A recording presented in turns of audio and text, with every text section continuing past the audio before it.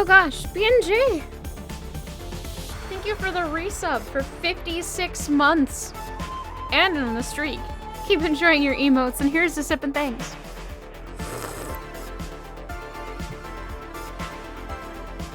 It's good to see you. I hope you're doing well. A sip and thank. Indeed. Alright, let's pause that. Because I am ready. Where is my game? There's my game. Controller is on. Dog is barking somewhere already. Of course. Game. Oop. I didn't have the game open. Whoops. There we go. It's gonna load. Hello, BNJ and Pemio. Welcome. Oof. There, okay.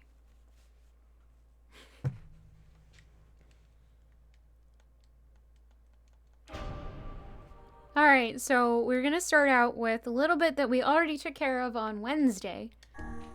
But I have to go back and do it again because I ended in the middle of doing something. So we're gonna have to deal with Devila and Popola all over again. Operation complete. I have to hit the button one more time. Let's go. Okay.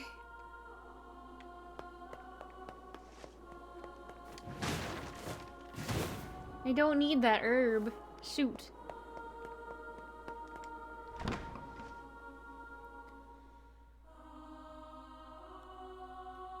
Is put together in all the right places. Oh no. Such an ominous sight.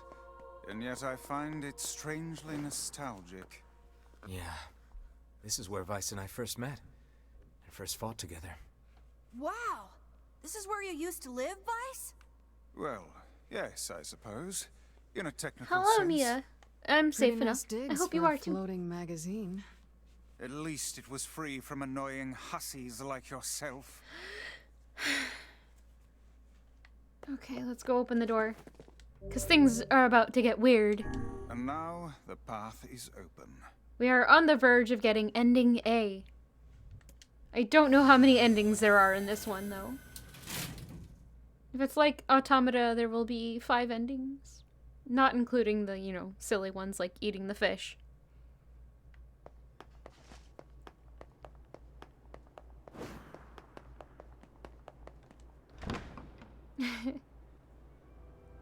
You've been pretty rough, but today has been a little better. That's good. I hope you're feeling better.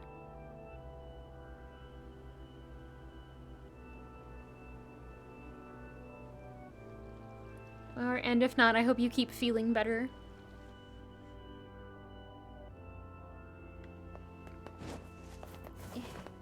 So we already know the answer to these riddles. Am I great? No. To whom does the true voice speak? If it's like Automata, maybe it will. I kind of want to play as Kaine, though. To whom does the true form show itself? You must answer. It can talk! I ask, why did humans disappear from the world?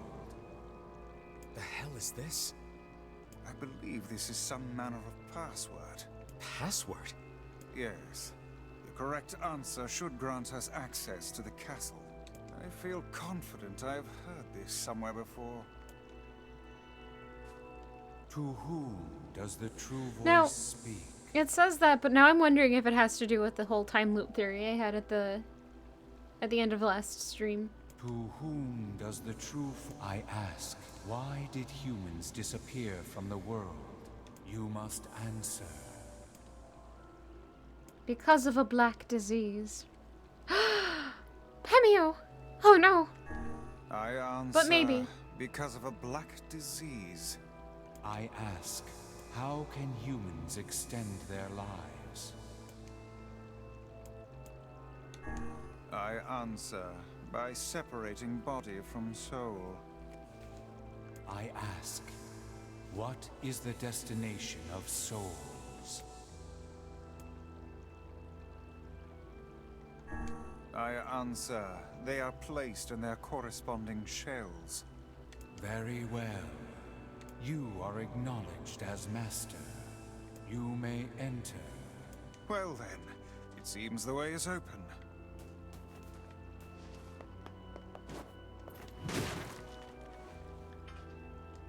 Yes. Alright, time for sadness. For a little bit.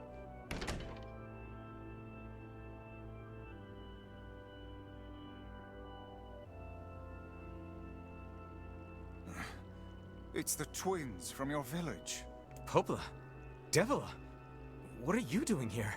Hey, any chance you'll just go back to the village? This is a very dangerous place. Even if you can find Yona here, you probably can't get her out. How did you get here? Shh. We're asking the questions right now. Okay, so we said we're here to rescue Yona before.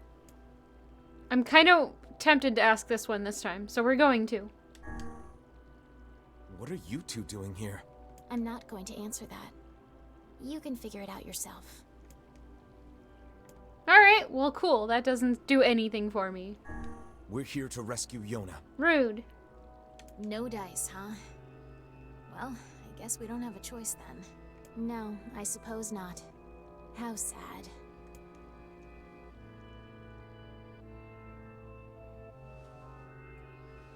We always knew the twins were weird. Now they're extra weird. We didn't want to fight you. We really didn't want to. I'm sorry guys, but you gotta. Devila! What's happening? Sorry, but this fate was predetermined. Still, we spoke to truth. We really wanted to avoid this if possible. We were hoping to put it off Mouse for on 100 screen. years Oh, or so, thank you. until the next generation came along. I didn't realize it What are was you talking capturing about? that. Are they shades? I don't think so. It's a lie! I don't believe it!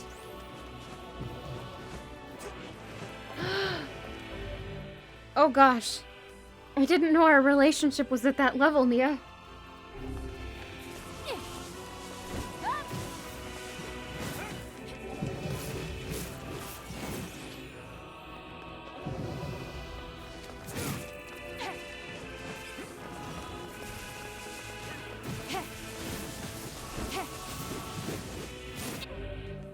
I'm dying. Oh no. That's not good.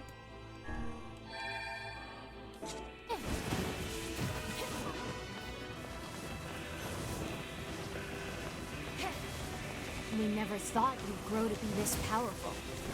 This is madness. Why do you block our path? You have no cause to speak so with us, Grimoire Vice. You are a traitor.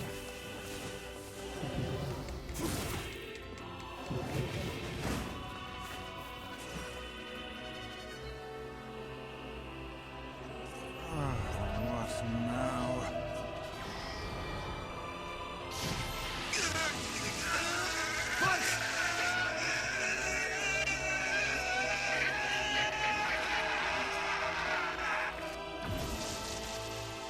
They copied my powers. Ah, shit on a shingle. They can use the sealed verses. Of course we can. The power came from us in the first place. You were simply loaned a small portion of it. Vice, are you all right? Devila! Ow! That's fine. Hi, Edgar. Hello. Popla! Why are you guys doing this? Why are you siding with the Shades?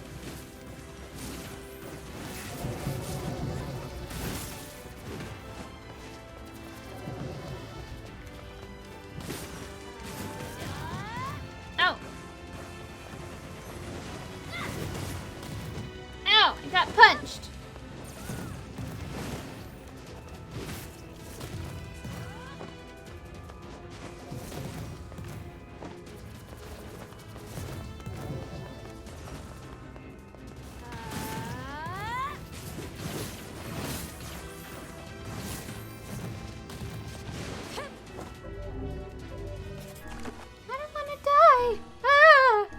fine.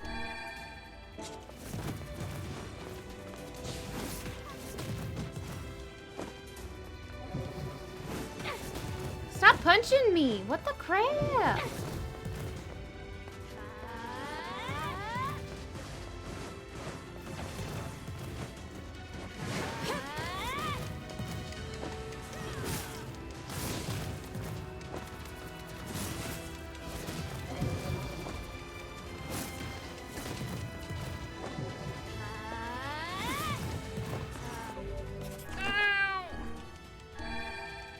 That doesn't bode well for the next section either.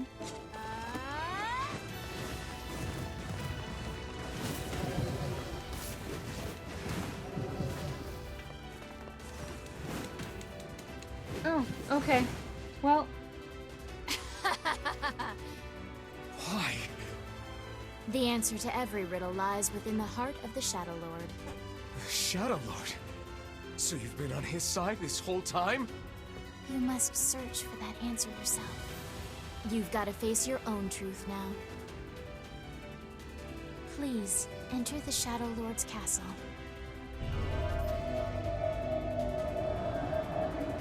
I guess Edgar didn't want to be covered. Why?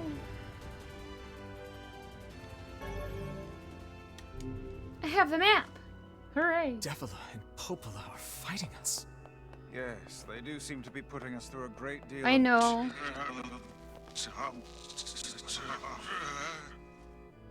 You okay, Vice? How No. odd. For long years, my mind and tongue have been my greatest assets. But now the latter seems to be... Well, Vice? do not look at me like that. I am Grimoire Weiss. I am perfectly...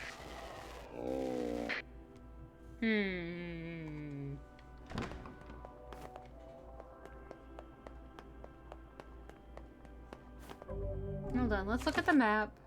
Oh, it doesn't show us the next section I yet. think I hear a waltz. Well, we have a map, but it only shows us the next room, I think.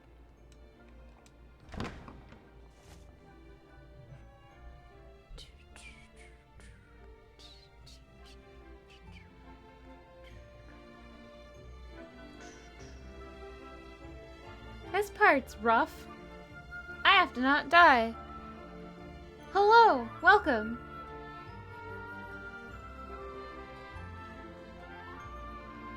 It certainly is a grand affair.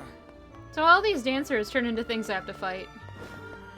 Bunch of dancing bastards. They're all shades.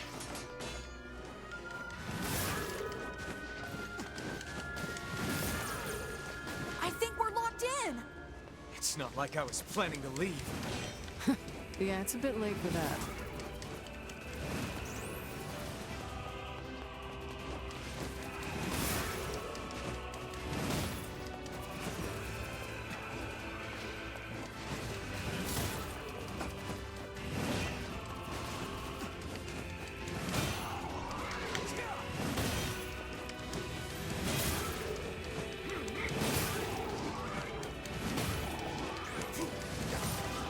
Shoot! Ow! Okay, that doesn't work.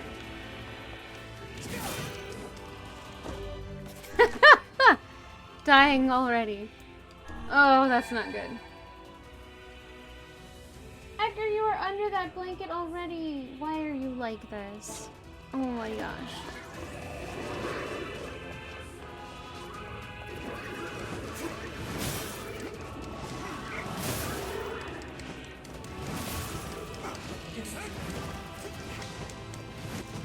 Ouch.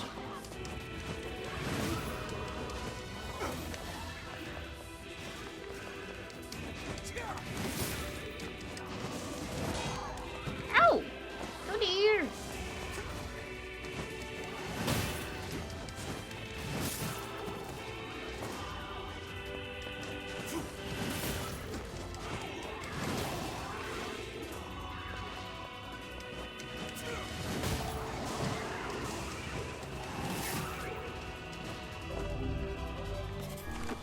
I need to figure out a better way to do this.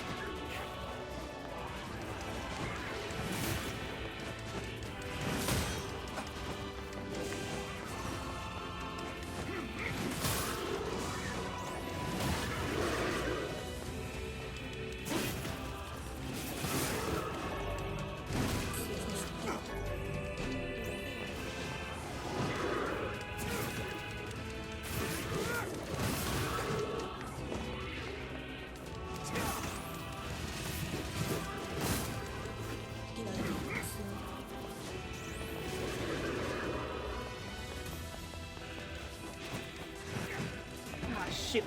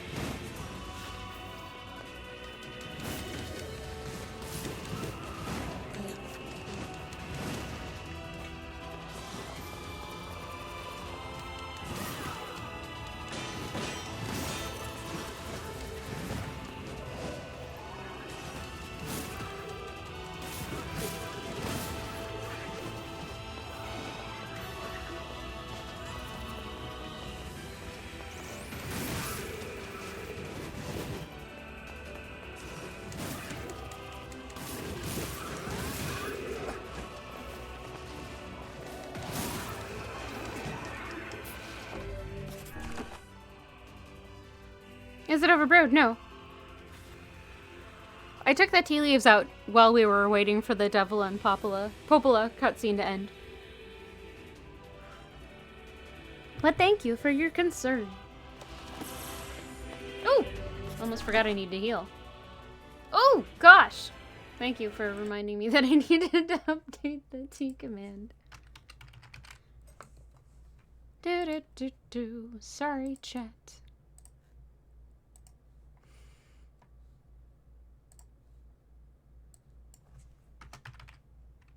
Ah! There we go.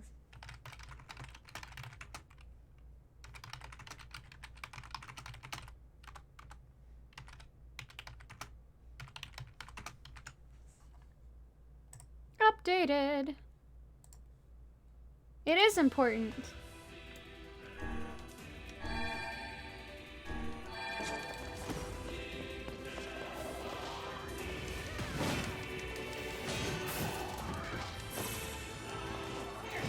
Ow!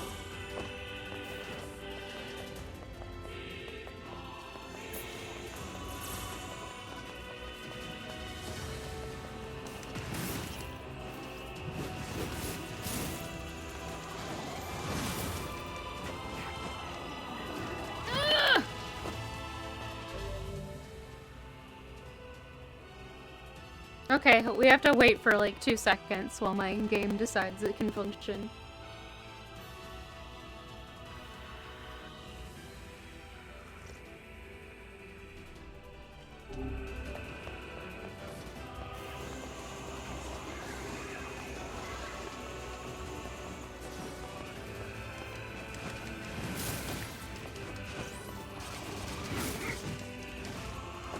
Fluffernutter! Oh, I don't like this section.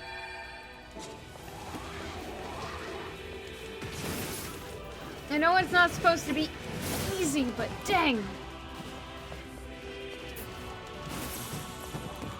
Ow, ow, ow!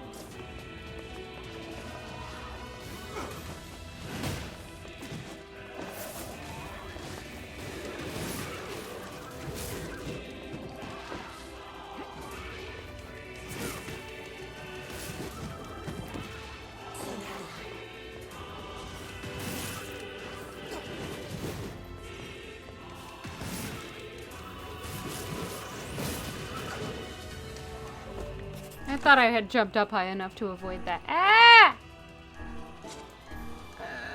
This is not good.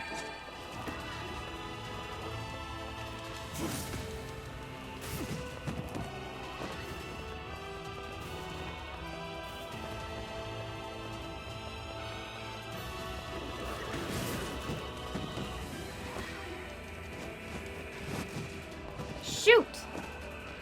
I'm gonna die again. There's no way I can do this right now.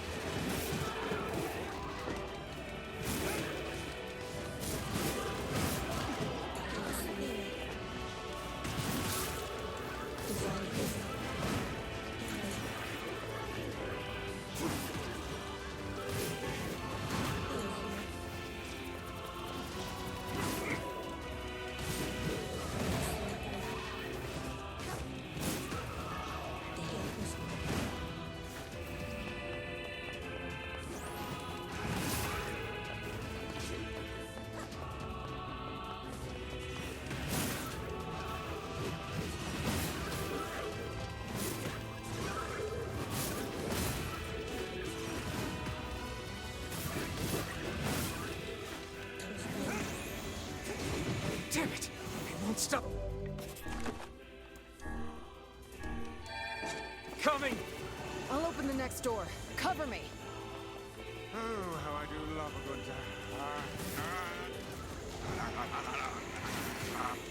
Fight! Oh, right. Protect the hussy, yes? Good plan. Let's go.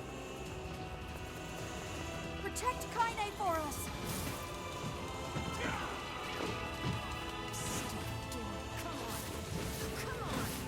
Kaine! Hurry! It's not open yet? Do I look like a goddamn locksmith to you?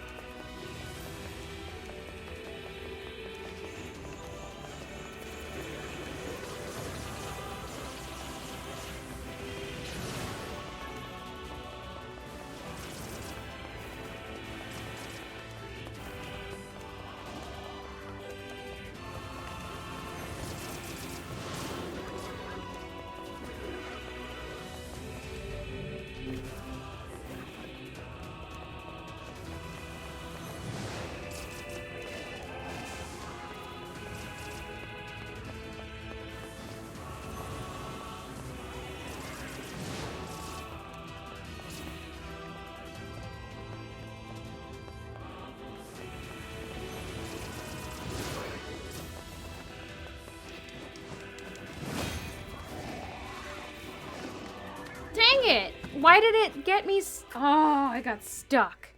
Dang it! Nuggets! Fluffernutter. I was doing really well, too. Alright, let's try this again. At least it starts us at the ball.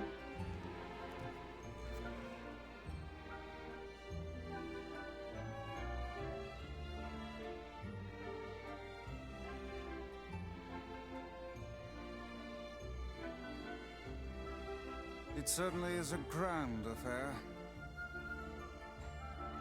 Sure. Bunch of dancing bastards. They're all shades!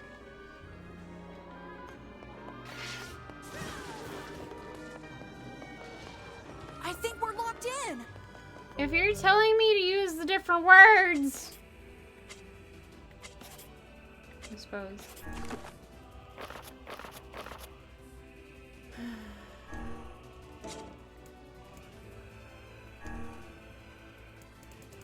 If you mean, like, the items that...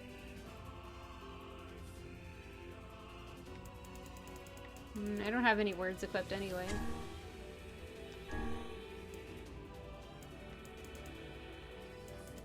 It's too big. Oh no.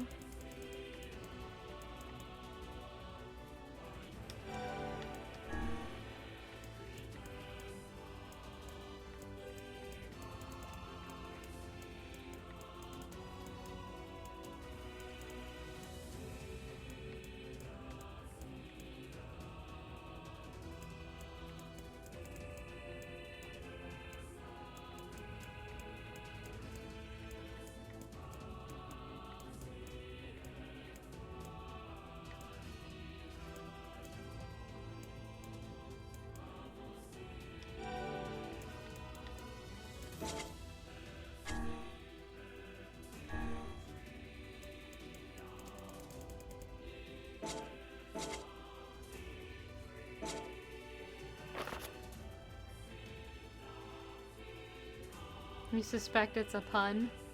Oh no.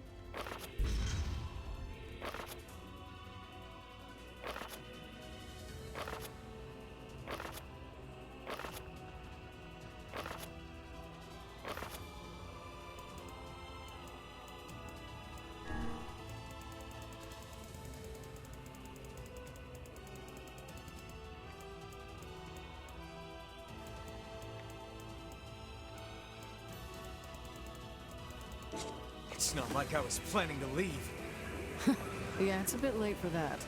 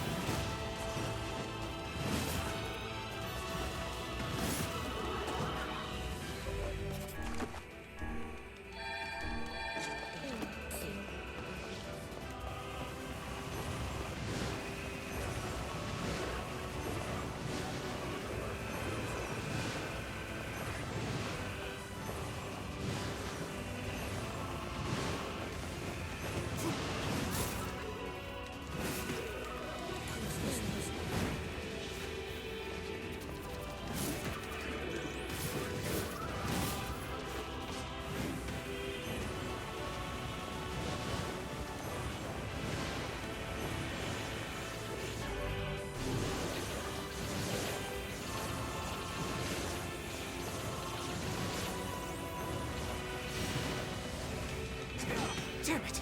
They won't stop coming! I'll open the next door. Cover me. Oh, how I do love a good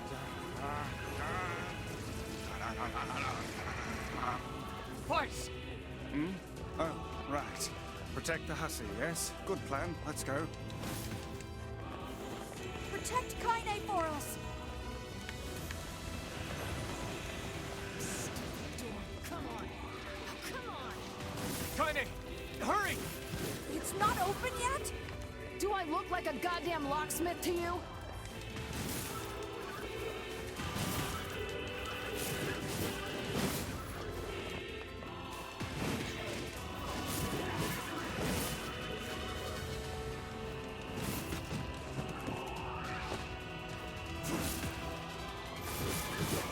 No, you idiot. What are you doing? Lock doesn't want to open? Fine. I'll just break it down. Stop, you impatient fool.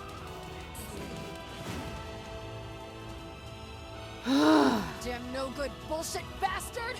Open the fuck up already! Got it. Kaine, look out! Oh, I don't like that.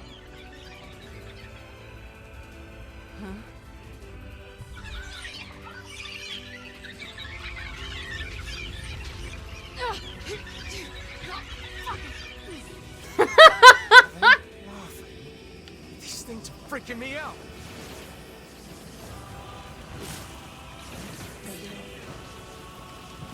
Kaine! What's wrong? We need to help Kaine.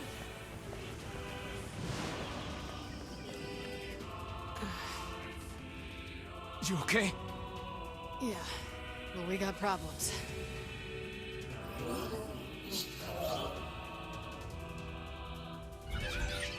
Oh, nuggets. They're all gonna turn into a giant thing.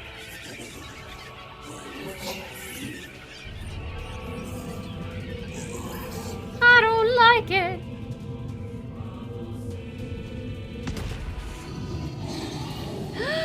Oh, nuggets.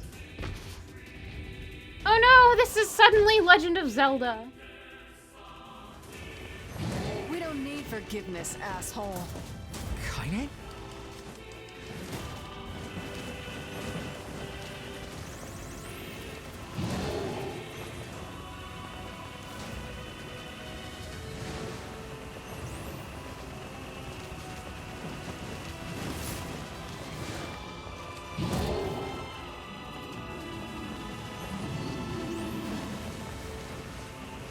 How should I know? Kaine, are you all right? I'm fine. Let's just kill some shit and move on, alright?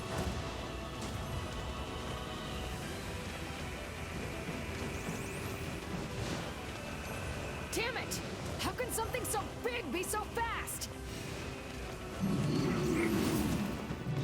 Ow. Ow.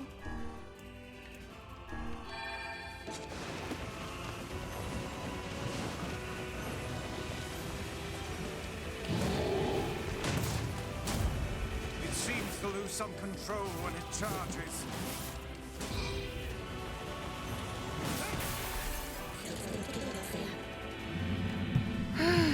Okay. Oh dear. Now it's armored. Ah, come on.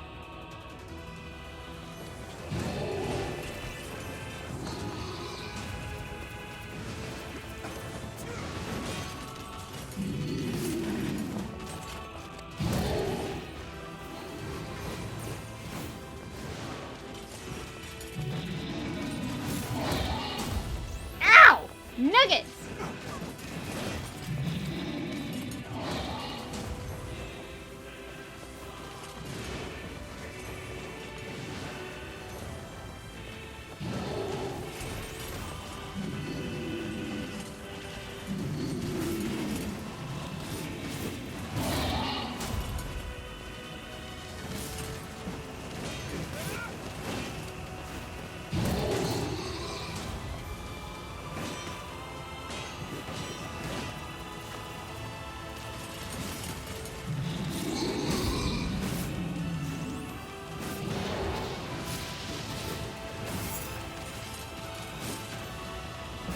breathing. This thing? Fog. Oh no. Oh no! I can't stop now. Damn it. Stay focused, Kaine. Don't fall victim to such distractions. Come on! We have to keep going! Let's go.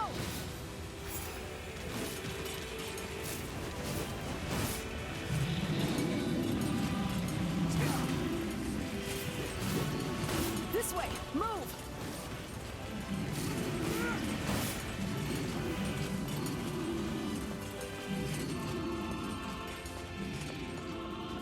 Okay. That's real weird.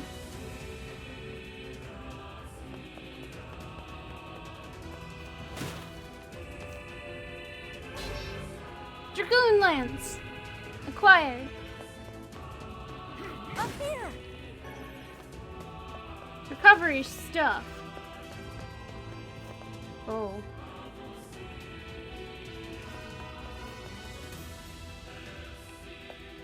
Alright.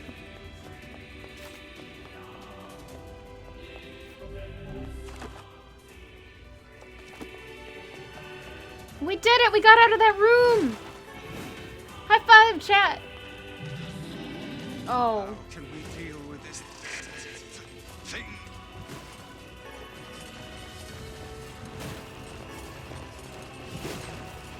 Wait!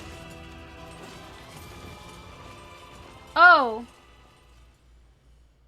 Oh. Okay.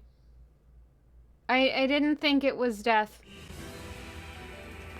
But it's death. Cool.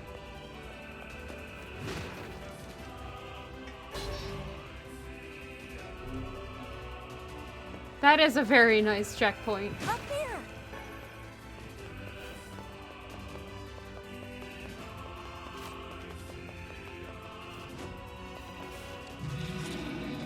How can we deal with this thing?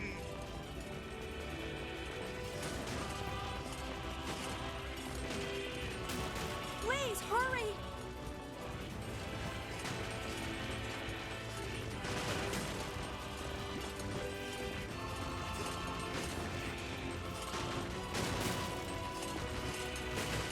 Ay! Nuggets! Okay. Yeah, that's fine. I don't like it. It's fine. It's a nice checkpoint at least.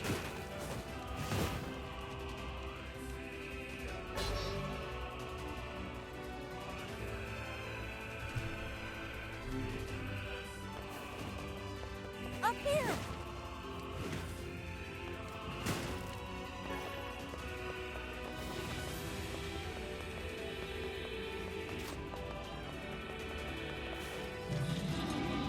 How can we deal with this thing?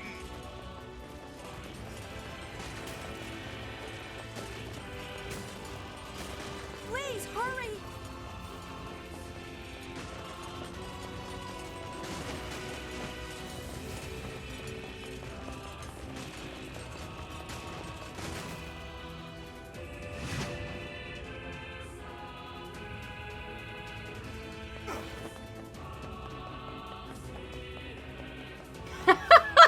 I like that Kaina's just trying to kick the door.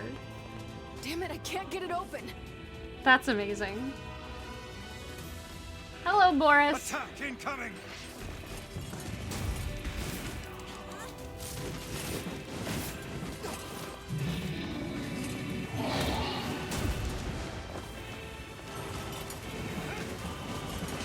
This entrance is locked too!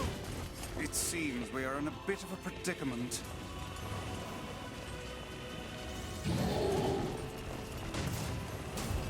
Strike the beast while it's down. I'm trying.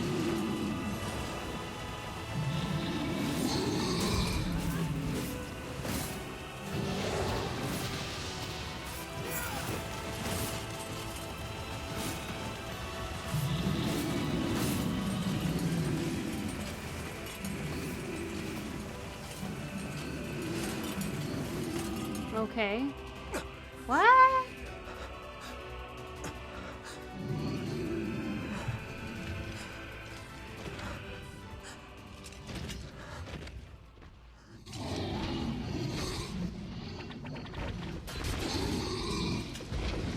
What?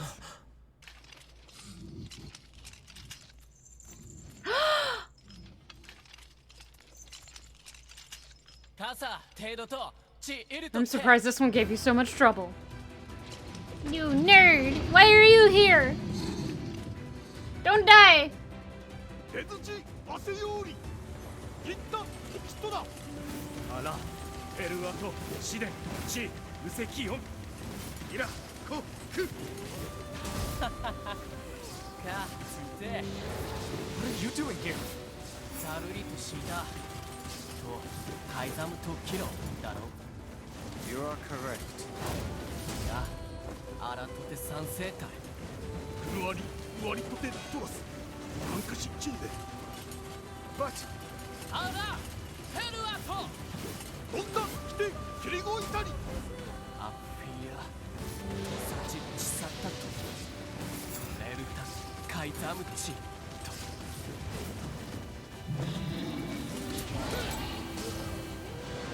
That's it! Get up! Eh? Takar! Kiseki! Oh! Ah! Hey! Stop! Let me go! Stop it! Damn it! King, no! Gi, ato de. Arikurasa. Ako.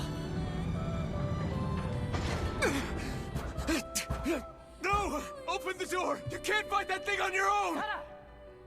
Yukuku! O Taoki! Aruta! Yuto!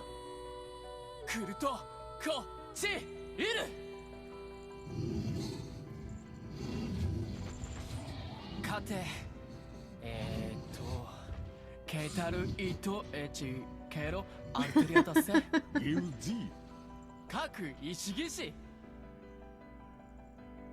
真鍮カレルタカイザムテラスなんだ改てウラーヌペルアとチウラーヌカイザムとチ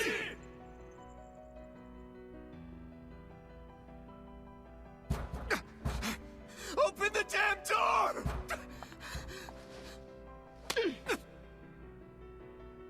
Knock it off already. Let's go. Kaine. He's fighting for you. And for Fira. Don't let him die for nothing. My friend. Kaine, why you keep having blue clouds around you? Stop it. I don't like it. Alright, let's go. Oh look, more items. Healing stuff. That bodes well, I think. Oh no.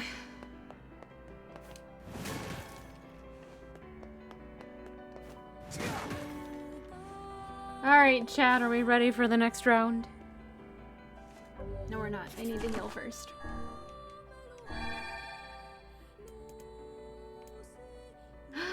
It just gave me 2 recovery potions. Oh my gosh. That doesn't bode well at all. Oh, thank you, Emil. I'm not ready. Oh, there's another hallway. What are we doing?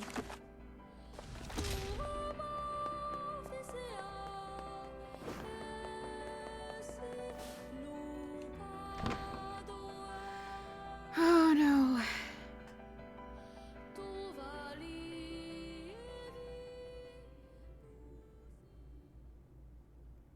Oh no. Oh no. Is he the— oh no! I don't like that!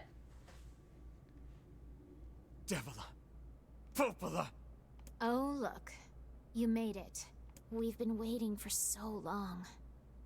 Why are you doing this? It began 1300 years ago.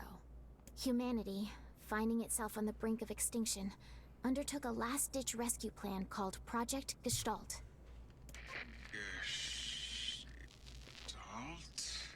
Do you still not remember, Grimoire Vice?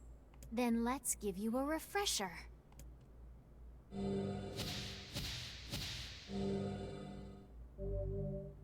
Obtained Project Gestalt's documents.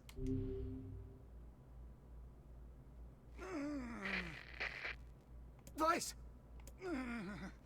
My mind.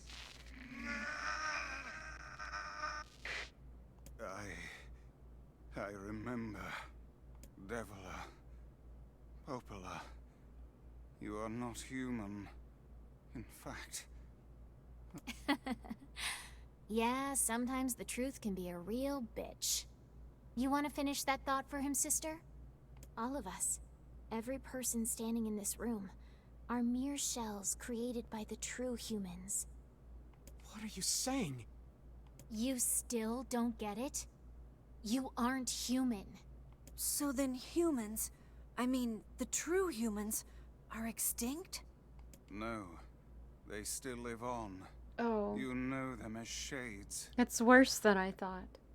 Each shade is a twisted remnant of what was once a human being. Crazy, huh?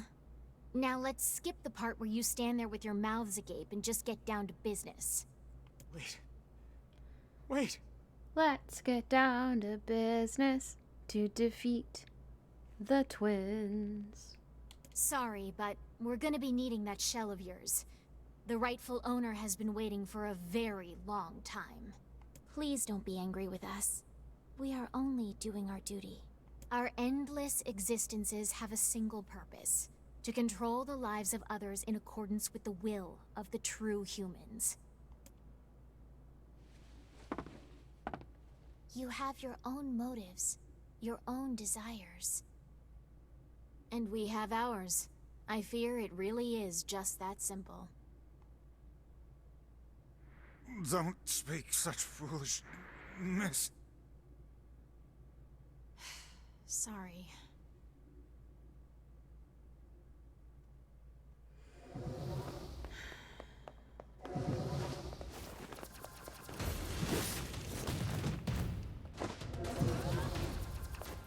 You and us, we're the same. Tools in the hands of a master. No. I'm nothing like you.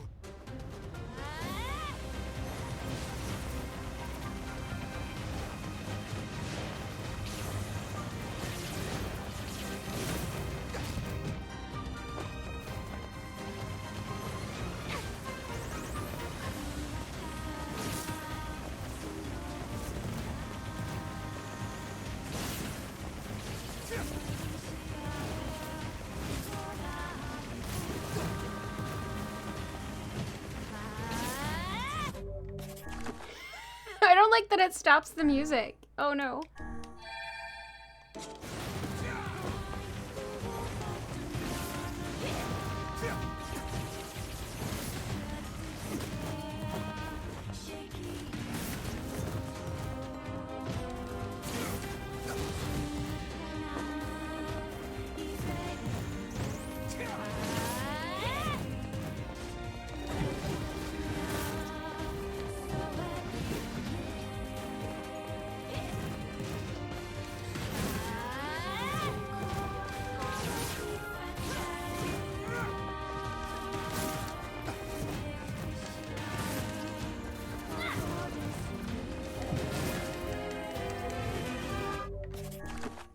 Sorry, need to heal.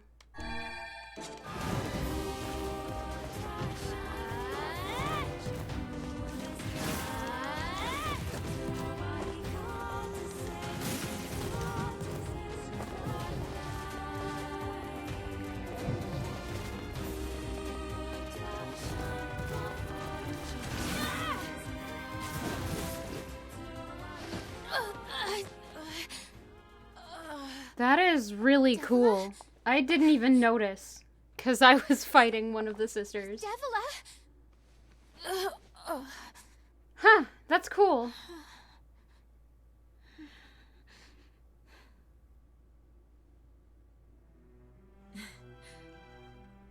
Popola, are you crying? No! Don't die! You know, Popola, I understand now why we're twins. It's because we were born without souls. Devila, I can't stop the bleeding. Oh god, I can't stop it. This world is too lonely for one without a soul. There's too much emptiness.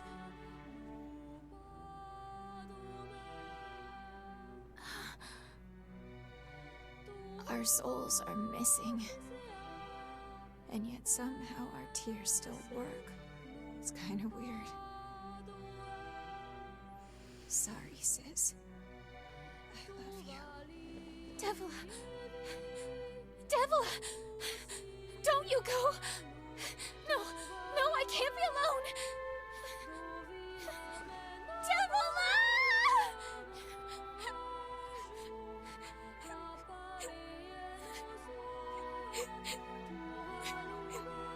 Popola. Let's stop this now. Stop? Stop? Now you want to stop? You think you have the luxury to stop? You cut down my sister like a goddamn animal and now you want to stop?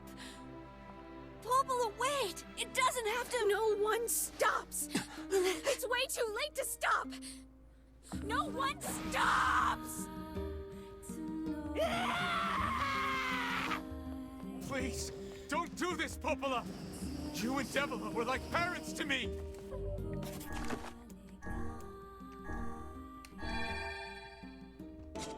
Those two have watched the world wither for time immemorial. The cruelness of such a fate is difficult to imagine. I don't want to do this! I don't want to fight her! Stop bitching and start fighting! It's the only way!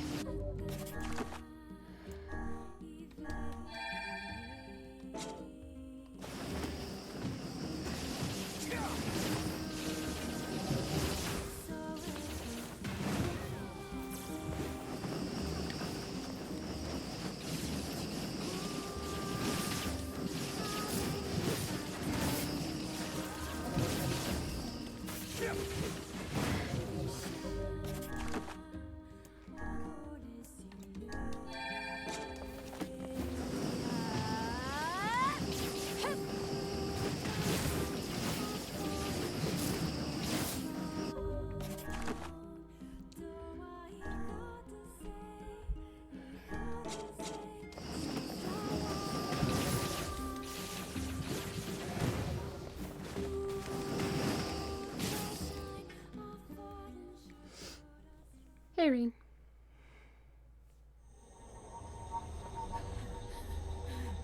No stopping. No stopping ever!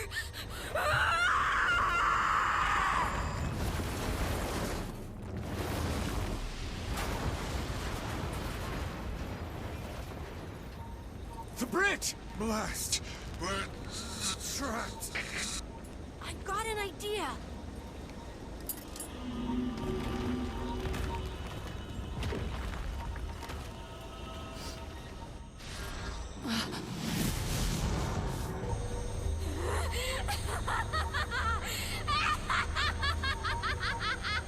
I fear we're done for. It'll be all right.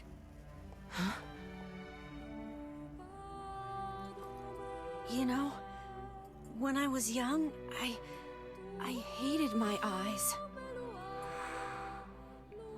And now that I'm older, I hate what my body has become. But there's something else there now. Something like pride, you know? I mean, without all this, I couldn't have become your friend. Goodbye, my friends. Thank you for everything. Emil! For so long, all I could do was destroy. But now, I have a chance to save something. No! Now get going, okay? Emil. Don't worry about me. I'm gonna be fine.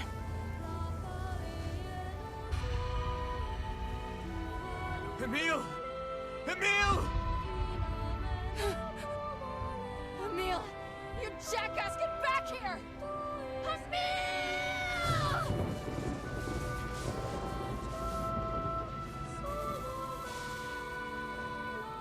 Oh dear. Kaine's so unstable, and Vice can't stop arguing with people. I hope they can hold it together once I'm gone. Well, I guess they'll just have to learn.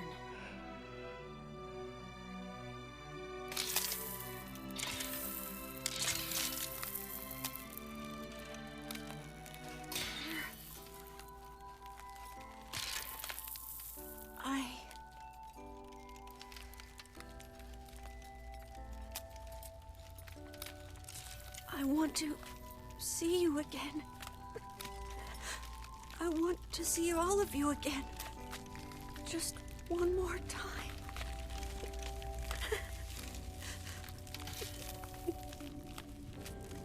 I'm scared.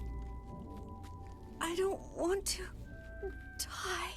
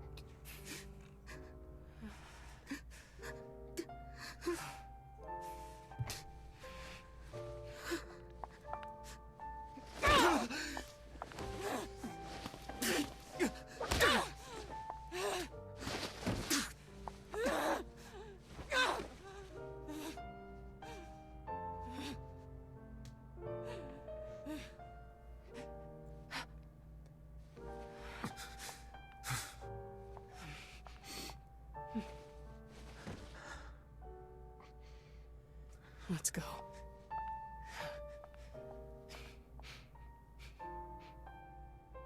Yeah.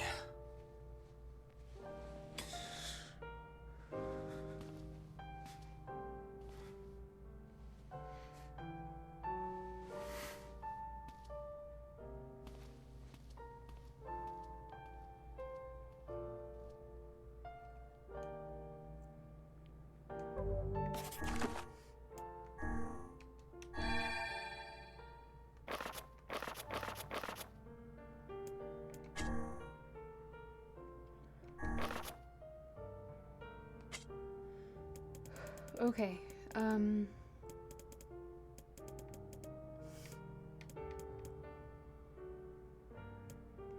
was that? Okay, right, that was it.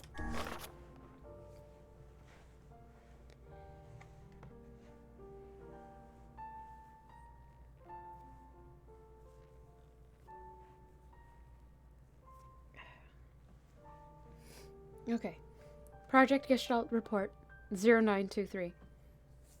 As noted in the previous report, implementation of Gestalt mode can prevent the white chlorination syndrome we recently experienced. Transfer of bodily information to civilian repressed replicants is proceeding as planned, with the genes of the originals safely stored inside.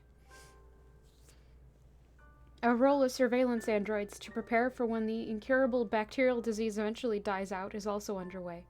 So far, this is proceeding without issue. Observer 021. Codename Popola.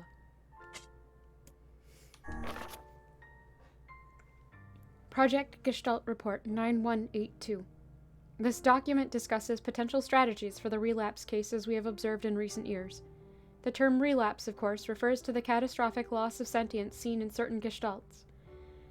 This syndrome has defied even our most pessimistic initial estimates and continues to trend upward with disturbing speed. With some relapsed gestalts beginning to attack replicants, there is an urgent need to take comprehensive action.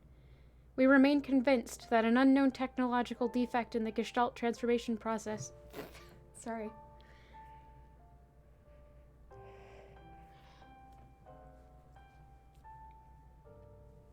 We remain convinced that an unknown technological defect in the gestalt transformation process is responsible for the condition, but so far have been unable to confirm this theory. Research of this condition is now our top priority, and looks likely to continue for some time. Observer 022, codename Devila. Project Gestalt Report 10432. Shorthand minutes of Case 23, Emergency Response Conference, Committee Special Meeting. Issue, observed upward trend in relapses, noted and discussed. Issue, acceleration of restoration schedule, approved. Report, debate over using codename NieR for human restoration schedule. Report, preparation to launch Vice, codename system for above. Report, order collection of guidance and release codes for Inari alongside Vice launch. Observer 021, codename Popola. Observer 022, codename Devila.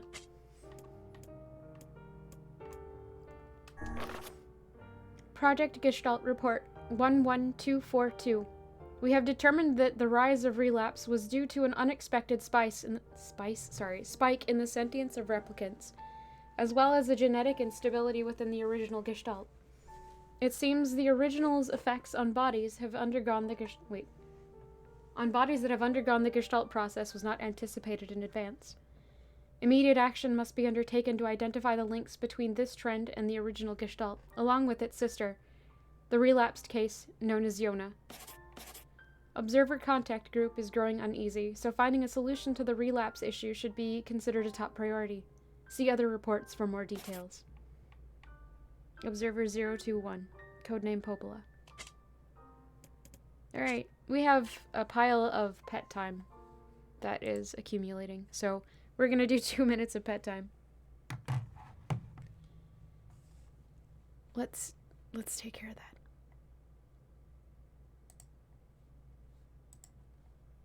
And that's a minute and a half of Garrus time, so we're just gonna get Garrus to come down.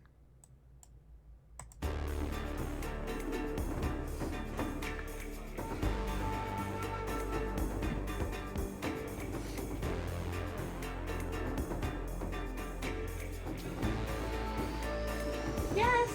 Puppy! Come here! Puppy, come here!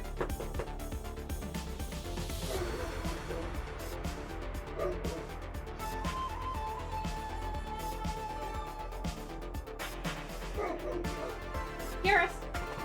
Come here! Pooch! Puppy pup! Garrus! Come here!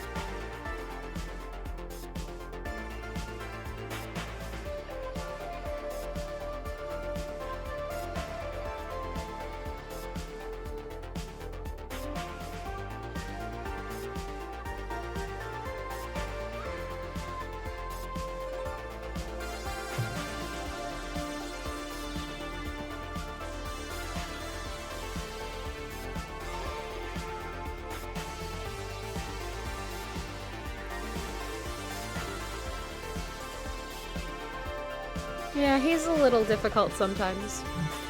For some reason, when I call him down, sometimes that means he's on alert mode instead. He's pretty silly like that. Okay, from what I can gather from these documents, it's a cycle, as I was saying before. NieR himself is a replicant. His sister is also a replicant. Devil and Popola, are replicants. And they are replicants who are there to monitor his progress.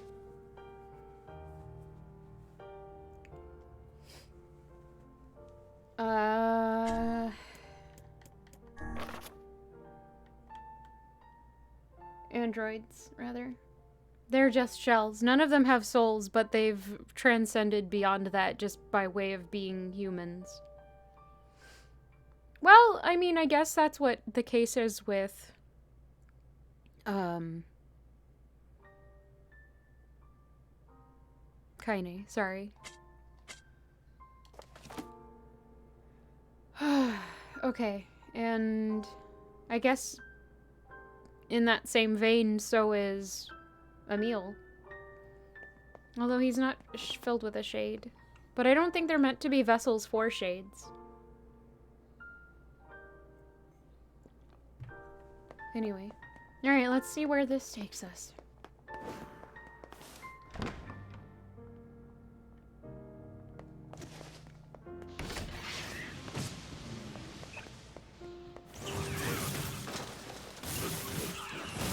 And now we know that all of these are humans.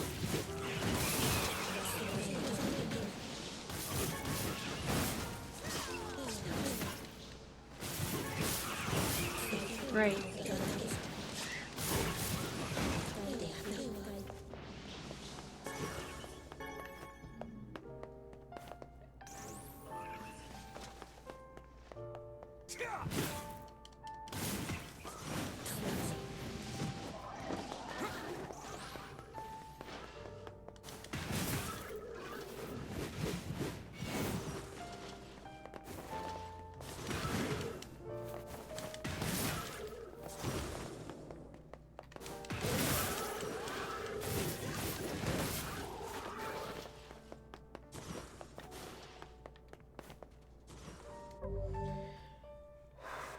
That makes the items we pick up from these things a little bit more heartbreaking.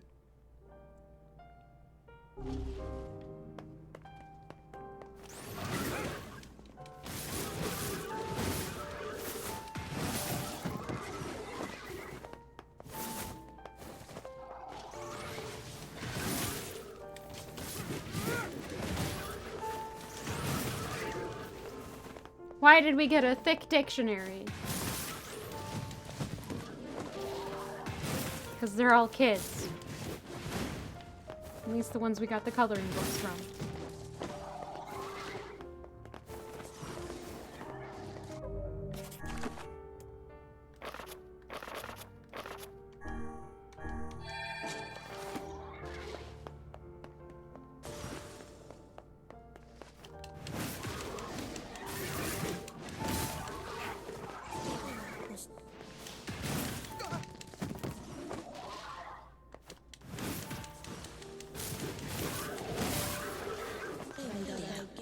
At some point, yes.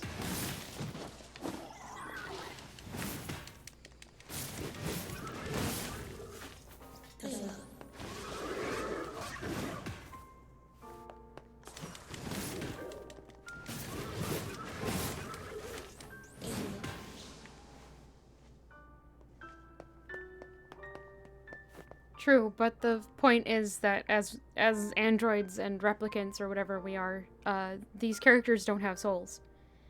And so we're killing a corrupted child's soul, basically. Yeah, I don't think about it too much anymore. Sorry. I didn't see your message until I'd already...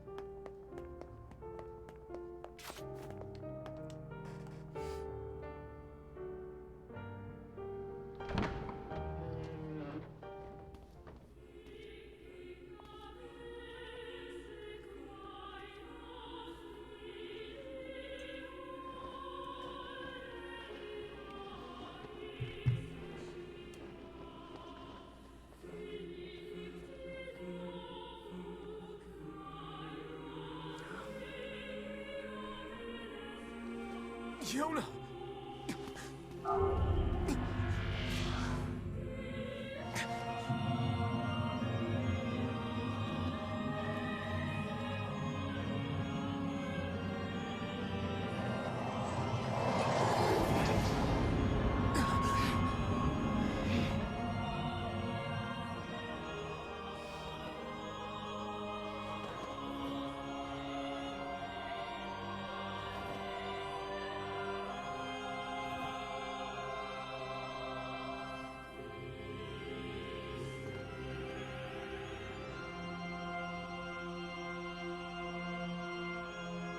This ends.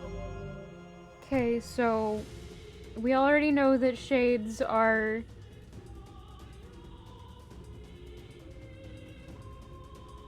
basically human souls.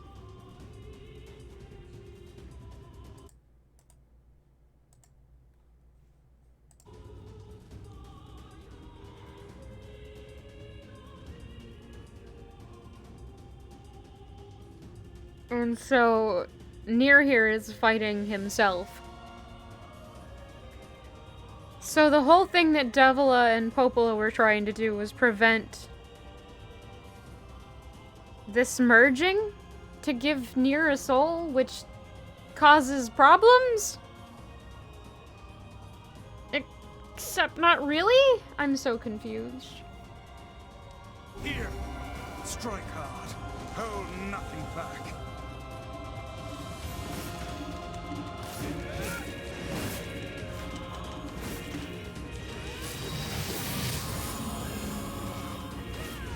How could a mere tool?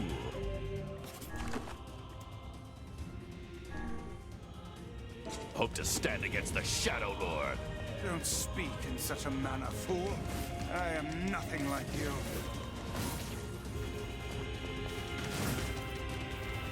Oh, right. Watch out!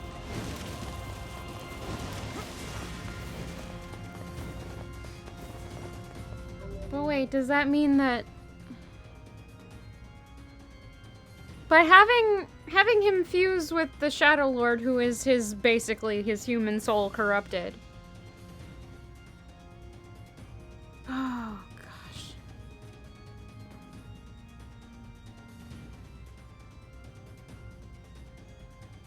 Yona's alive. But she's... I don't know how to put this. I think the Shadow Lord was trying to protect Yona as well. Yeah.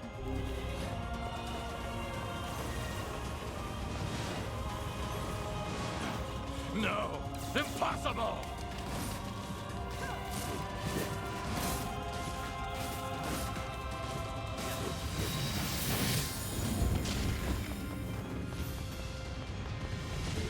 Don't relax yet. It's not over.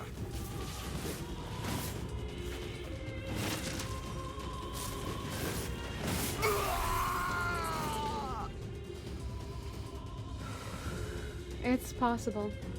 Be careful! I know!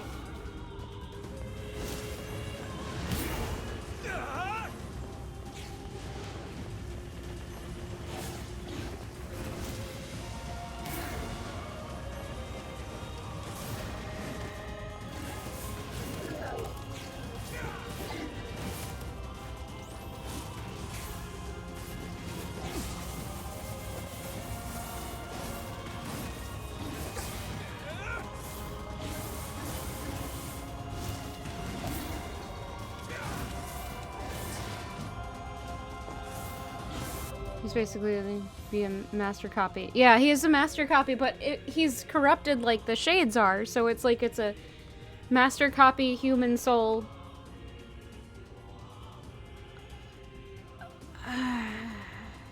I'm having thoughts and I don't know how to voice them, I'm sorry.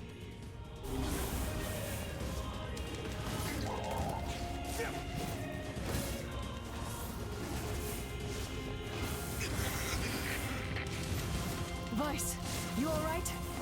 Naturally, time is fit as a bit.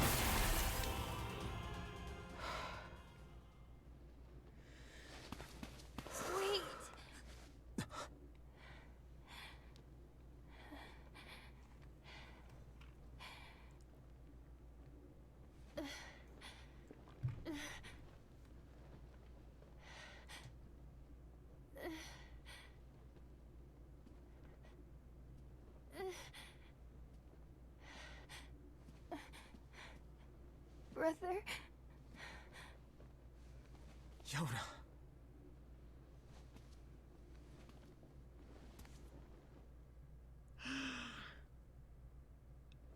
Huh?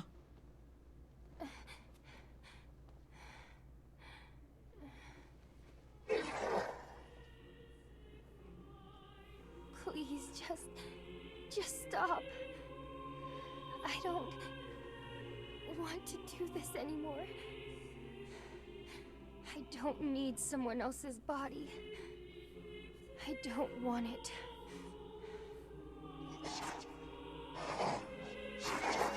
There's another girl inside this body. I can hear her. She won't stop crying. She says she wants to see her brother. Yona's been possessed? This girl loves her brother too, just as much as I do. It's not right, you know? It's the kid from the beginning. It's not right that she can't see him.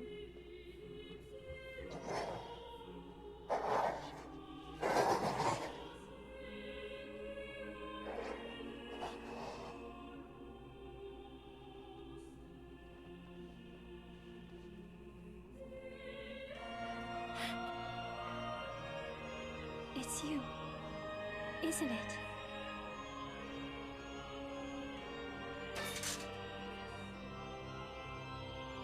Yes, it's me. Let's go home.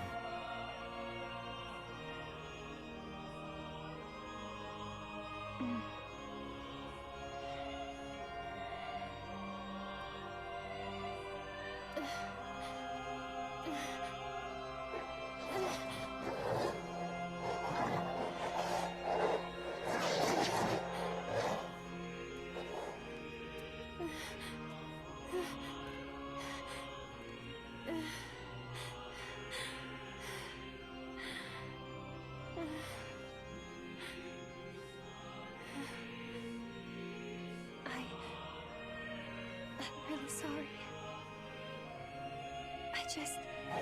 I don't know what to... I'm so very sorry. No matter what. Just know that... I love you.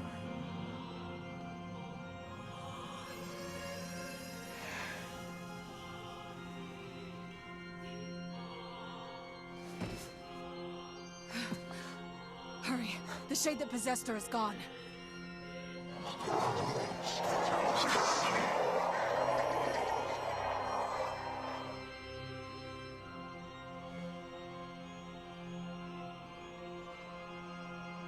Kaine, watch over Yona for me. You want me to understand your sadness? You think I'm gonna sympathize with you? I swore to protect my sister and my friends. If someone puts them in danger, they must stand aside or be cut down. Now come on! Let's finish this!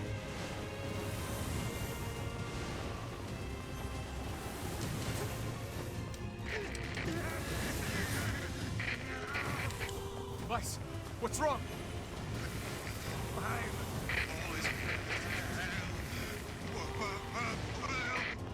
You're freaking me out here, Vice. What are you doing? Come some.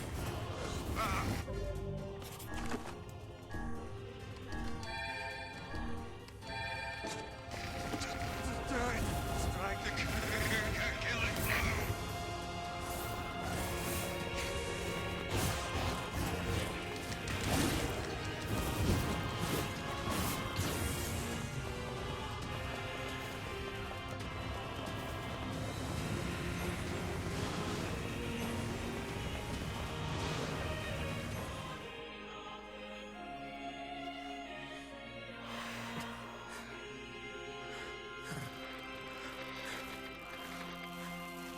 Oh no. No bother. One moment, please. You okay? Fine, just fine. Alright, no, I'm not. Vice, It seems some headstrong idiot has decided to push me beyond my limits. I should have taken that job as a cookbook when I had the chance. Vice, I'm sorry. I'm sorry. Only joking. I hate cookbooks. But Let's go. Out of the way. I have one final task to fulfill. where are you going? Why, to stop him, of course. But after that, it's up to you. Only you can see this battle to its conclusion. I wish you luck, my friend. You can't. I swore I'd always fight by your side. You are an exceedingly stubborn lad. You know that, yes? Perhaps that's why I've so enjoyed our time together. But I fear this is where our journey ends. Vice! Oh, and remember what I told you about using my full name. Well, forget it. I've grown rather fond of Vice. Vice. I knew you'd come around. Don't let it go to your head now.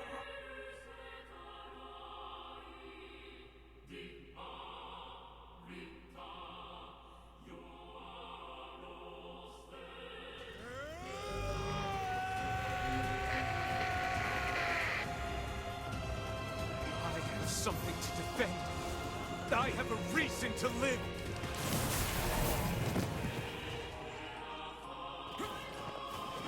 Shut up. You. Damn it.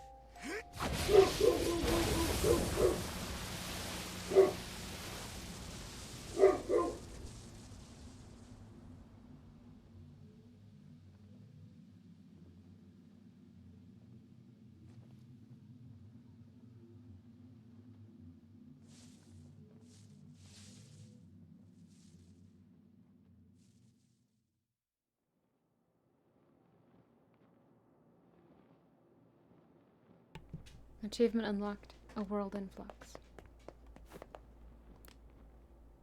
Is Yona all right?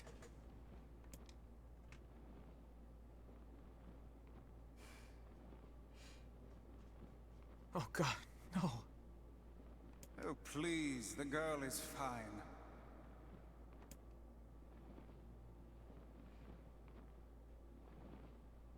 Weiss? Where are you? Are you okay? I am as well as can be, considering I have lost my physical form. Doubtless my voice will be the next to go, so listen closely.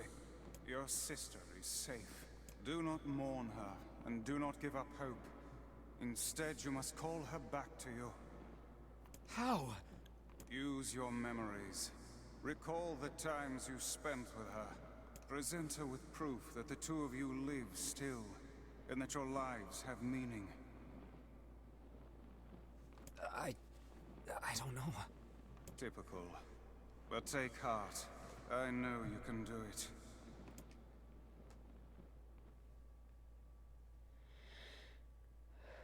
What's my favorite food?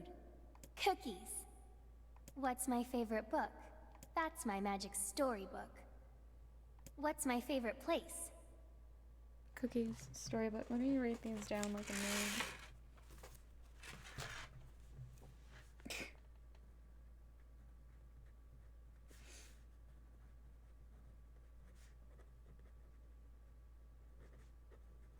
Because knowing it, it's gonna be like the forest of Home with you. myth.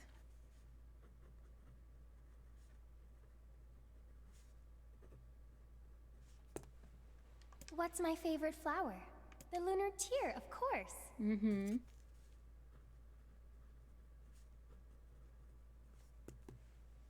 Okay, one more question. Who do I love more than anyone?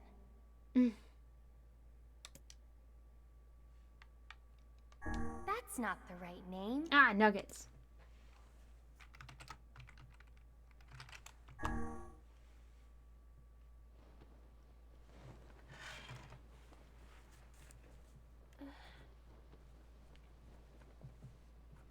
Is that you?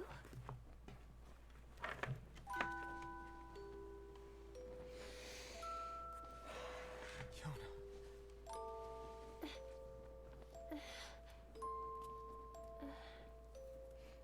Is this my body? Yes, Yona. It's yours and yours alone. You look bigger than before. Like you've grown up. Well, yeah. I guess you haven't seen me for a while. Have I been asleep this whole time?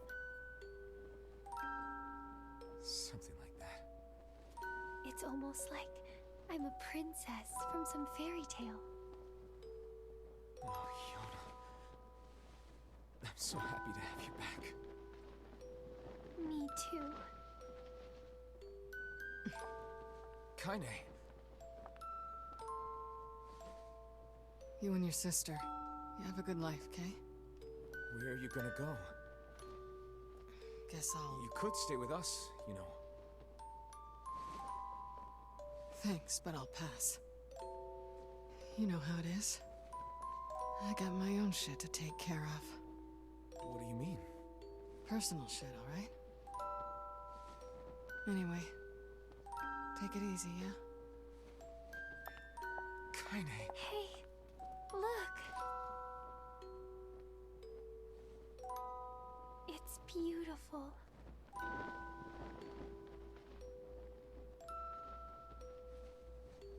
For the longest time, I heard someone telling me how they wanted to see the light. And now, they can finally see it.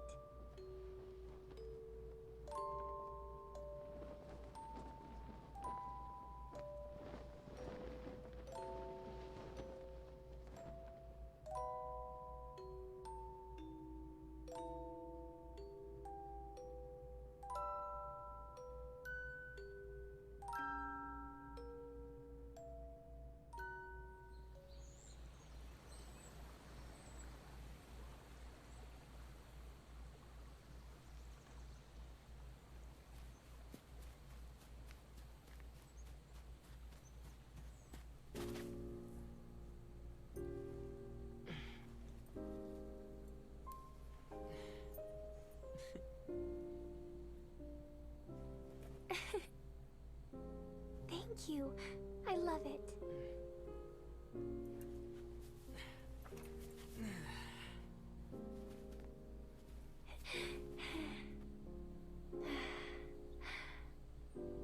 It's so sunny today.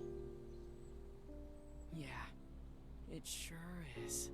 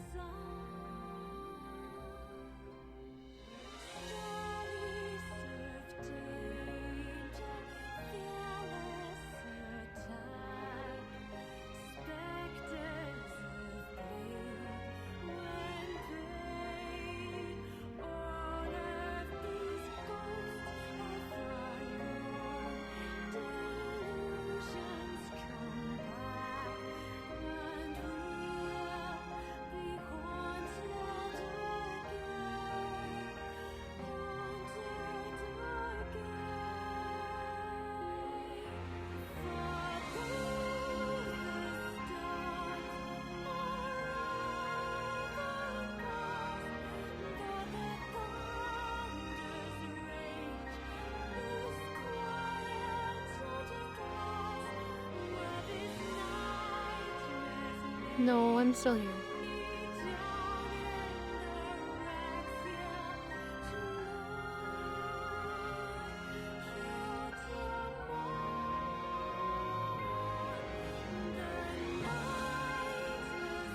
Yeah, it got worse. And it's only gonna get worse from here.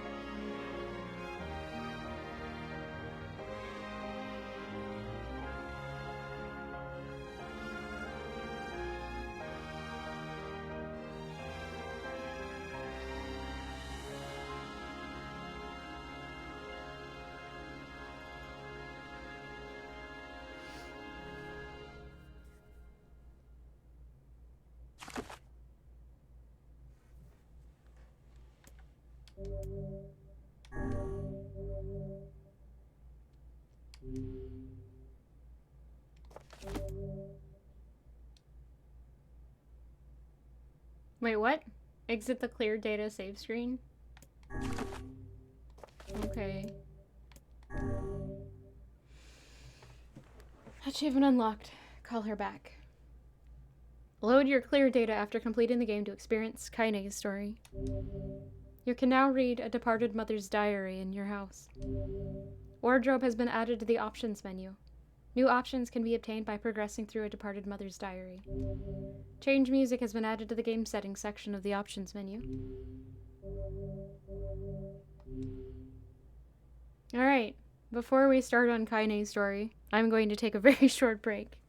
I think it's needed. And then we've got some pet time waiting. I think Edgar is probably going to be the best bet. And we'll do that very shortly. So please excuse me. I will be right back. Yes, I need to make more tea. And probably go breathe for a little bit. I'll be right back. And then I'll answer Fearlex's question. I have a feeling.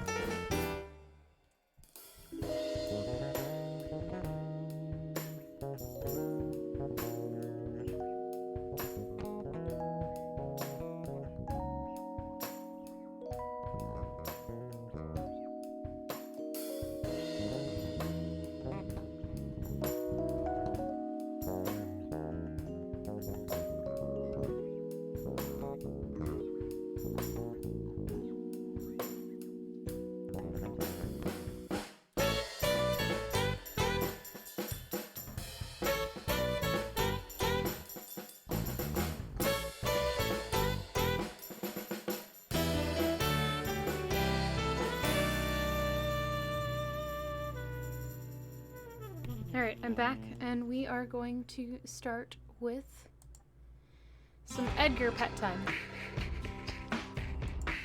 And then we'll get the pup to show up. Oh.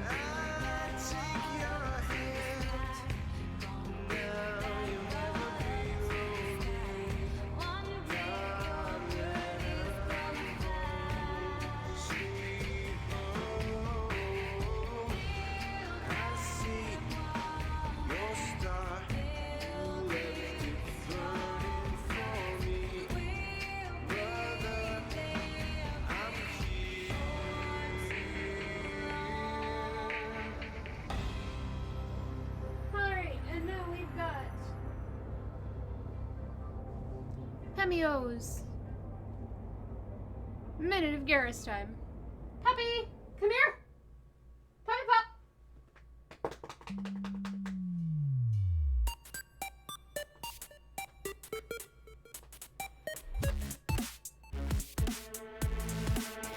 Good.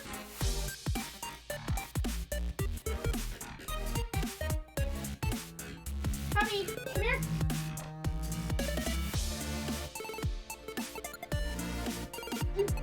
Sorry.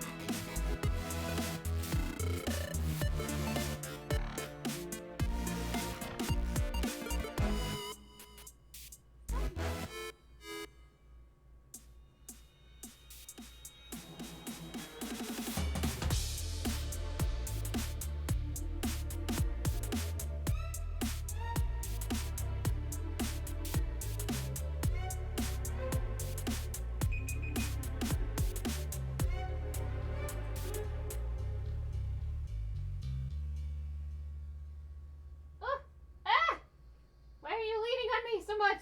Oh no. Okay, puppy. I gotta get up, okay? Hop. Good boy.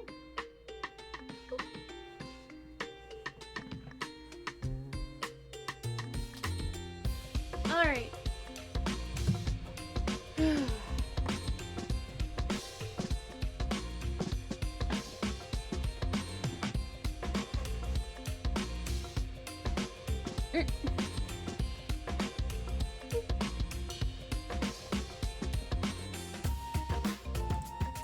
Okay. Now I can go back to this. Alright, so my theory with why they were kids at that last, like, little chunk is because it was, like, a symbolic thing, at least in part. Well, there's two possibilities. It's a symbolic thing of finally the older, the kids from the very beginning of the game could rest. They got what they wanted in a way. What are you doing, pup? Oh, he has to resituate. And, like, Yona got taken away when she was so young that it was like they were getting a chance to relive their childhoods. Alternatively, it's like resetting the cycle because we already know that it's just been going on for 1,300 years. So, it might be that we haven't broken the cycle, I guess. Also, thank you to Pemio, Reenbright, Caravator, Rudimental for those pet time redemptions. They appreciated it, and so did I. Okay, so I guess it's time to start Kaine's story. Hello. You have tea now? Yes! I don't know if that theory, like, makes sense, but that's kind of what I'm gonna go with for right now. Whenever I interacted with Kaine, I was reminded about something from my past. Maybe my mind has been confusing her with my sister this whole time. Anyway...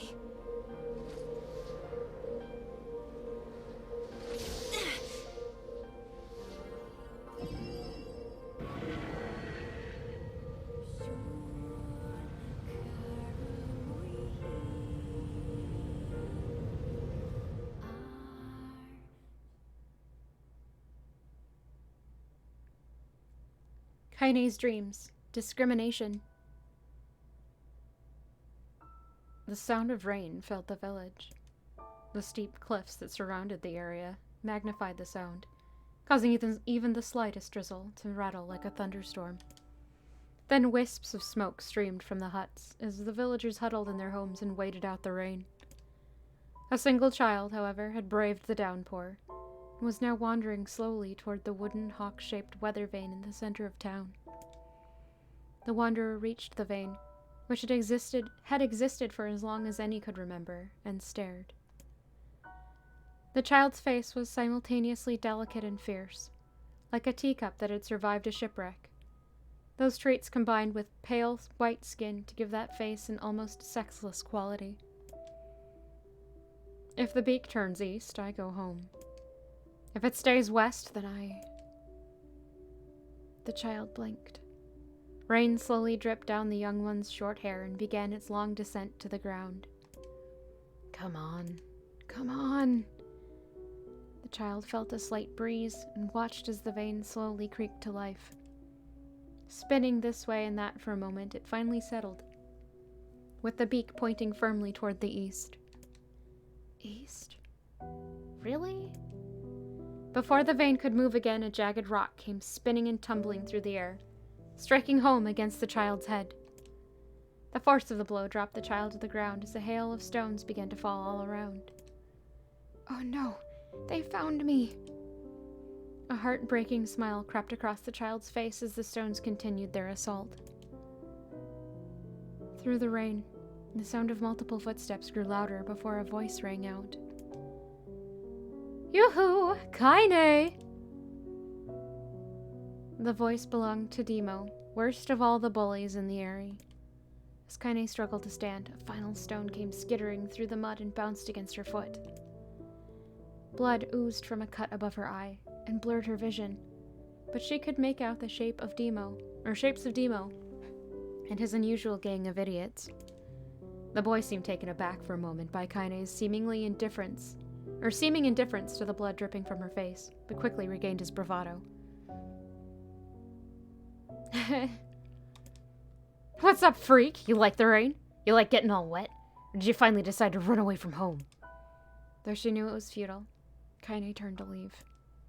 Before she could get more than a few steps, the other children scrambled to surround her, cruelty burning in their eyes.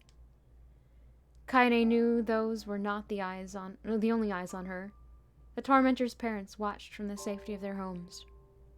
She was attuned to this sensation. It was one she had experienced many times before.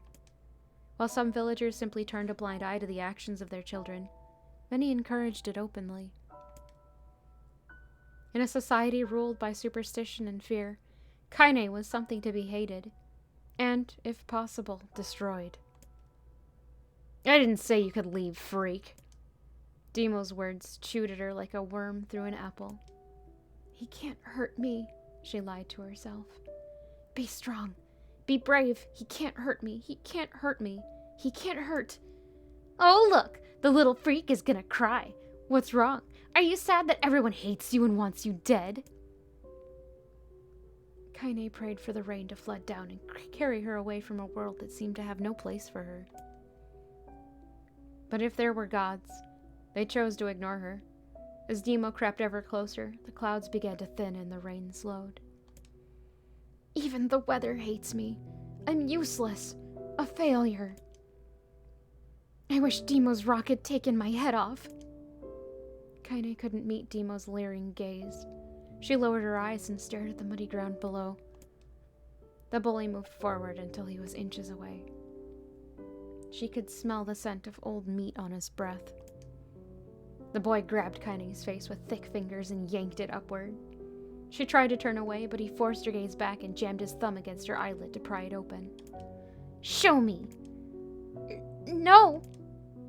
Did you just say no? Demo grinned evilly.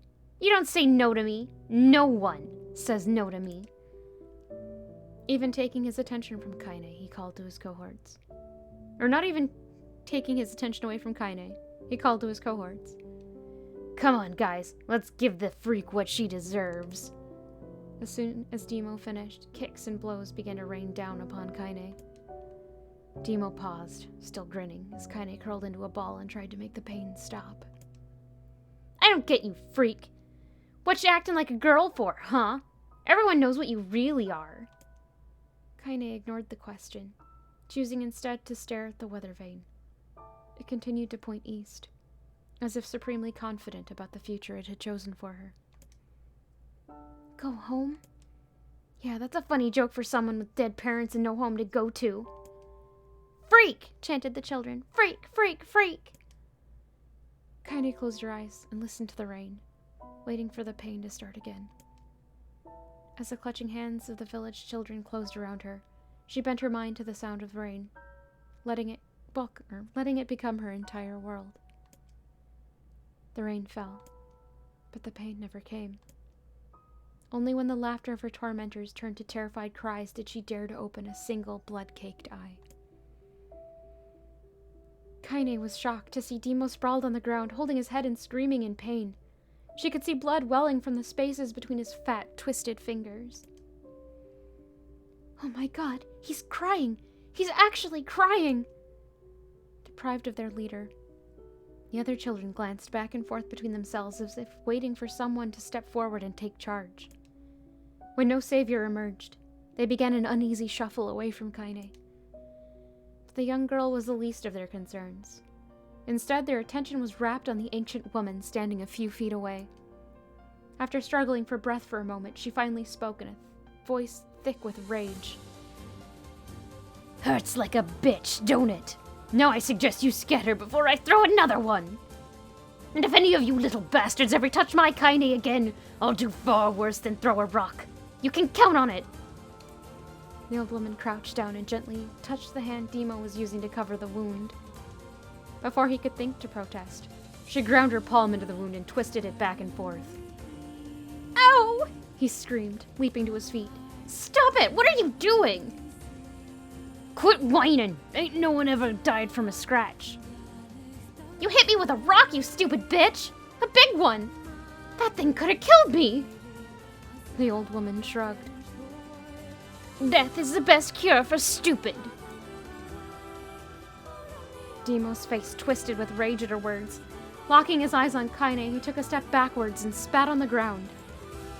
Get out! Leave this village! No one wants you here! Either of you! Seeing the old woman grab another stone, Demo and his companions turned tail and ran. As they fled, the old woman grabbed her side and barked out a single laugh. Ha! Look at the fat boy go! Guess he's healthy enough to run from a fight. The woman's smile faded as she turned her attention to Kaine. Kneeling down, she removed her shawl and placed it around the young girl's shoulders. She then produced a cloth from the folds of her dress and began blotting at the blood on her forehead. Oh, Kaine, she said. Why didn't you fight back? You're stronger than that lot. The words of her grandmother stung Kaine, and she turned away. Don't be nice to me, she said. I don't deserve it. Nothing matters anymore. Her tears, held in check for so long, finally began to fall on the muddy ground below. Everyone hates me. They think I cause bad things to happen. They think I'm a freak. I wish I was dead. As Kaine's tears turned to sobs, she felt her grandmother's hands on her shoulders. Despite her advanced age and diminutive size, she was a woman of surprising strength, and Kaine found herself unable to turn away. Don't talk like that, girl. It's a river wide and deep that flows between the realms of this world and the next, and it grants no mercy to any that attempt the crossing. You've got a duty to fight until your last breath. Understand? The old woman tightened her grip and tried to still the tremor in her voice. You know the pain of losing someone close to you, Kaine. You know because you survived it. As the words hit home, Kaine was struck by the force of her love for the old woman. As a young child, she didn't even know of her grandmother, but when her parents died, the woman quickly accepted her as her own. Grandma, as Kaine called her, was cunning, vulgar, and quick to violence, and their first few years together had not been easy. But with each year that passed, Kaine and her grandmother had grown closer. However, it was only now, sitting in the mud with tears and blood caking her face, that Kaine truly understood the depths of her affection. Here was a woman who had seen hard times, who had seen death, who had fought through all these things, and somehow emerged on the other side. If anyone could understand Kaine's pain and loneliness, it was her. Do I make you sick, Grandma? Course not. Don't be an ass. Kaine drew her grandmother's moth-eaten shawl around her body and shuddered. But my body, it's not normal. If I was normal, then Mom and Dad wouldn't... Hush, interrupted Grandma. I'll not hear another word of this nonsense. You're my granddaughter, and I love you. And if folks have a problem with that, they can all just go to hell. With that, the old woman reached out and placed a wreath of flowers, dried flowers, in Kaine's hair. The skill it took to bend the flowers without breaking the stems or losing a single petal was remarkable, and the beauty of it made Kaine want to cry all over again. Oh my gosh, these are lunar tears! Grandma, you made this for me? Lunar tears were legendary flowers. Most people could live their entire lives without seeing one, and yet her grandmother had somehow collected a dozen or more. Kaine reached up and touched the wreath as if she couldn't believe it was real. Where did you find these? Just stumbled on them while I was out doing the shopping. The old woman turned away as she spoke, leading Kaine to suspect the search had been more difficult than she was letting on. The pains she took to construct the ornament, let alone track down the flowers used in its construction, made Kaine's heart hurt. She reached up and gently adjusted the wreath admiring the way it felt between her fingers. Didn't quite turn out right, said her grandmother as she squinted at it. These old hands have trouble with delicate work, but it sure looks good on a pretty girl like you. Kaine blushed and turned away. You think I'm pretty? Course you are. What a fool thing to say. Thank you, Grandma. Her grandmother smiled. We're gonna be fine, you and me, she said. Long as we got each other, we'll be just fine. Kaine took her grandmother's hand in hers, and the two of them struggled to their feet. As they began the long walk home, Kaine gripped the hand with all her might, as if trying to stop smoke from drifting away on the wind. The rain had stopped. Kaine stood beneath the weather vane, watching it spin in lazy circles, no longer caring about the direction it faced when it stopped. I don't need to escape. I have a home now. Grandma loves me, and that's enough. Even if it's us against the world. Kaine let her gaze drift up past the vane and into the cloudy sky. The last faint hints of a rainbow were slowly fading. As she turned and headed for home, the light scattered into a million particles and vanished, seemingly taken away on the breeze. Kaine's dreams, daily life. In the distance, Kaine heard the steady sounds of an axe striking wood. The noise had a purposeful quality to it, as if she was hearing a master woodsman go about his work. The firewood being produced, however, was as far from a work of art as it could be. Pieces of every shape and size were being flung about a barren yard with wild abandon. Sorry. Anyone trying to stack such wood would probably die of frustration before the job was through. Stupid piece of shit axe! Oh gosh, that was the old lady. I'm so sorry. Here, let me take the tea leaves out of my mug and take a sip of this before I continue. I will start this one over because that was the wrong voice.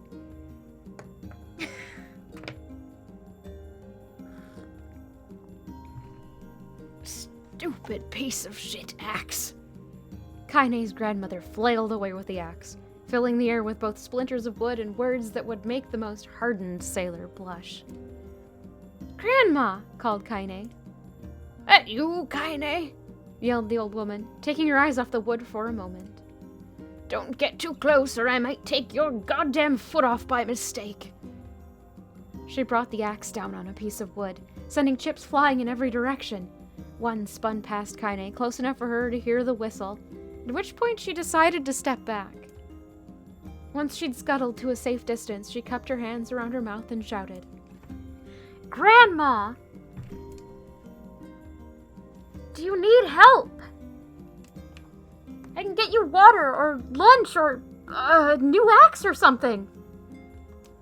The axe, poised to strike another wobbly blow, paused in midair.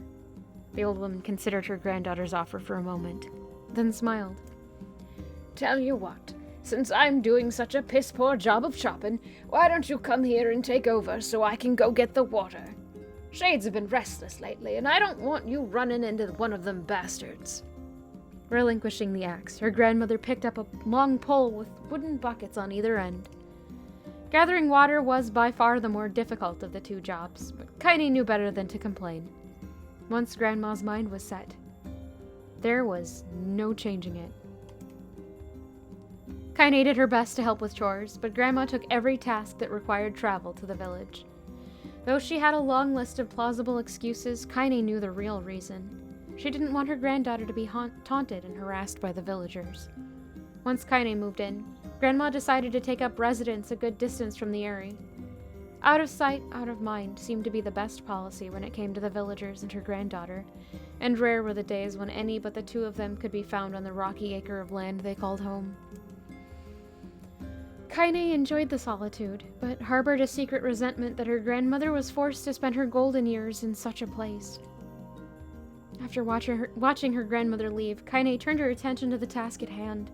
She had never chopped wood before in her life, and soon discovered why the old woman hated the chore.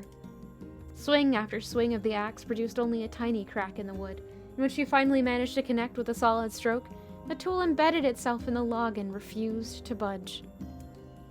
Frustrated, Kaine swung the axe around her head and threw it, log and all, across the yard. Damn it! Crap! She suddenly understood the joy her grandmother felt in a good curse. Happier now, she picked up the axe, forced it from the wood, and resumed chopping. She had a natural skill with a blade, but the task was challenging, and blisters soon began to form on her small pink hands. This is tough. My logs are all weird sizes.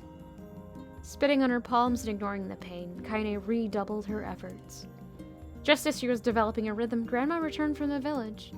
Setting down her buckets with a small sigh, she took one look at the logs and coughed out a wheezy laugh. Pretty clumsy girl. You better practice if you... Her grandmother suddenly collapsed to her knees, causing one of the buckets to wobble precariously. Eyes wide, Kaine dropped the axe and ran to her grandmother's side. Grandma! The old woman shook her head and pointed a trembling finger at the bucket. Get the bucket. Can't let it spill. Kaine steadied the bucket with a foot as she knelt by her grandmother. A small bit of water sloshed over the side and made a new home in the hem of her dress. But Kaine didn't notice. Grandma! Grandma, what's happening? Crazed with panic, she grabbed her grandmother by the shoulders and shook. After a moment, the woman lifted her arms and batted Kaine away. Stop that! Just stop! She cried, breathing heavily. It ain't like I'm dying. Just tired from the trip is all. Kaine desperately wanted to believe her, but one look at the old woman's shaking hands and worn face told her more than words ever could.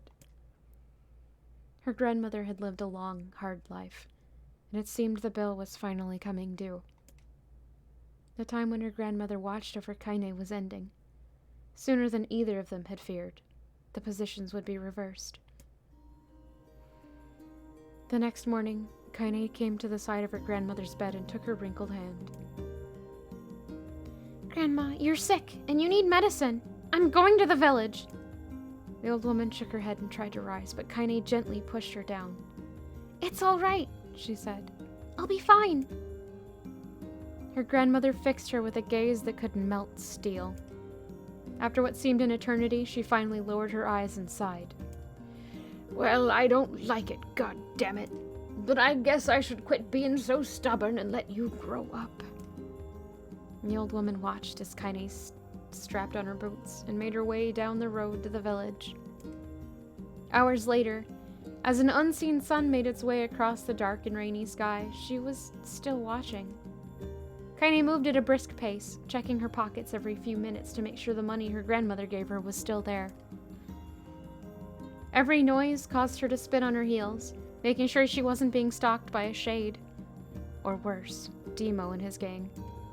But she encountered neither tormentors nor shades, and Kaine finally found herself at the entrance to the village.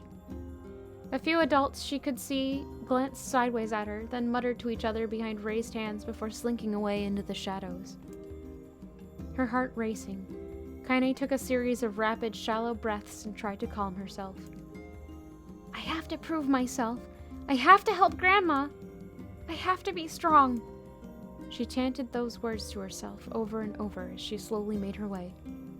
Finally, her eyes settled on a rotund older woman who was angrily waving her arms in the air and telling anyone who would listen exactly what she thought of Kaine's presence.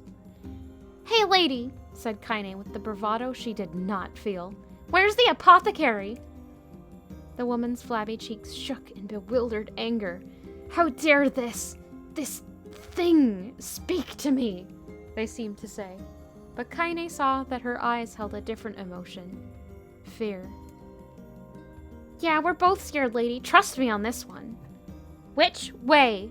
Kaine repeated. The woman pointed at a small building to her right before hitching up her dress and stumbling off in the other direction. Kaine cringed, expecting a stone to come flying from the assembled crowd, but none came. Her mind was filled with a strange sense of pride as she made her way to the apothecary, but the new emotion had little time to take root, for as soon as she opened the door, she noticed a familiar customer at the counter. It was Demo. He'd clearly been sent here on some kind of family errand, because his gang of followers was nowhere to be found. Oh my god, he sputtered. What are you doing here, freak? The insult was delivered without force, and Kaine happily ignored it. Stretching on tiptoes to see over the counter, she asked the shopkeeper for the medication. Ha! Barked Demo. That old bitch finally keel over. Go to hell, Demo! The boy's eyes grew so wide that they seemed ready to fall out of his head.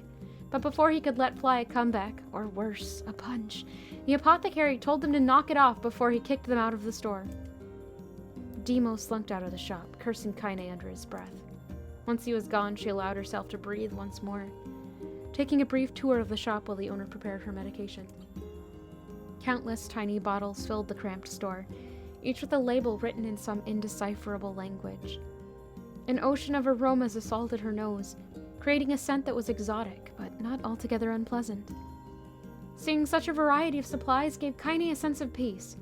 Surely, in a world so vast, there would be a place she could call home. On the far wall behind the counter rested a portrait of a stunning young girl. The picture had once contained bright, vibrant colors, but time had worked its cruel magic and they were beginning to fade. The beauty of the work, however, remained undiminished. You like that picture? Kaine turned to find the apothecary with a small vial of medicine in his hand. His eyes were gentle but sad, and they seemed to stare through her into nothing as he spoke. That's my daughter. I sketched it when she was just a little girl. She's been dead a long time now. Kaine didn't know how to respond. She just stared at the portrait and tried to come up with the right words. Pictures are wonderful things, continued the shopkeeper. They let the ones closest to you live on forever. He shook his head slightly, then looked down at Kaine and smiled. Handing her the medicine, he reached into a sizable green apron and produced a handful of old wax crayons. You should have these. There's no one left that I wish to draw. Kaine took an instinctive step back, causing the shopkeeper's face to darken. Yes, I've heard the rumors about you, he said. It's a small village and word travels quickly. Between you and me, I'm not sure which of them to believe, but I also don't think they matter much. I know your grandmother, Callie. I don't know your grandmother, Callie. I think the way she was driven out of this town is just deplorable. Grandma's name is Callie? Thought Kaine suddenly. She was still mulling this new fact over in her mind as she reached out and gently took the crayons from the apothecary's hands. Your grandmother is an old friend of mine, he said as Kaine scooted away yet again, and I owe her much. I wager she would like if you drew a picture of her. Yes, I think she would like that very much. Kaine murmured a quiet agreement, but inside her heart was bursting. Never before had a villager treated her with anything but complete contempt. It was a tiny, almost imperceptible step, but it was a step nonetheless. And with enough tiny steps, she might one day discover the rest of the world. When Kaine returned home, she found her grandmother asleep in her bed. Her feet were blackened and raw, even bleeding in a bit in places, leading Kaine to think that she had been pacing around the room until exhaustion finally caught up with her. She placed the medicine by her grandmother's pillow and turned to leave, but found the old woman's hand clasped around her arm. Back already, are you? Asked her grandmother with a yawn. Come here, let me have a look at you. Grandma sat up and examined Kaine from head to toe. Finally satisfied that nothing terrible had befallen her grandchild, she leaned back and allowed herself to relax. Well, how was it? Those bastards give you any trouble? It was kind of fun, said Kaine with a small smile. No, seriously, it was. Fun, eh? Asked her grandmother, in a voice which implied she believed anything but. Uh-huh. So anytime you need me to run an errand, just let me know. As she spoke, Kaine removed the crayons from her pocket. After a brief explanation of their source, she informed her grandmother that she was going to sketch her portrait. A portrait of me? Ridiculous. No one wants to stare at a wrinkled old crone. But Grandma, it'll make you live forever. Horse shit, said her grandmother, throwing back the sheet from her bed. Living forever would just piss me off. Now put those crayons away and help me with dinner. But Kaine would not relent. and in the end, Grandma found herself leaning against the wall of their house, as if posing for a master artist. Kaine took up the crayons, eyed her subject carefully, and set to work. Just as her grandmother was about to nod off, Kaine finished the piece. After staring at it for a bit, she released it from her grip and let it slowly drift to the floor. It's terrible. It doesn't look like you at all.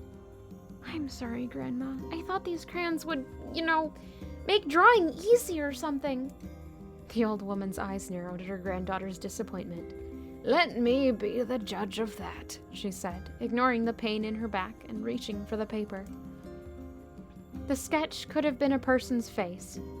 It also could have been a boulder, a lump of clay, or an incredibly misshapen loaf of bread, all rendered in a chaotic array of colors. The old woman stared at the picture for a long time, then slowly wheezed out a laugh. Oh, Kaine, she said between laughter. You truly are my blood. You're as clumsy as me, and I love it. But... Hush, I won't hear any more bull about how ugly you think it is. It came from the heart, and I'll treasure it always. True to her word, the old woman gave the picture a place of honor above the kitchen table. In the days that followed, Kaine would often catch her staring at the portrait with a strange smile on her face, an action she interpreted as silent, mocking laughter. A week later, Kaine could stand it no more and asked her grandmother to take the artwork down. Posh, said the old woman. I'll take this down when they roll me in my shroud. She pondered this for a bit, then turned to Kaine and dropped to one knee. Listen to me, girl. Seeing this picture makes me happy in a way I've never felt before. And it makes me want to go on, so that someday you can feel the same happiness. It was a moment that burned itself in Kaine's memory. A perfect blend of pride and love and joy that came together to form a lifelong remembrance. She swore to never forget this moment, to never forget the old woman who had made her place in the world possible. Time moves on. People and memories move in and out of life like ghosts passing through a hall. But this moment will be different, Kaine swore, because I will remember it forever. Forever. Kaine's dreams. Separation. Kaine listened to the sound of crackling firewood and stared at the black object on her plate. She had been pushing it around the wooden disc for a good 10 minutes, ignoring the bemused stare of her grandmother. Finally, she summoned her courage and gave the object a brief sniff. A sharp, bitter scent flew up her nostrils and made its home there, causing her face to twist with disgust. Grandma, I can't believe you want me to eat a bug! The old woman threw some more wood under the cooking pot and snorted. It's no bug, you fool girl. It's a berry. Why the hell would I be feeding you bugs? Yeah, well, it sure looks like a bug, said Kaine. And I think it's burnt or something because it smells terrible. Oh, it's the berry from the tree. With that, Kaine sorry. Tiny interjection. With that, Kaine held her nose and threw the berry in her mouth, chewing as little as possible. Oh, yeah, that's terrible, all right. Why, you little brat, laughed the old woman. Look at the sass on you. You've been spending too much time with me, and that's a fact. 5 years had passed since the moment when Kaine's grandmother saved her from the bullies. As is often the way with two stubborn people, their relationship had grown in fits and starts, but moved forward all the same. Meals that used to be somber affairs were now filled with laughter, and hurled abuse in equal measure. Kaine could not remember a time when she had been happier. As the years went by, Kaine started to shoulder more and more of the daily responsibilities. Her grandmother's legs... Bleh. Tea! It's time for a sip of tea. Her grandmother's legs grew weaker by the day, and she could no longer do many of the chores she used to take for granted. And so this morning found Kaine lacing up her boots her work boots with a breakfast of burned berries rolling around her belly. Or rolling through her belly. Ah, I can't talk. Sorry. Where are you going today? Asked Grandma suddenly. Kaine looked up, surprised. The old woman rarely asked for specifics anymore. Well, I was gonna check out the kelma trees and see if they were ripe. I thought we could make jam or something. Oh, and I'm going to pick up some flagstones, so I need to take the wheelbarrow. Flagstones? What the hell for? Kaine stared at her grandmother, then held out an arm and swept it around their home. Constructed mostly of cloth, rope, and rubble, the old place sagged like a boxer in the final round. Grandma, a dying cat could chew through this house. I'm going to build a stone wall so we have some protection. The old woman laughed, exposing her toothless grin to the world. Goddamn girl, if a bunch of thieves want to ransack this old place, let them come. They got nothing worth stealing anyway. I'm not worried about thieves, I'm worried about shades. People saw one west of the village yesterday. The old woman tilted her head and stared at her granddaughter. Well, shoot. I don't know why you have to do it today. We can worry about it some other. Grandma, no. If I don't go to the kelma trees, we won't eat tonight. You know that. A confused expression passed across the old woman's face, and for a moment she was a small child lost at a carnival. Yes, she said after a bit. Yes, of course you're right. I'm sorry, Kaine. Lately it seems my mind is... She didn't finish the thought, instead walking over to her nightstand and gently taking the wreath of lunar tears from the drawer. The flower's petals had aged to a brilliant whiteness, and Kaine thought it was more beautiful now than the day she had first received it. You're gonna be a true woman soon, Grandma said as she placed the flowers in the girl's hair. So that means less chatter about shades and building defensive walls and more talk about how beautiful you've become. Annoyed, Kaine reached up to remove the garland, but the look on her grandmother's face stopped her hand. You're a beautiful thing, said the old woman, and there ain't another like you in all the world. I'm very proud of you. Okay, Grandma, that's enough goddamn compliments for one day. Such a mouth on you. Where did that come from? Gee, I wonder. I'll teach you to sass me, girl, yelled Grandma. Suddenly she lurched forward and grabbed Kaine by the ears, pulling her around the room with a crazed grin on her face. Grandma, yelled Kaine in a quaking voice. Grandma, stop it! What the hell? The old woman stared at her and blinked, then slowly held her wrinkled hands out as if it was the first time she'd ever seen them. I don't know what happened there. I'm sorry, girl. Sometimes my mind just... Kaine thought the look on her grandmother's face was the most heartbreaking thing she had ever seen. Listen, she began. Maybe I should stay home after all. No! Won't have you stay here to keep an eye on an old codger like me. You go get your fruit and your wall and whatnot. I'll be fine. And when you come back, I'll have a nice grasshopper dinner waiting for you. Kaine rolled her eyes, then kissed her grandmother on the forehead and made ready to depart, trying desperately to ignore the worry that was gnawing at the walls of her heart. Kaine could feel the old woman's eyes watching her as she moved down the path. Don't turn around. Don't turn around, she told herself. But in the end, the temptation was too great. She spun on her heel for one final look, and saw a small bent woman standing in front of a ramshackle hut, with a sad expression on her face. Gods, she looks so old now. It's like the wind could reach down and just carry her away. Kaine worried about her grandmother all day, causing her work to suffer. What little fruit she could collect was tossed carelessly into the wheelbarrow, and she only found a couple of stones before losing interest in the project.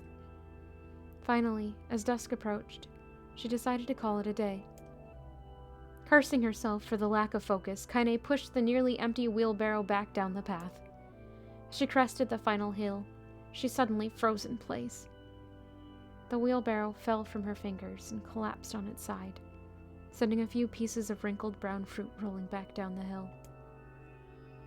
Her gaze was transfixed by a thick black cloud that hovered just ahead. tracing its path with a finger.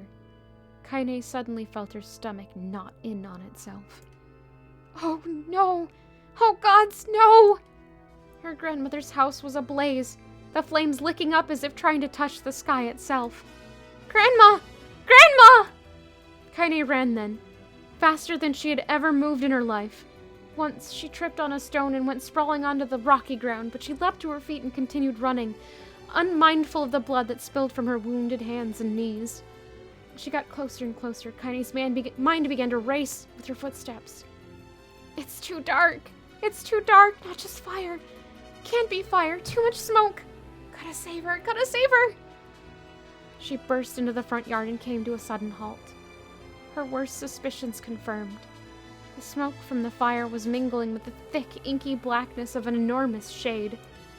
The massive creature supported itself on 3 twisted feet and achieved balance through the means of a large armored tail. Scales, horns, and claws sprouted from its body in random chaotic pattern, giving it the appearance of a lizard designed by some insane god. Seeing Kaine, it let out a roar and flicked its tail, sending small whirlpools spinning around the yard, or whirlwinds, spinning around the yard. For a moment, the creature retreated into a shimmering, inky blackness, as if her mind was unable to comprehend that such a thing could actually exist.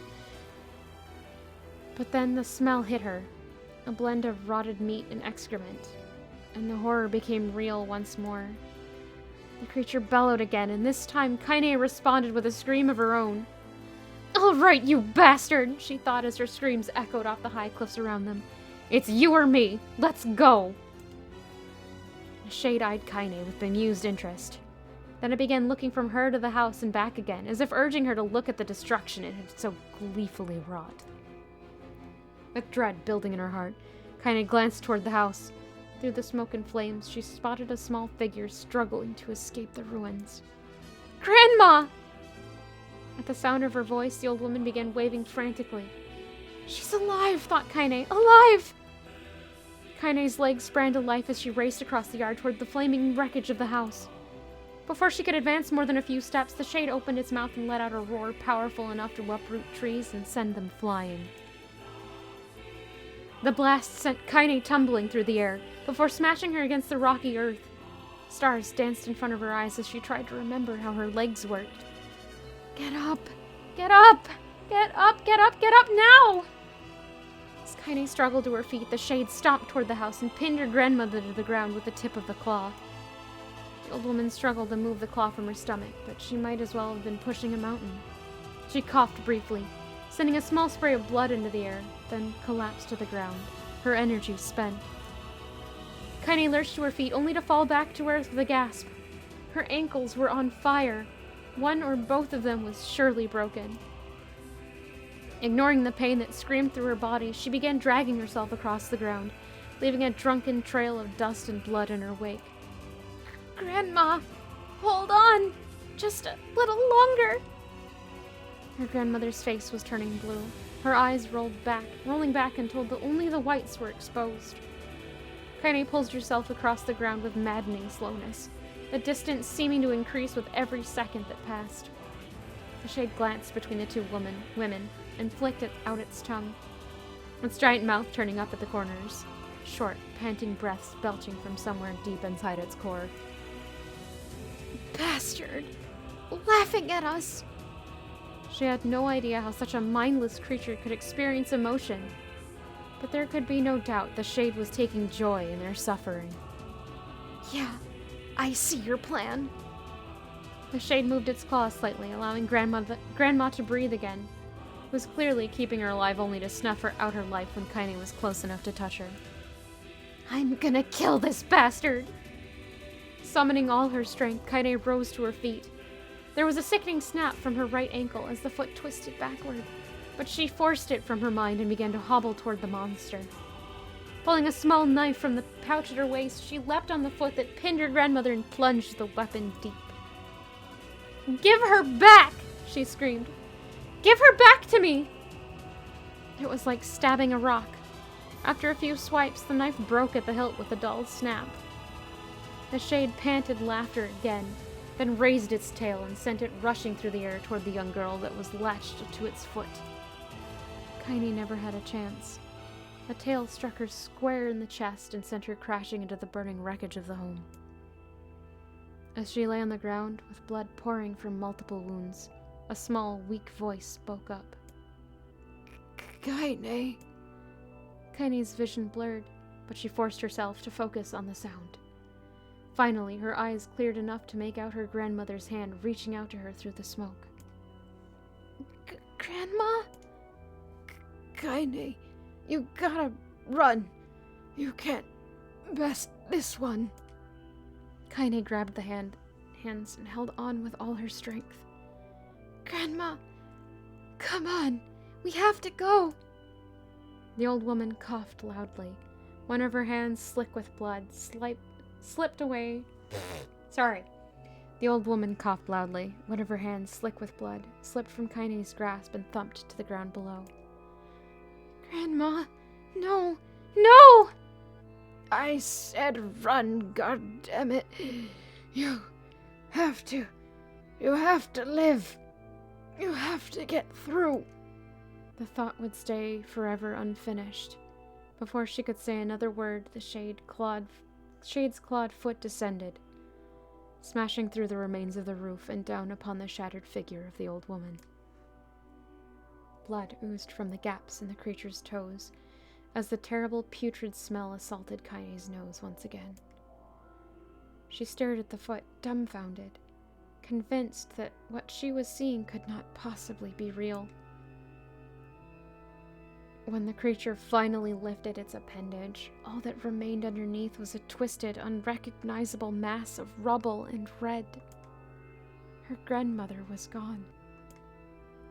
Kaine blinked, trying to feel the hand, or the hands that had been in hers just a moment before. For a fleeting instant, she could remember the warmth of that embrace, the tremble of the fingers. But then the sensation drifted away on the breeze and was gone. Memories flashed through Kaine's mind, one after the other, faster and faster, till they became a meaningless jangle of noise. Kaine screamed then, a thunderous sound that echoed off the cliffs and seemed to roll away forever. The Shade eased forward, black ichor pouring from its mouth and dissolving into smoke on the ground below. The earth shook with every step as it crept toward its prey. Kaine's body slowly rose as if controlled by a mad puppeteer. Her arms and legs were bent at impossible angles, her head lolled dangerously to the side. Yet somehow she managed to stand.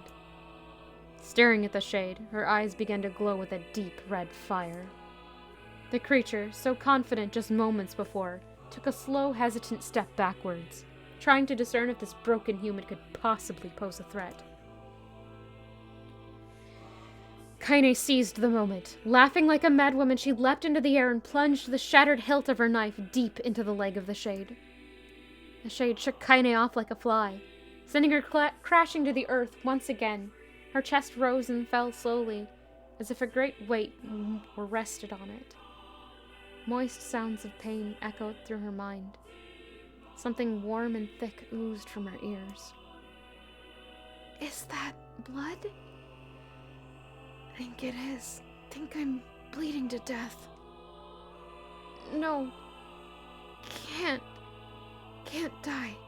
Grandma told me to live. Deep inside Kaine's mind, something finally broke. The sound, the pain, the smoke and flames. All of it faded away until all that remained was a single incantation repeated over and over again. Kill it. Kill it. Kill it. Kill it. Kill it. Kill it. Kill it. Kill it. Kill it. Kill it. Kill it. Kill it. Kill it. Kill it now! As the spark that was Kaine slowly began to flicker and die, she felt her desire to kill and her desire to live blend into one. The distance between heartbeats grew longer and longer and longer.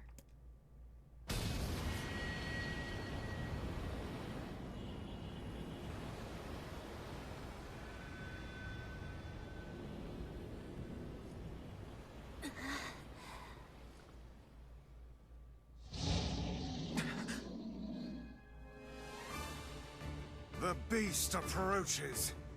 Why no?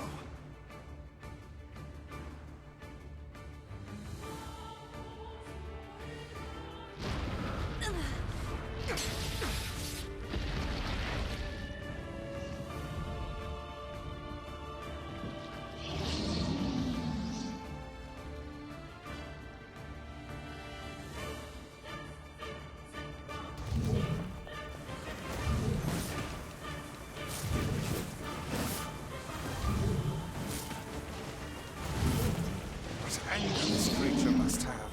How did it even survive these past 5 years? I'm not gonna let this happen again. It dies today. My sword feels lighter. It's not the blade, but the skill of the user. Strike it down.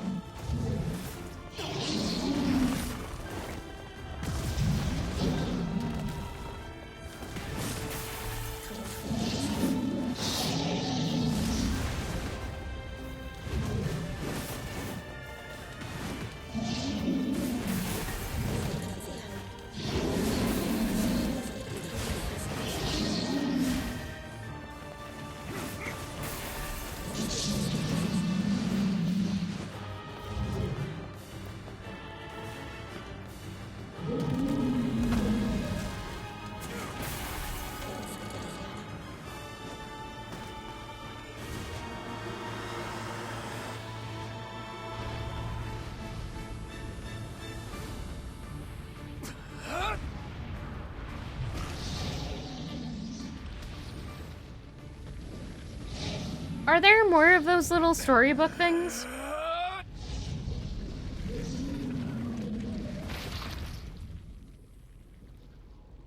Because those are kind of fun to do. Even if I can't talk sometimes. I should take more breaks and drink tea. Oh no, that's fine. Thank you.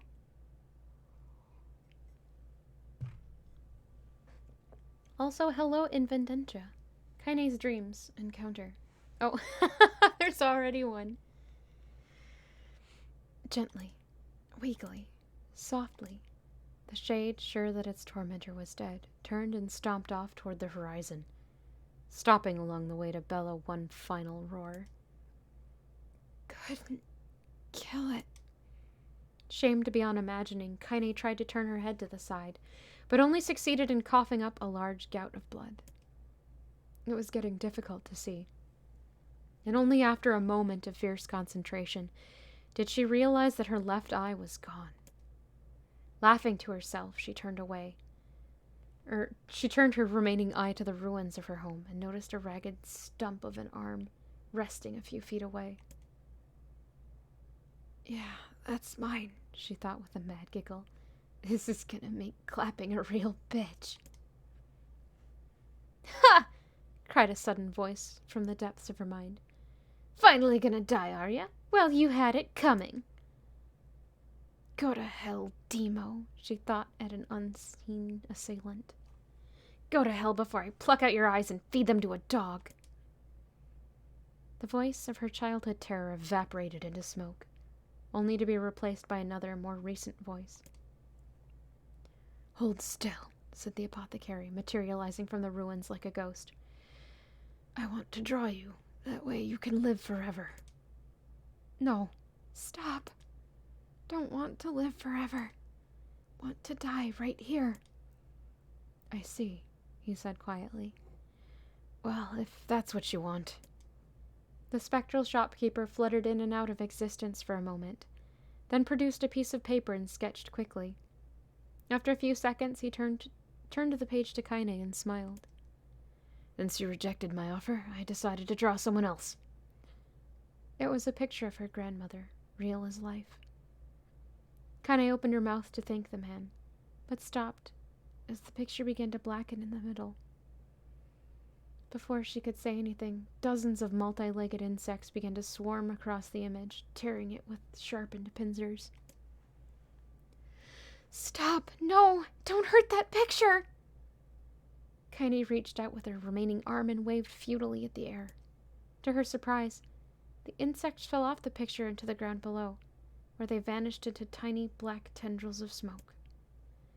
Relieved, Kaine turned her good eye back to the picture, only to open her mouth in a silent scream.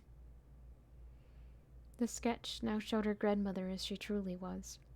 A smashed, unrecognizable lump of nothing. The apothecary smiled, then broke into a jolly dance.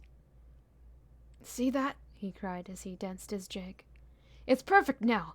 She looks just like you. Cha-cha-cha. I look like that? Oh God. Oh God, I'm gonna die. I'm gonna die. Drowning in despair, Kaine laid her head back in the mud and smoke of her ruined house and waited for the end to come. But just before she let everything go, an unfamiliar voice began whispering in her ear. Ain't you got a wish, sunshine?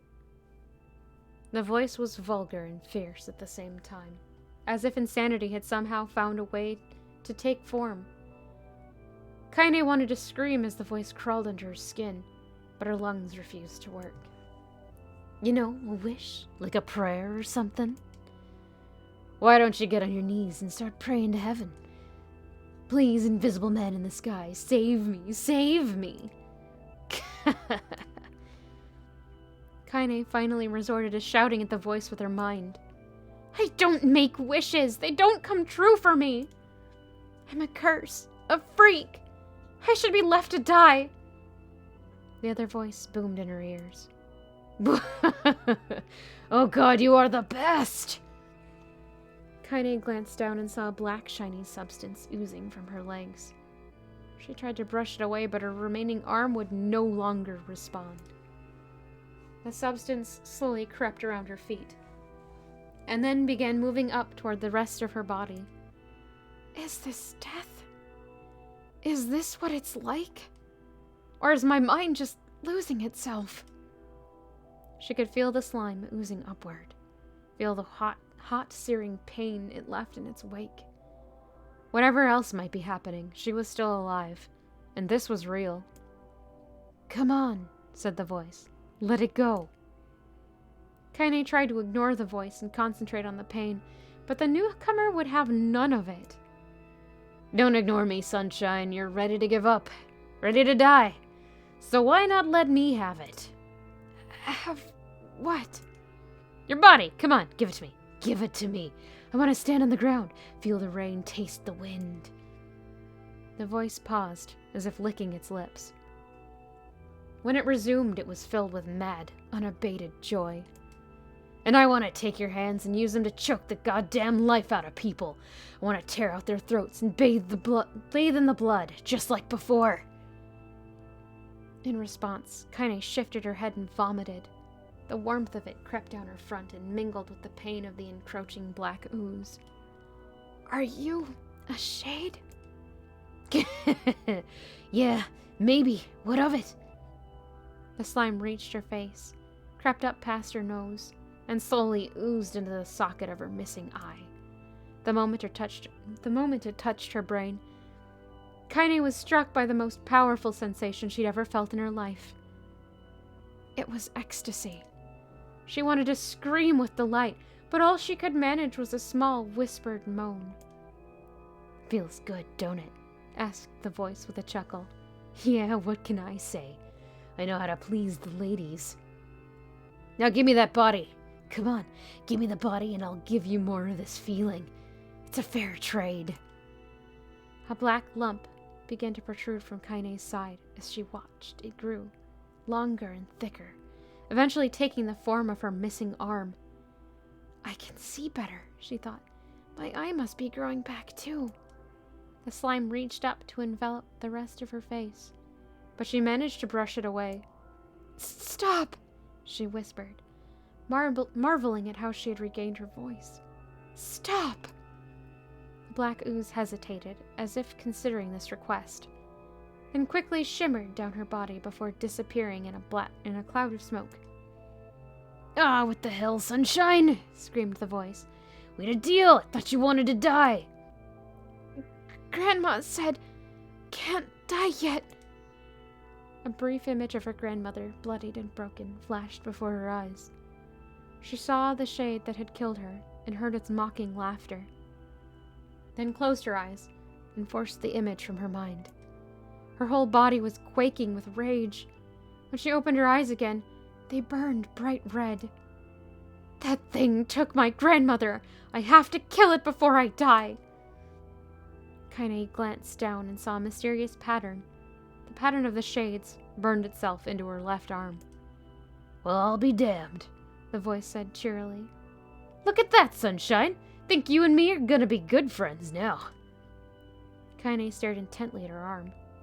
The more emotional she felt, the more the letters seemed ready to puncture her skin and begin infecting the rest of her body. The arm clearly had a will of its own now.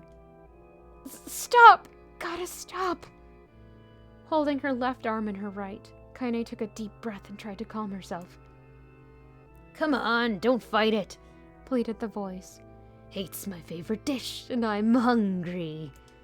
Let it go. Feel the anger. Burn with the fire of revenge. Thirst for blood. Then go out there and... Shut up! Shut up and get the hell out of my body!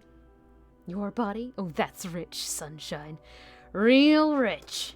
Look, why don't you just up and die so I can have this body all to myself? What do you say? Bet those buddies of yours in the area would love to see you dead. Kaine grabbed a nearby shard of glass and tried to saw off the shade-infected portion of her side. Before she could, her darkened left arm grabbed her right wrist, crushing it. Kaine screamed and dropped the shard as the sound of bone crunching on bone filled the air. Stupid idiot girl! You're possessed now, Sunshine, and there ain't no going back. The voice laughed again. A loud, long wail that seemed to go on without end. Possessed? Whispered Kaine. Yeah, possessed. You and me, we got what you might call a timeshare arrangement. Remember how folks used to think you were a freak? Well, wait till they get a load of you now. Kaine looked up, tears in her eyes. The sky seemed darker somehow, smaller. Is this because of that shade? Is this how they see the world? So, listen, purred the voice. I know this whole possession thing seems a bit sudden, but it ain't all bad. There's plenty in it for you, too. I'm a very powerful creature, Sunshine. Now that power belongs to you. You got enemies? People you want to kill? I can make it happen. That little fat kid who kept picking on you? That big old shade that squashed your granny? We'll wrap them up in their own assholes. No more abuse for you, Sunshine. No more pain. Wait, said Kaine. You're a shade. Why would you help kill another shade? What, you think I'm some kind of racist? Some killing snob? I don't give a good goddamn who you murder, honey pants. I just want to drink from the well. Kaine considered this as she struggled to her feet, the power of the shade coursing through her. The smoke from her house was drifting away with the wind, and she enjoyed the way the cool evening breeze felt on her new left arm. After a long pause, the voice spoke up again. So, how about it? You and me? We could have some good times together. Look, I'll even take care of the bloody part if you don't want. Fuck off, asshole, muttered Kaine. I'll handle the killing. Screamed the voice. Look at you go! Oh, Sunshine, we're gonna have so much fun. So listen, my name's Tyron, and if you ever need me, I'll just be hanging out on this piece of meat you call a heart. Now get to it. The more you kill, the more your heart turns rotten and sour, and I like rotten and sour. Kaine found herself nodding at the voice. Yeah, she said. Yeah, I think this can work. I'm gonna find that shade, and I'm gonna strangle it with its own guts. And when I'm done, I'm gonna do the same to you, Tyron. Count on it. Ha! Laughed Tyron. Sorry. I've shit bigger than you, so good luck with that. Oh, and hey, one more thing. Right now, you and me are sharing this body. But if you ever run out of hate, If you ever, go soft, then I'm gonna take over everything. So keep on killing, sunshine. And watch your back. The voice grew fainter and gradually faded away, fading to somewhere deep inside Kaine herself. Kaine waited until she was sure the voice was gone, then waved her new left arm around a few times. It feels perfectly normal, she thought. It feels like mine. Desperately, she began poking and prodding at the new limb, determined to find something wrong with it. She didn't want it to feel normal. That would mean the creature inside her had already won. I'm not a shade. I'm Kaine. Repeating this mantra in her mind, she slowly began digging through the rubble of her house, being careful to ignore a certain red-stained spot in the corner. Finally, after what seemed like an eternity of heartbreaking work, she found what she was looking for. It was the wreath of lunar tears. Though it had been through hell and back, the garland's petals were as bright as ever. Kaine started to place it in her hair, then slowly lowered the wreath and stared at it. I'm sorry, Grandma. I'm so sorry. But I don't deserve to wear this anymore. I'm possessed, corrupted, a freak. And this time, I don't think there's any going back. Holding the flowers to her heart, Kaine fell to the ground and sobbed. As night gradually lightened to dawn, and the people of the area rose to their daily lives, she remained in that position, as if tears could somehow wash away the horror that now infected her world. Alive! Stay alive! Stay alive! Grandma. Kaine, you gotta live! You gotta come back to us!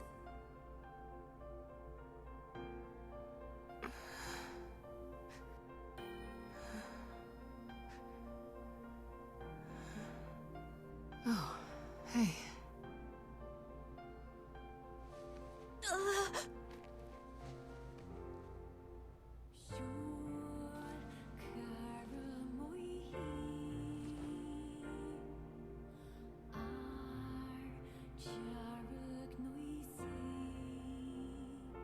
Emil, you were the one calling me, weren't you?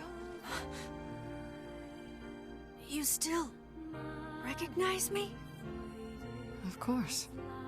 I knew you right away. Thank you, Kaine. Welcome back, Kaine. Wow, you grew up. So, how long has it been? 5 years.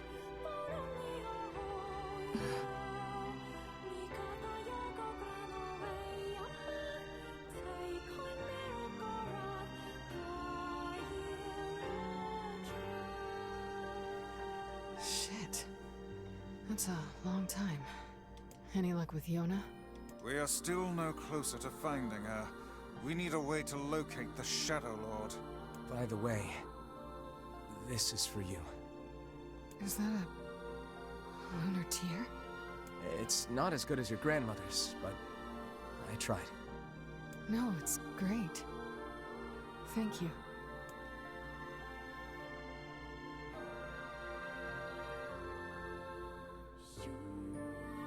Kaine waking from her long, petrified sleep. Emil's unflagging kindness. Our reunion was a happy one, and we let it wash over us like rain. That is, until Devila and Popola had to go and ruin it all.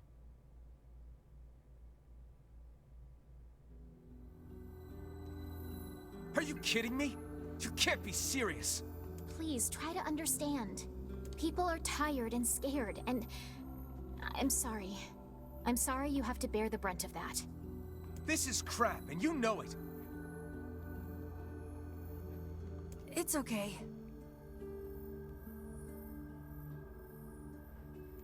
We can sleep outside. no one sleeping outside. You and Kaine saved this village, and now they want to run you out? People are afraid of us. And really, I understand. I mean, look at me. As long as you're still with us, I can deal with it. Right, Kaine? I'm used to sleeping outside. But We'll see you later. Sorry about this.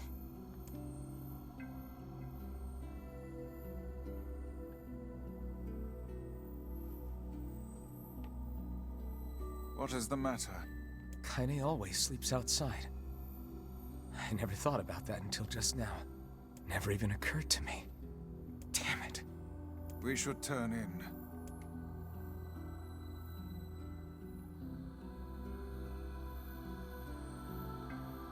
I didn't get much sleep that night.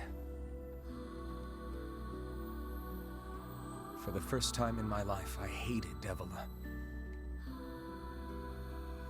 For the first time in my life, I doubted Popola.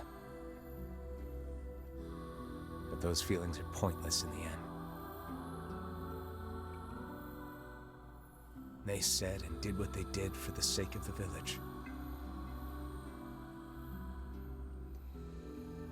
To protect it from the horror of the Shades. This has an entirely different tone after going through what we've already been through. Really, how can I blame Devila and Popola? You can absolutely blame them. In the end, I'm just as bad. Nope. We learned. Because I never once stopped to think about Kaine and Emil's situation myself. Okay, that's fair. I forgot that he was talking about how he didn't consider them in his quest.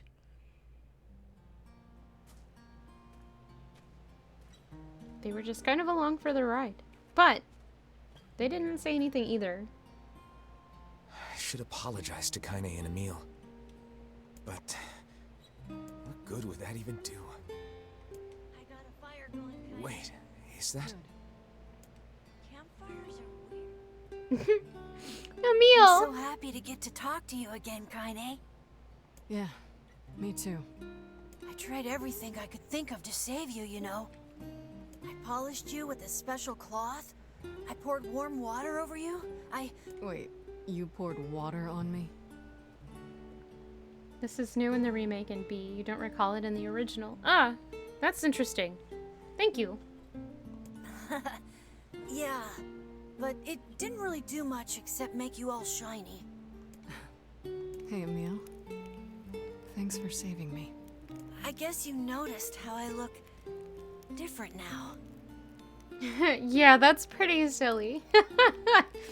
I'm sorry, Emil. I'm sorry for all of it. Well, I mean, this new form isn't all bad, you know? At least I can look at you when we talk, right? Hey, so why don't you tell me something about yourself? I'm not very interesting. Sorry. Come on, I just want to know you better. Please? Fine. This all happened when I was a kid. Before the whole shade possession thing. My body is... different.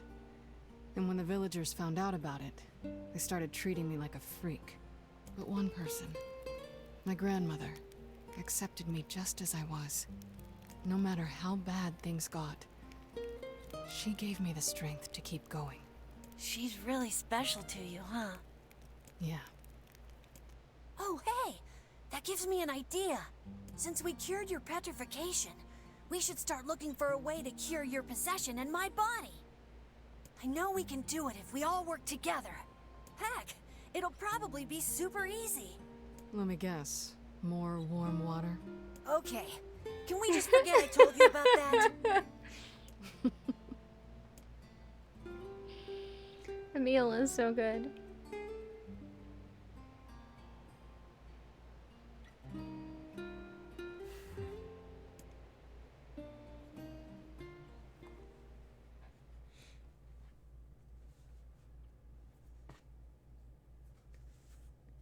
That was cute. I'm glad they added that in. Sleep well? Sure.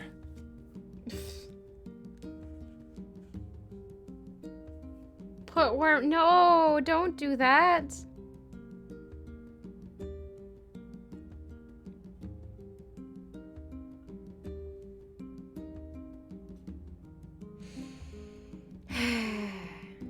The solution to everything is warm water. No. No, it's not. Don't start with me. And yet your red eyes tell a different tale. Don't be so hard on yourself, lad. I need to go see Devila and Popola. Very well. Holy crap. Money. Wait, what? What might that be? It's Mom's diary. Hold up! I've not heard you speak much about your mother. Did I miss this before, or is this new for Route B? She got the Black Scrawl and died when I was little. My apologies for bringing it up. It's all right. I can barely remember her face anymore. This is the only thing I have left of her. Oh, right. You're right. Thank you. I forgot. Reading it helps remind me of when we were still a family. I see. But the final entries get a little strange. In what way? Well, here, take a look. What have I done? System data saved? Why are you saving my system data all over again? I guess it's maybe been a bit and I should have done that first. Say there. Can you not hear me? What? Why are you standing about like a slack-jawed ninny? Who? Sorry. Felt like I was dreaming or something. Sleeping on one's feet is quite the talent indeed. Oh. Come now. There's the door. Right. Let's go. Proceed. No. I don't want... wait, do I want to do this? What even is this? Pay a DLC with the original game. Should I do this now or should I save this for a later time? I have no idea. Too high level at the moment. Okay. Never mind. Okay, that was weird. Yeah, okay. We'll do that then. Thank you.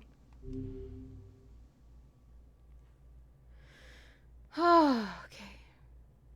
That was fancy. My word. Something wrong? I feel as if I've just awoken from a most unpleasant dream. I know what you mean. That happens to me whenever I read it. Last star gets real spicy on damage. Oh.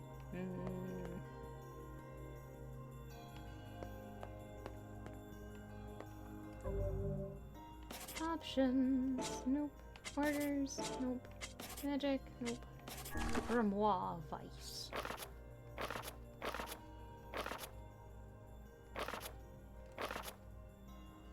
I only have 30% word collection? Oh no.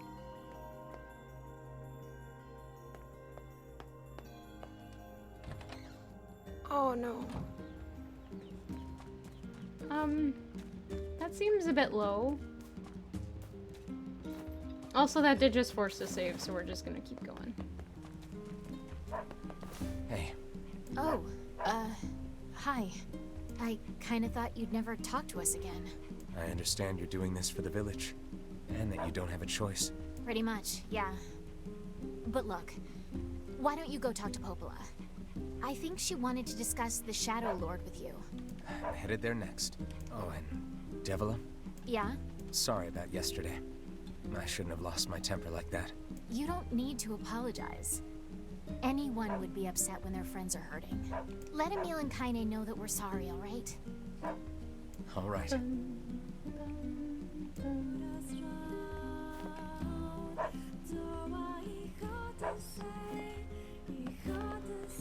I'd prefer not to walk so much.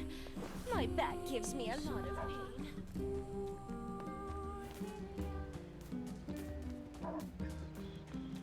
Where's it kind of weird drop rate wise? Some of the low level stuff will only drop pre-time skip, but there are stronger versions post-time skip anyway. Okay. The story will probably deviate just by way of it being more focused on Kaine. But it'll be, if it's like Automata, we'll be repeating a lot of the same stuff until we get to Route C. And then it'll be way different. If that's true, oh gosh, I'm sorry if that's too much of a spoiler. Ah! Popola? Oh, hello. Look, I want to apologize for Stop. You didn't do anything wrong. Yeah, but neither did you. You're just trying to protect the villagers. And I jumped down your throat for it. It's very kind of you to say so. Regardless, please don't let it trouble you. Ahem. I believe there was something you wished to discuss with us. Oh, right. Yes, about that. You know about the lost shrine, right? The temple where I was first discovered. That's it. Well, it seems that the Shadow Lord's lair is connected to it somehow. Oh ho. It was right under our pages the whole time. But the bridge that leads there is unusable. So take a boat. A boat? Yes. The canal's finally been repaired. It took a lot longer than expected. What with the shades and all. I also asked them to provide a boat at the path to the Lost Shrine's back entrance. The ferryman will let you use it free of charge. That should make it easier for you to move from town to town. Thanks, Popola. I feel like you've done so much for me. I'm really grateful. Yeah, we've got a couple points where Kaine gets almost killed. And she's not conscious. So we're gonna have some story times in the midst of that. I think. Alright. I'll see you around. And for the love of everything, be careful.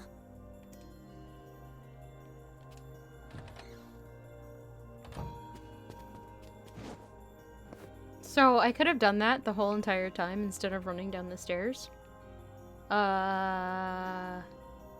Yep. Oops.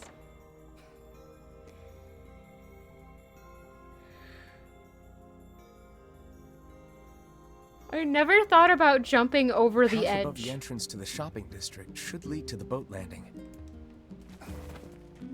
How excellent to know the canal is finished.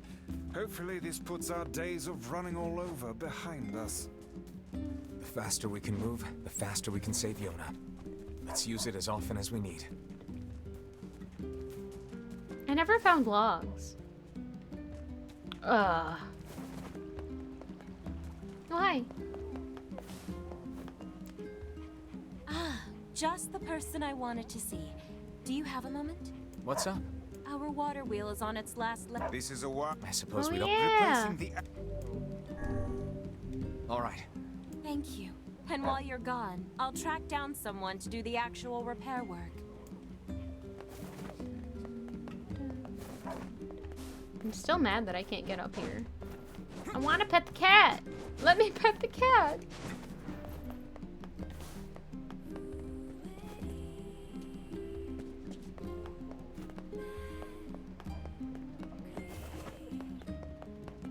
Hello.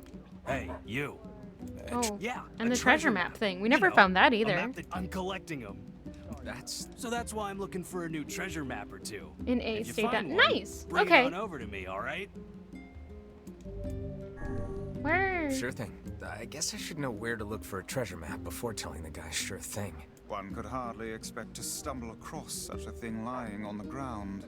Perhaps we should look for a place where old documents are stored. Right. Old documents, huh? I should have gone back to the library. Whoops. I'm gonna laugh if that was like completable. Thank you for counting on me as I run away. I'm gonna laugh if I was able to complete that almost instantly and I just powered through to the end. Not that that's really a problem. Because that was a lot of fun to do.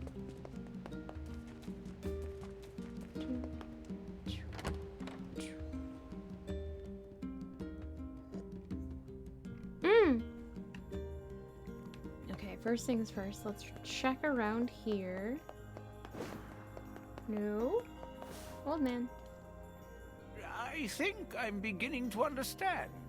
Climate change wasn't the cause of our woes. It was only a symptom. The real trouble started when something terrible came down from the sky. It seems that this event turned the world into a metropolis of salt. I guess they're talking about how most of the city sunk into the ocean? What? I think it seemed...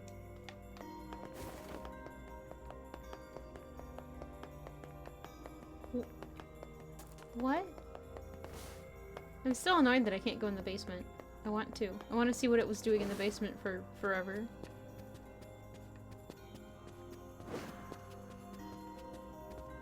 There's also... I want to see what's in here now. What is the purpose of this place? Beats me. Maybe it's Popola's hobby corner. Only noticed what he says after someone talked to him in another stream. Yeah, that's weird! Also, what?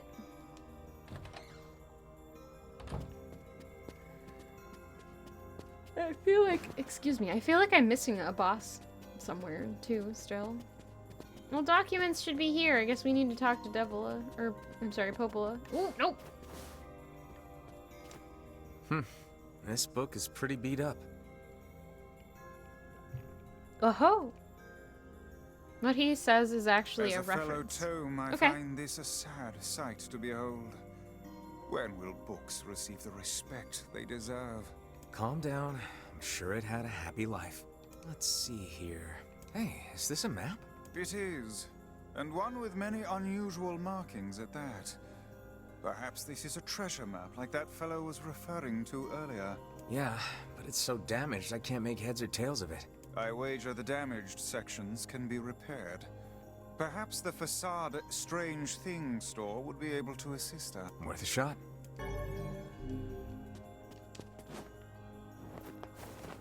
Oh, so I have to go to Facade now. Alright, fine then.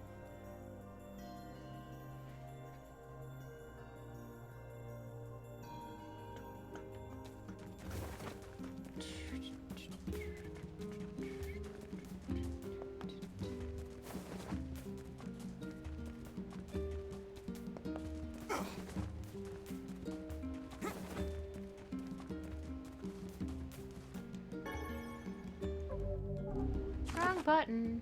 Okay, so I need to go... Not the northern... Is it this one? I think it's the east path that I have to take for Facade. I'll find out shortly.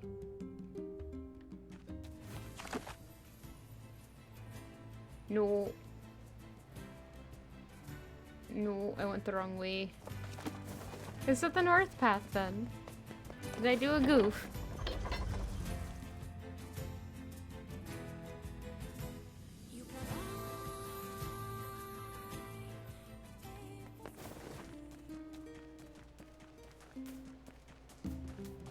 Yo! Oh man, I'm gonna... What's the problem? Well, I was distracted while I was cooking and can't make the repairs that... Yeah, that's bad. You sure? Well, All the more reason... This won't be our first time in the junk heap. Thanks. I need 1 memory alloy, 10 titanium alloys, and 10 broken motors. Do I have that? Wow. I don't know. I need... Oh, nope, seems I don't. Berries! Oh, where are you going? Berries! You need to go down the eastern road, which is this one. No, that's not the eastern road. That's the northern road. How dare you? I got turned around. There's 3 paths I can take, and I got turned around. Top score.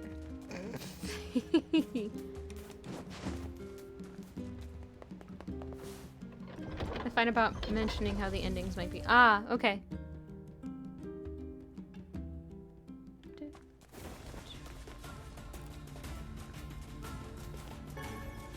Berries. I'm curious about this particular mushroom. Me! Maybe. I don't know. Huh. Huh.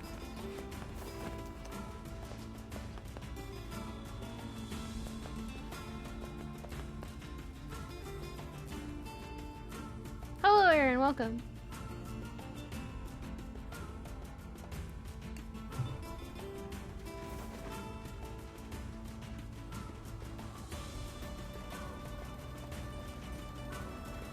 But the first 35 minutes or so was Inari reads. Yes, it was.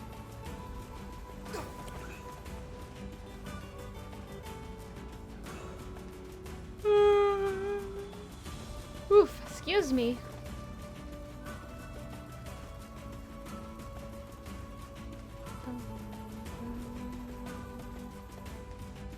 I'm also nice, but I'm getting a map deciphered and or fixed, I think, for a quest for a dude in town.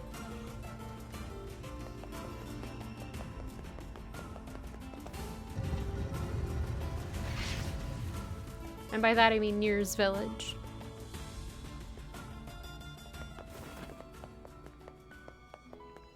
Wait, what do you need?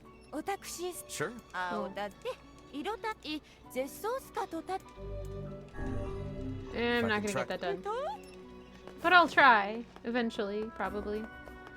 Where is the Strange Things store?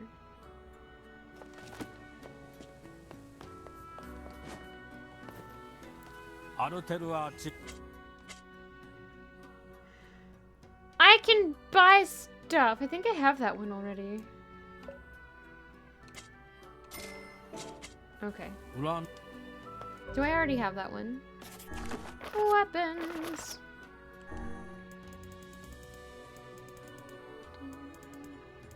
Oh. Phoenix sword.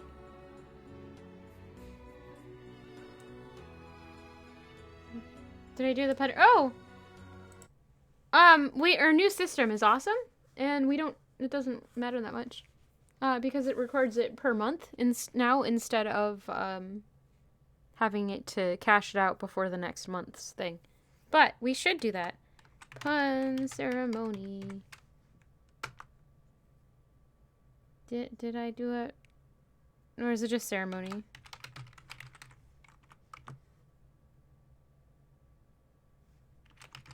I can't spell, can I? No, that's the right word.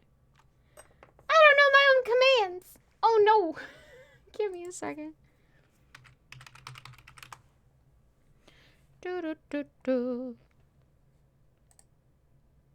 Sorry about that, chat. 1 second.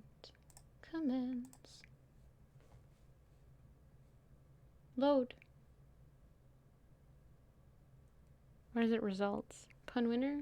Is that what it is? I'm confused. It's probably pun winner. But it is pun oh. I am a mod. It's the way it's set up is it's for mod and above. Is my butt down?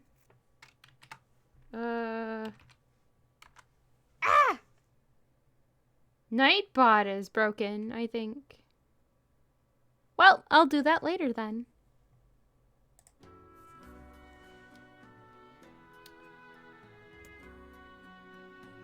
Why is it ignoring me? Oh no. How dare. Alright, Phoenix Sword. First off, let's read the story. Wait, we already did this. I already read that one. Oh, I got another one though, so it probably counts it as a new.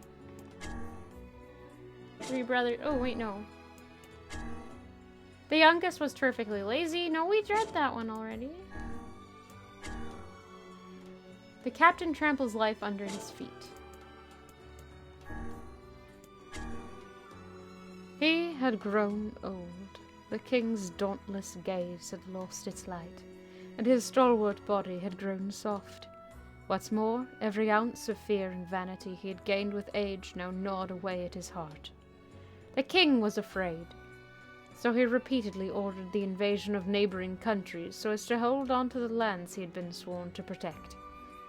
The king was afraid, so he tried to take everything through violence and oppression, or he no longer trusted his own advisors and vassals. Oh.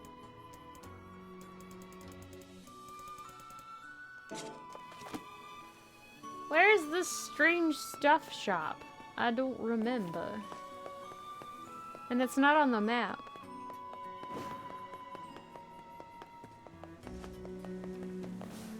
Oh, I didn't fall. I thought I was gonna fall into the sand.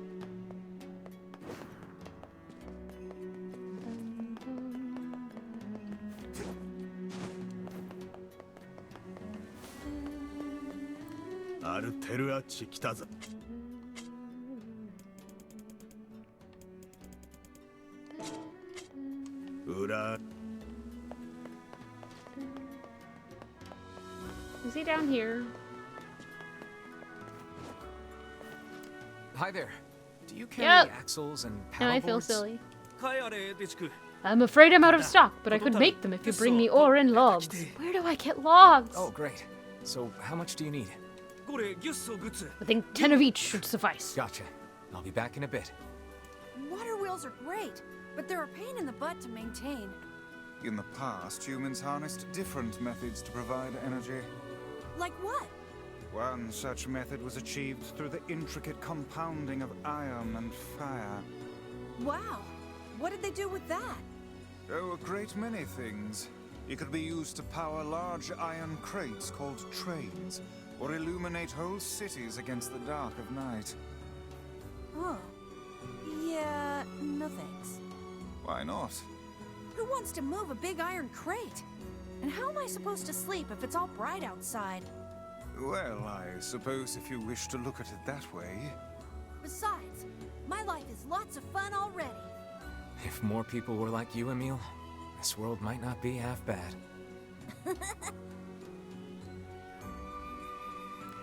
Hey, can you fix damaged books? 打ち崩されたと Given time and the proper materials, sure. And what would those materials be? 司祭やら監査と To restore the book, I'll need 3 drops of machine oil, 3 eggplants, and 3 goat hides. 勘一ってして How do I do that? 旧土司祭や Ah, nuggets. Can I buy eggplants here? Are they just super expensive?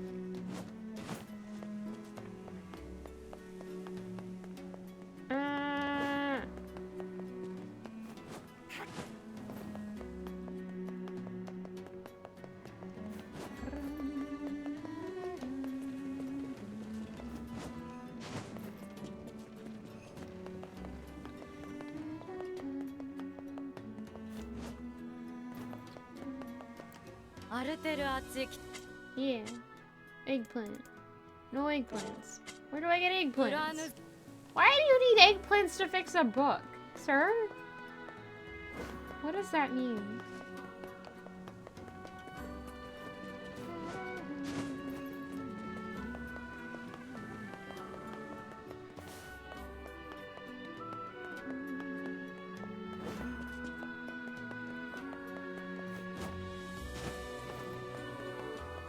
I needed a piece of a root, too.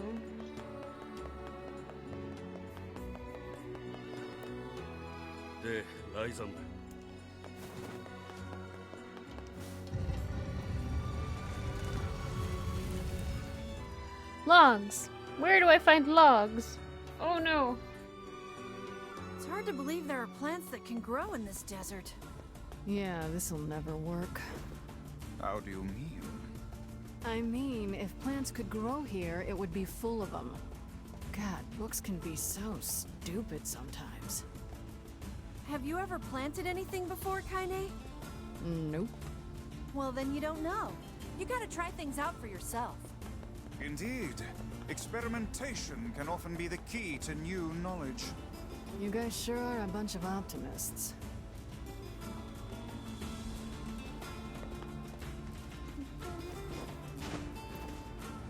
Alright.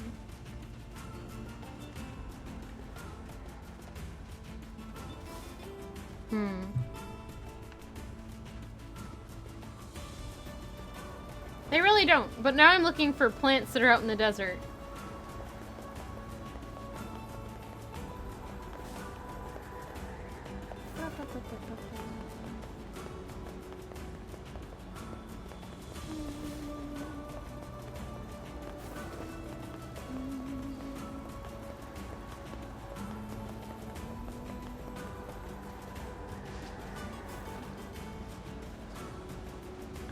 I have to look.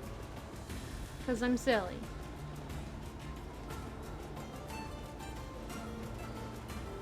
like there's this shiny.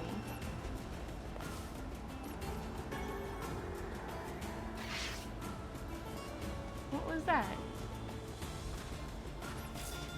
Oh, it was those. I don't like those.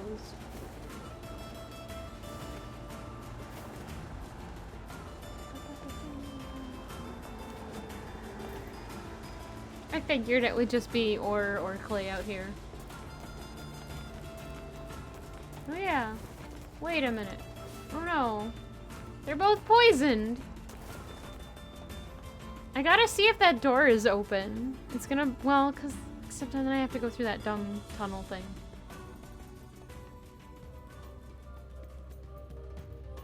I don't wanna. Never mind.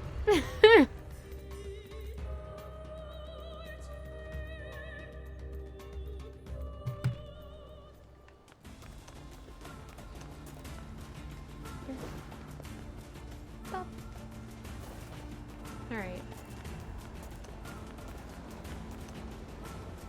What's that? Is it a mirage?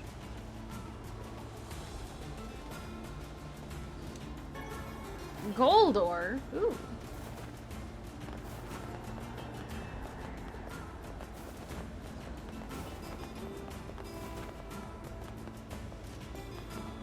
Looks like we can't get...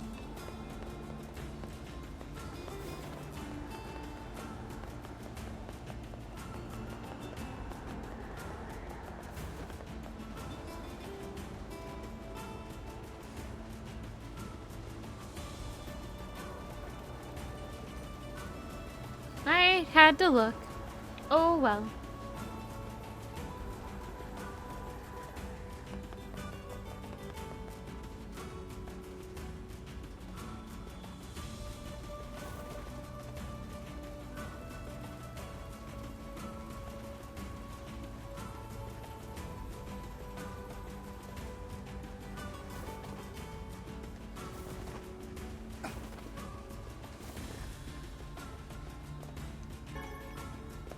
I found a desert rose! Yeah.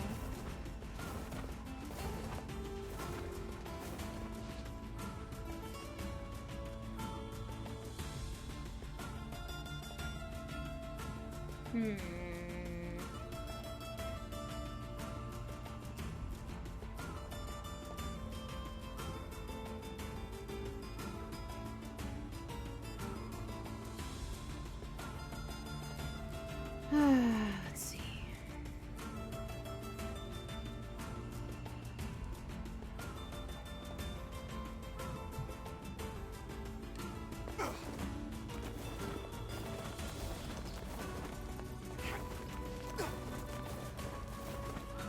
Are there actually logs in the forest of myth?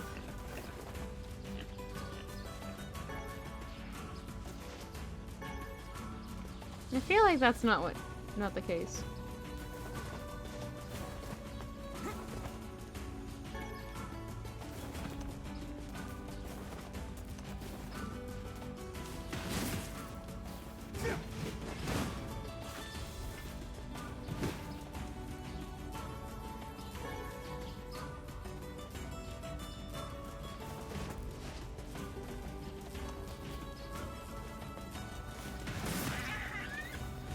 Oh, I'm not happy with that.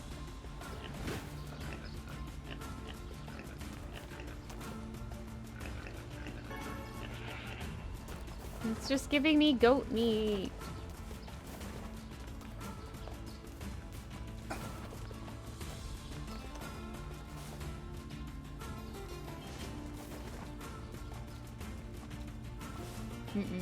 That's just back to the shrine.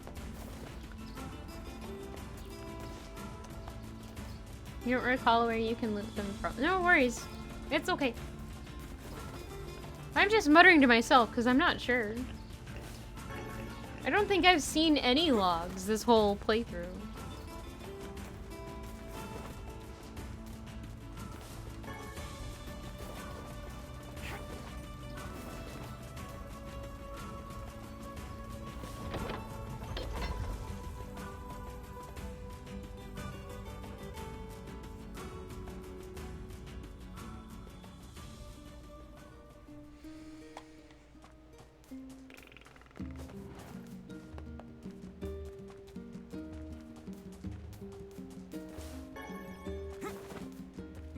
We'll try. Forest o' Myth, here we come. Maybe.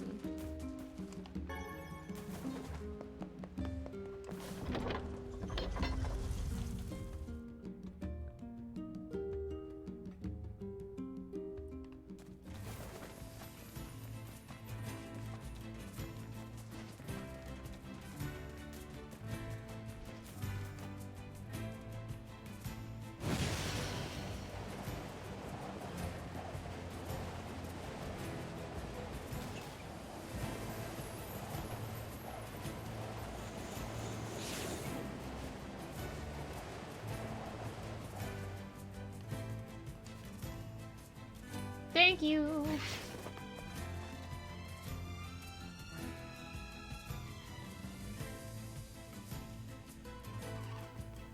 The home of that blasted dream.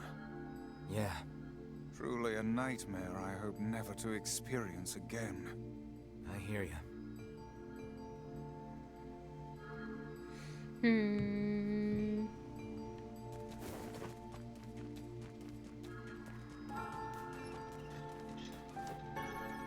Berries. Strength capsule. Antidotal weed.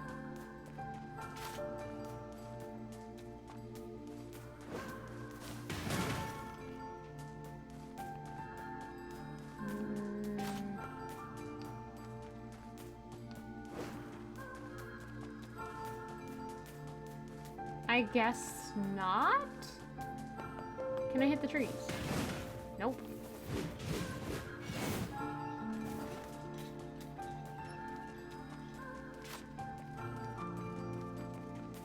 Ah! I got stuck. It's fine though. Game.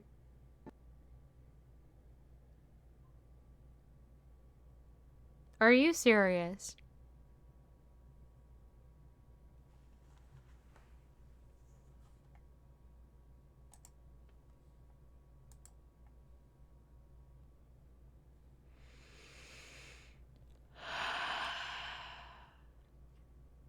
It's okay.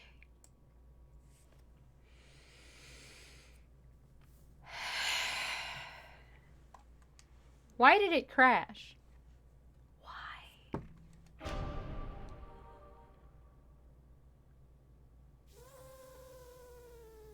I saved after the memory book thing. Oh, for F's sake. How much did I just lose, though? No, don't break, please. Whenever I interacted with Kaine, I was reminded about something from my past. Oh, come on! Maybe the game said it saved! Confusing her with my sister this whole time.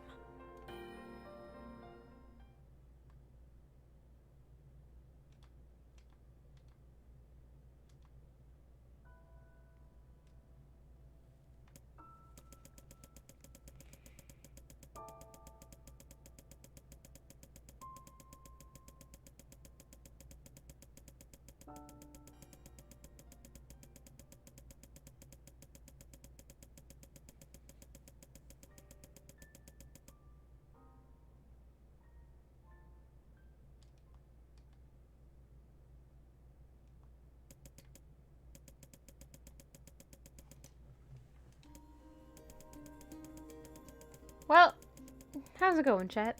How are you doing?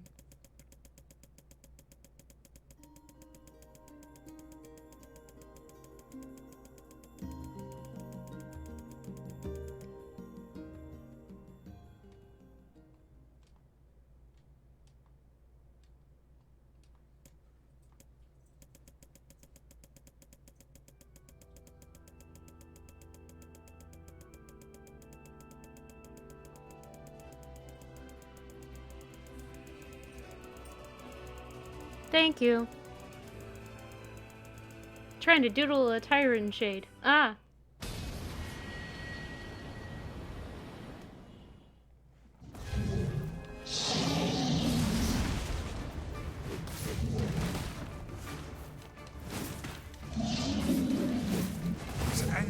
creature must have. How did it even survive these past 5 years? I'm not gonna let this happen again. It dies today. My sword feels lighter. It's not the blade, but the skill of the user. Strike it down.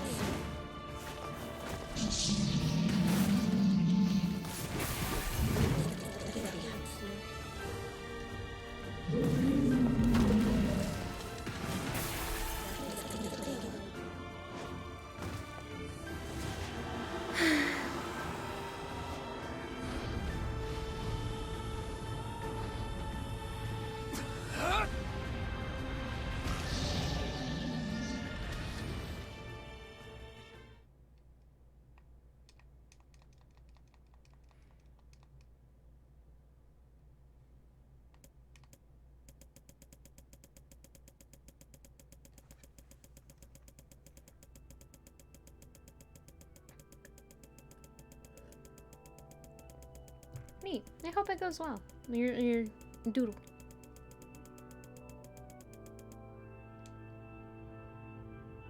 Alive.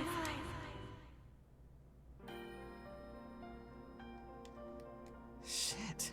Any... We are still... Is that... no.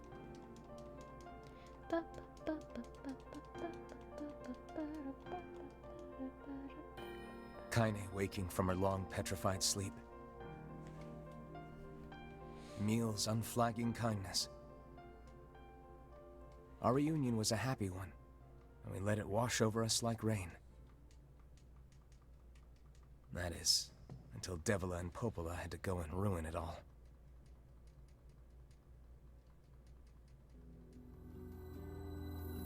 Are you... Please, people are This is...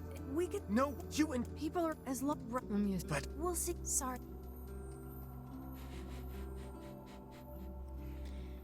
I would like to get back to gameplay. What is them? Kaine always sleep in every... We should... I'm actually a little annoyed with that. Game Y, what happened? I didn't get much sleep that night. For the first time in my life, I hated Devila. For the first time in my life, I doubted Popola. But those feelings are pointless in the end.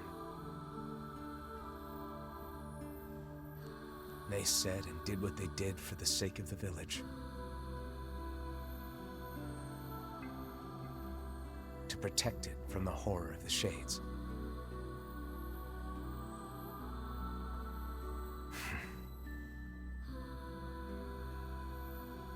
Really, how can I blame Devila and Popola? In the end, I'm just as bad. Because I never once stopped to think about Kaine and Emil's situation myself. Hi, puppy. Good morning, Edward.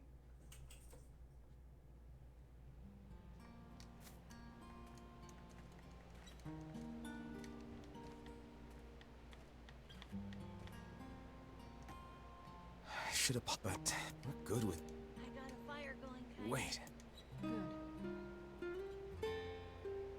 I'm so happy. Yeah. I tripped my pop. Wait.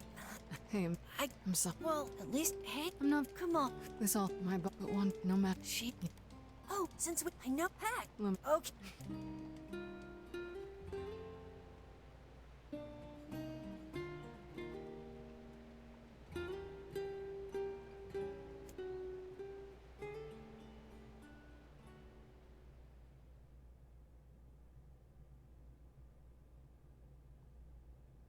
I'm gonna go save now.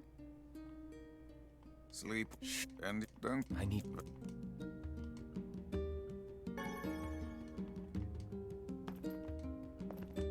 Stop jumping instead of picking up things. Oh gosh.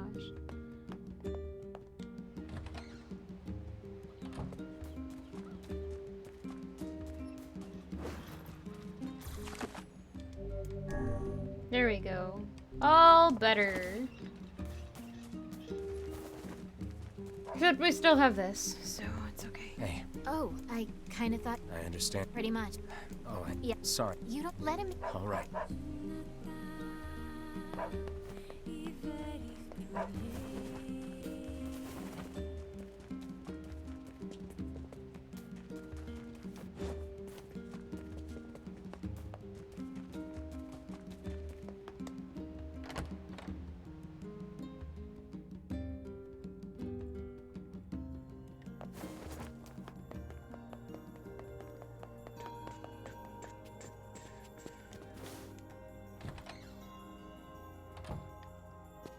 But Oh. look, yeah, you're just. It's. Oh, you. That's it. But So, yes, it took I off the fair. That should. thanks. I feel I'm really all right. And Okay. Now we're back to where we were. Sorta.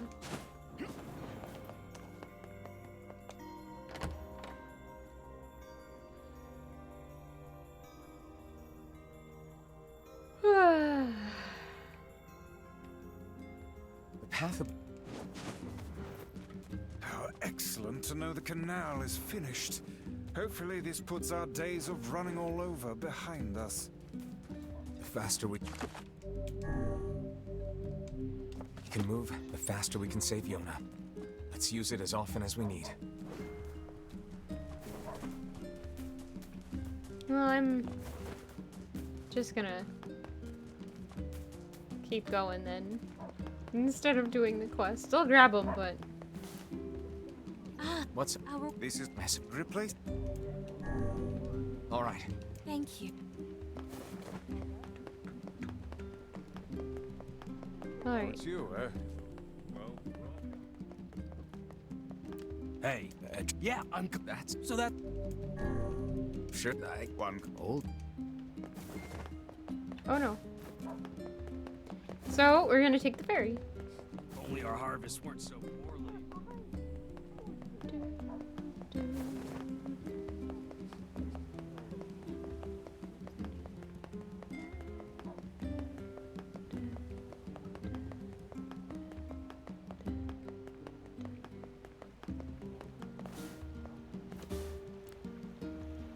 Hey! that red. Hey, Sure, apparently I did it. oh yeah. Thanks. Still, anyway.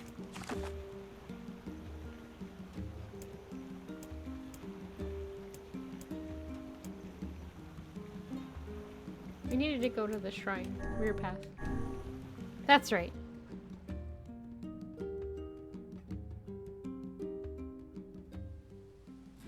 The Lost Shrine's up ahead, just past this cave. As well as the Shadow Lord's castle. Let us make haste.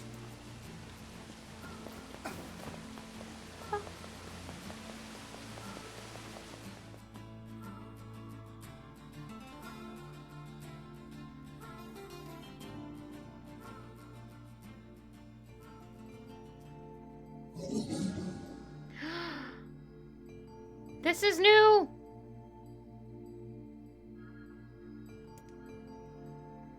I didn't notice there were Hansel and Gretel.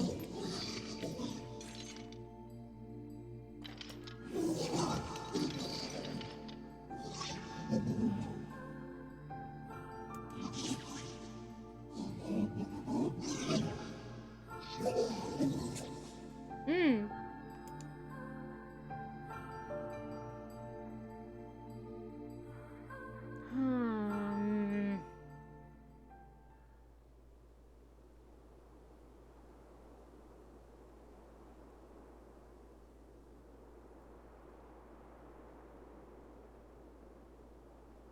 That's... okay. Hello, Daggum. Welcome.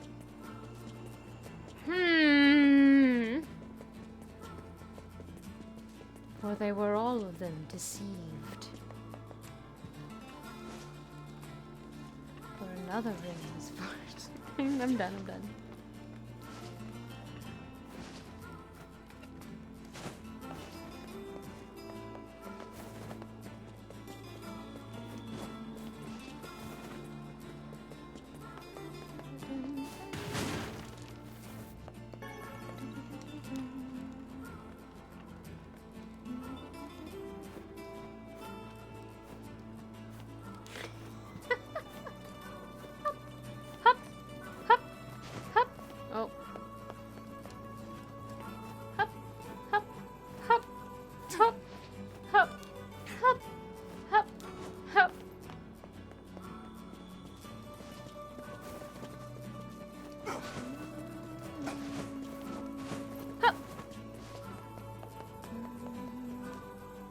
You have not been this mentally exhausted in a long time. Oh, is that good? Or is it bad?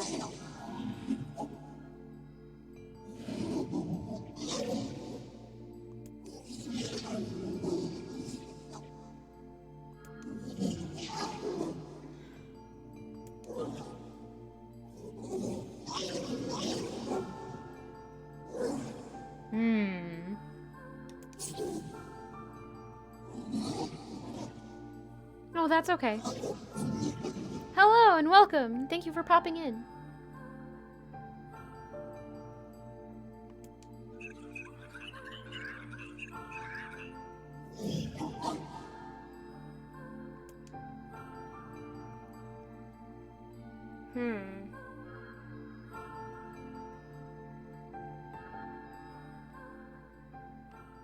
Ain't you excited, sunshine?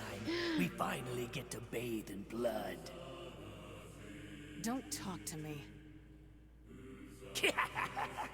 I want to kill so bad I can barely stand it. I'm glad the voice that I chose for that character is fairly accurate. For what I can do, at least.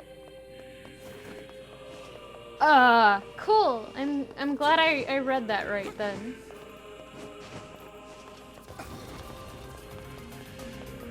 Time to zoom! Ah.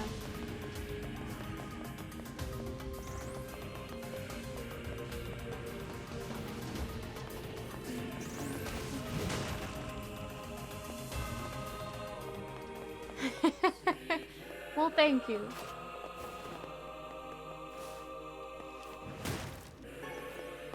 I'm not a zoomer. I'm too old.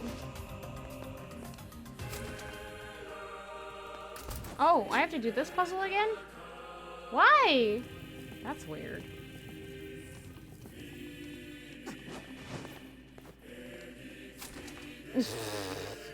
Yes, confirmed. Am boomer. I am very old, after all.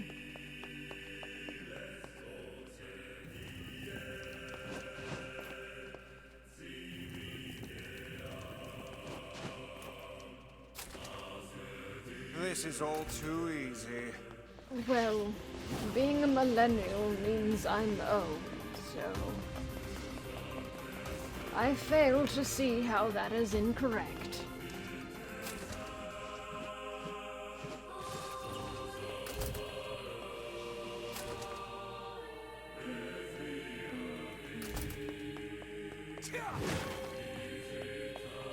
Herb. Acquired.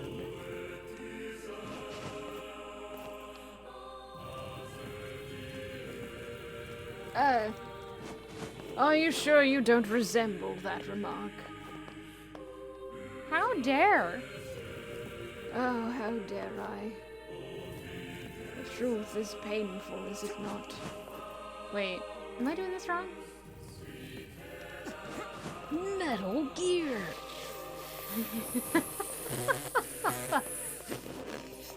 How am I supposed to do this? Raspberries all around. How... Did I do something wrong here? I'm so confused. I can't break the boxes.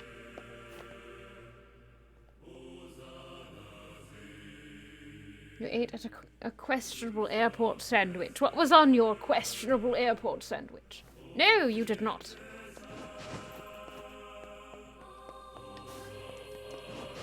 Oh, I can push that one more. That would be the problem. Regale us your tale of questionable airport food, if you don't mind.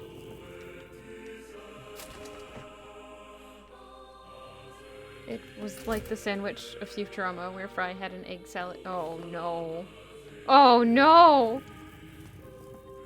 I'm sorry. I hope you're feeling okay.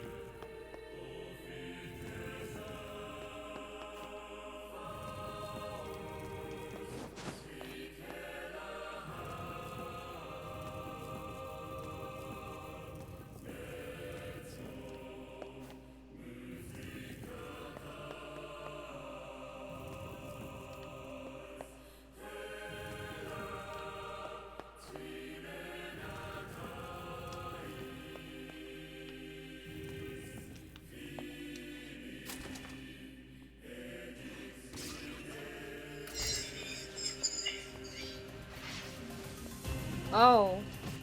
Oh. What's with these guys? Certainly not your garden variety, Shades. Their bodies aren't fully functional. Say, I've heard of this.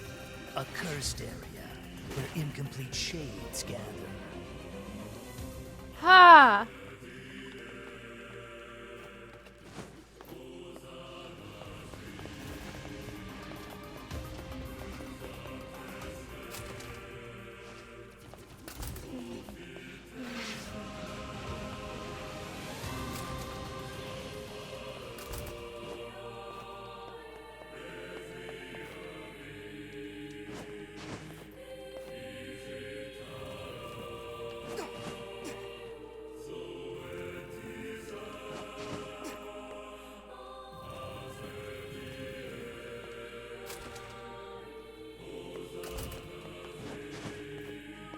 Ah!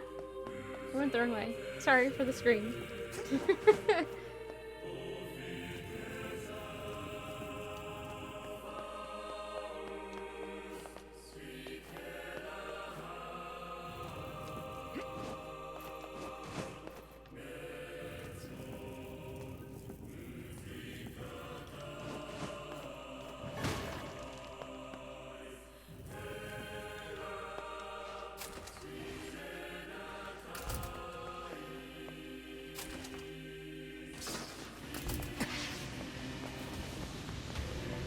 Oh, this is the room where I have to fight everything.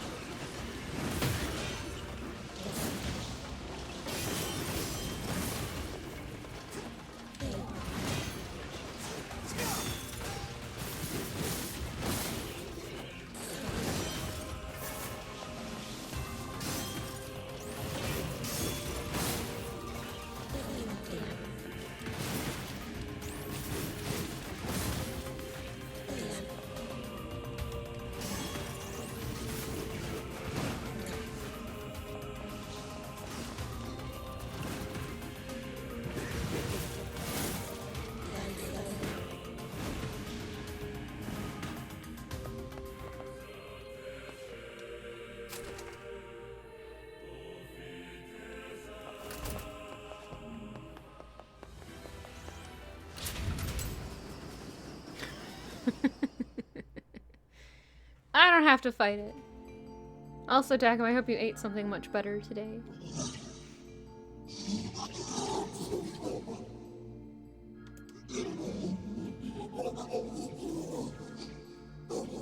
What?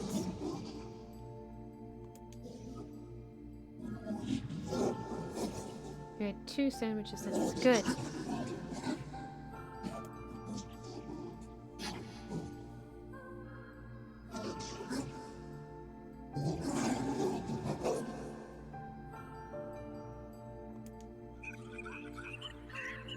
Oh, okay.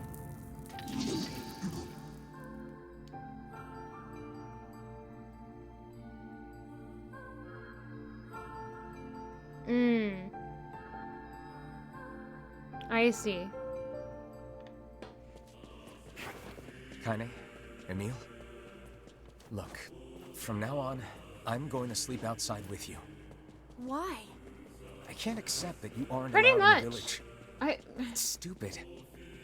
So you're staging a protest? Fun. Don't waste your time.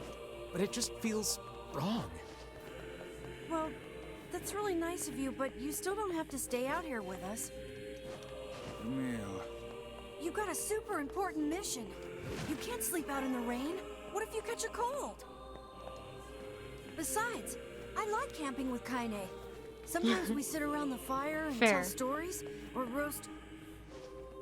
Emil, that's enough. I got a fucking image to maintain.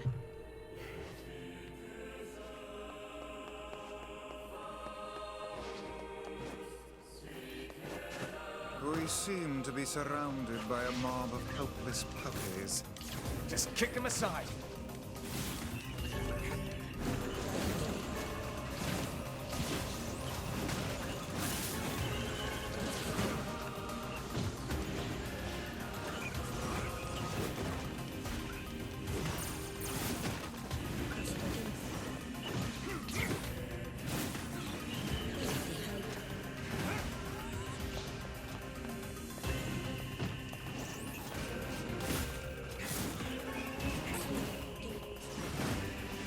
murdered.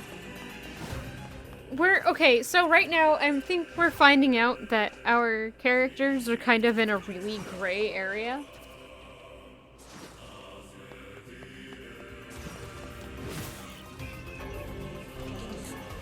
Are we right? Are we wrong? I don't think we have any way to know that until we finish more of the endings. I have another Beast Lord.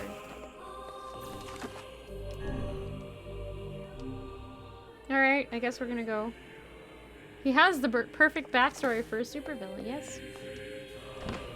We don't know who's right and who's wrong. We don't have the full story. We're about to murder another robot. Slash shade-infused armor suit.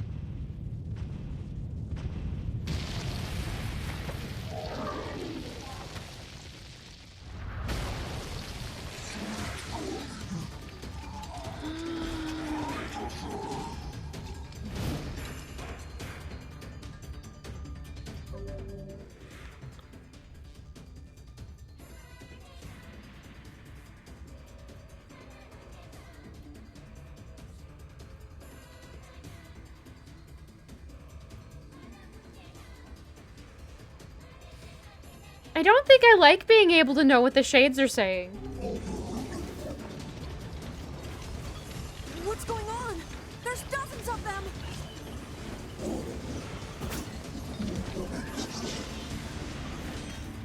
These are creatures of the darkness. Lure them to the light. Pathetic to the end, I see. Aim for that statue. It's the leader.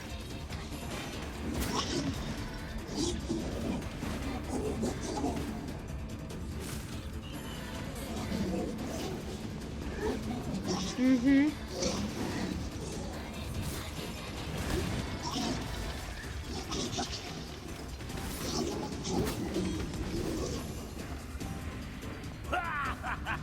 Oh, you're funny. I'm gonna start crying.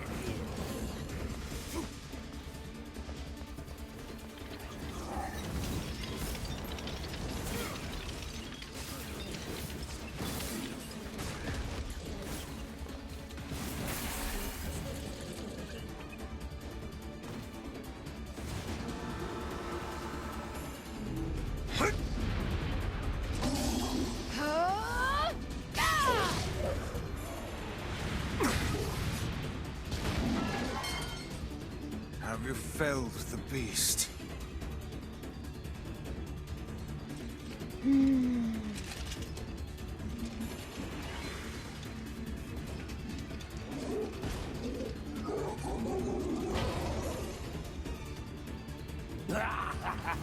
This is one stubborn son of a bitch.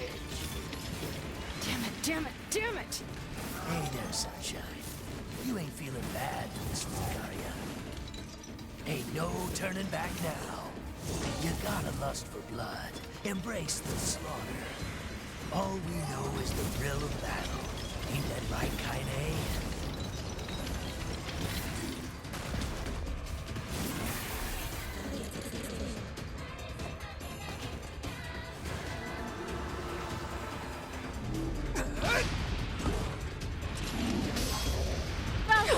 Punch!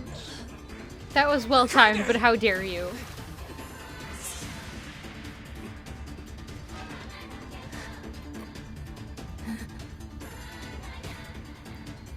Oh, you're kidding me!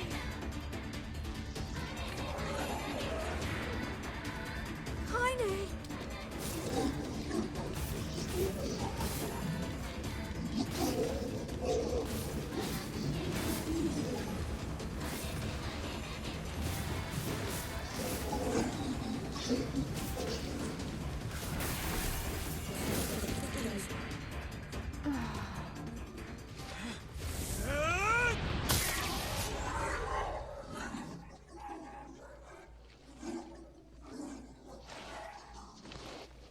I don't like this.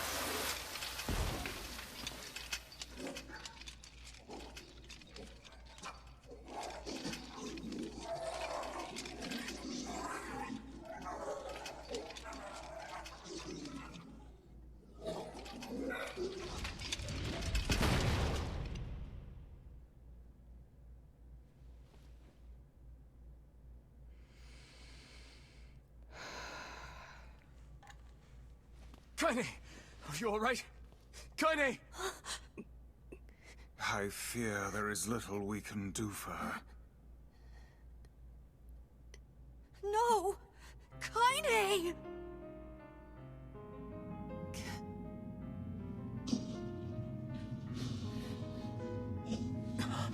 What is happening? It's all over for you, sunshine.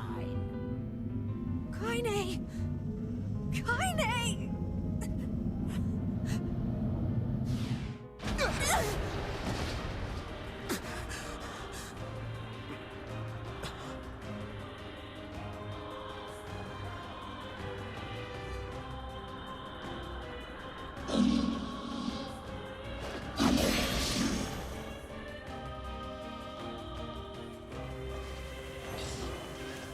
It's Kaine's shade! With no other choice, we must strike it down. Kaine! Come back!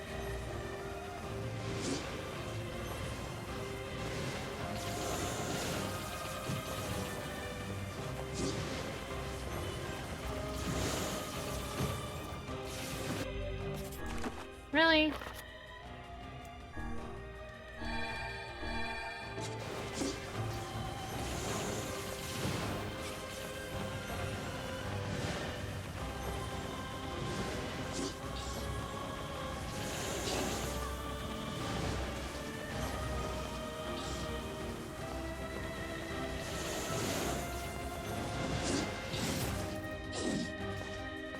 Now, pin her down.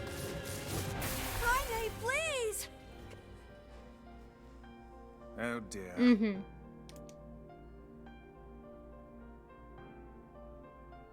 Kaine! Kaine! Kaine!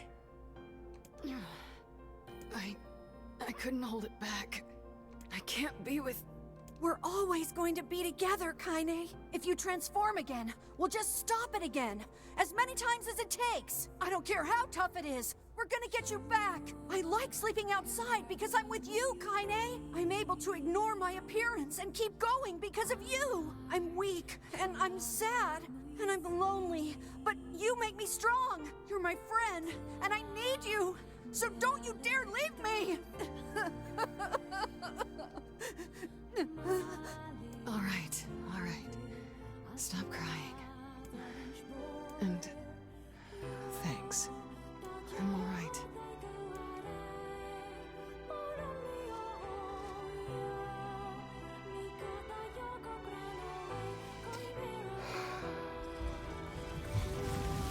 Over there.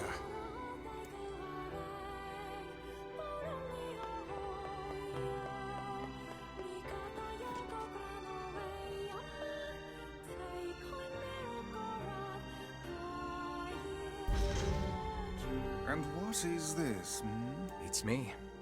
It's got some kind of writing on it, but I don't know what it says. How remarkably useless of you.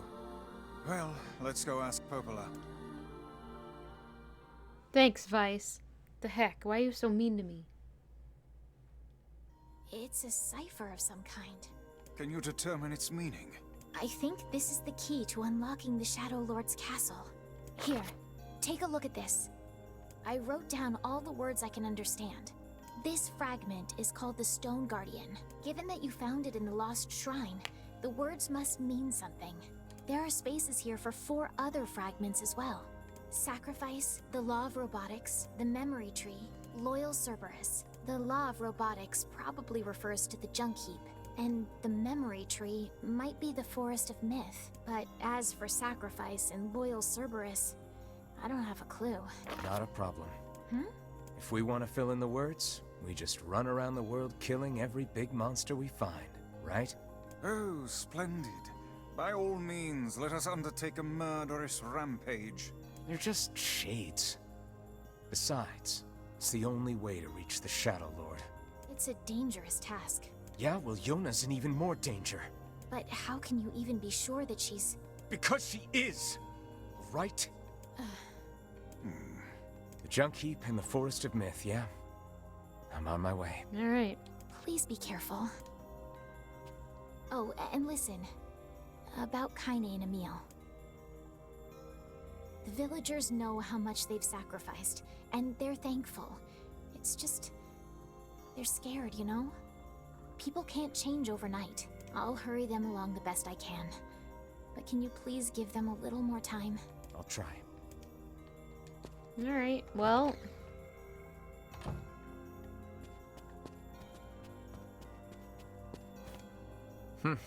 This book is pretty beat up. As a fellow tome, I find this a sad sight to... Calm down. Let's... Hey. Is it? Yeah. I would... We already found this book. So... it's okay. Let's just go.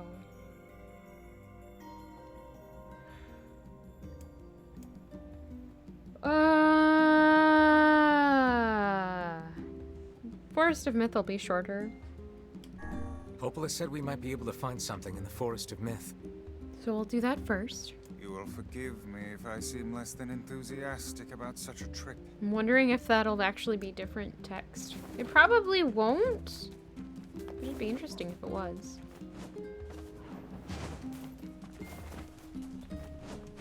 I'm going the wrong way to go to the Forest of Myth. Alright.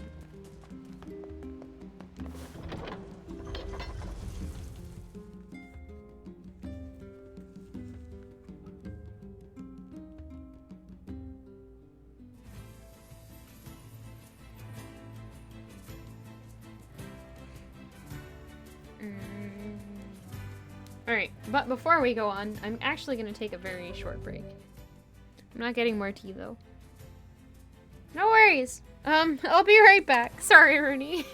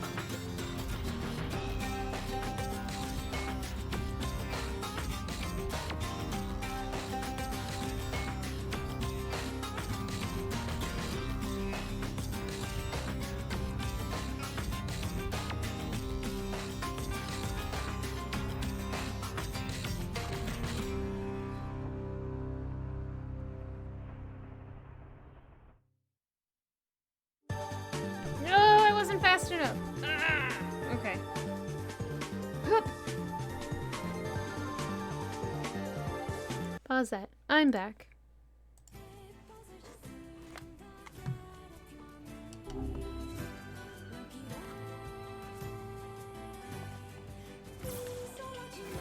Thank you.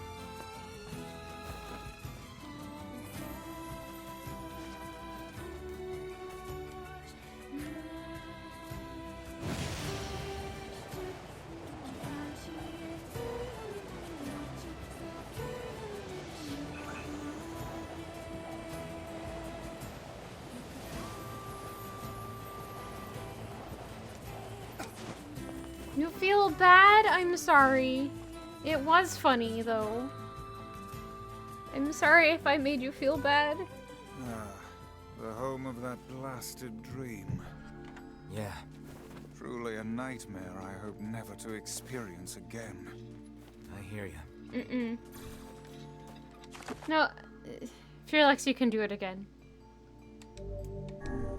If you want to.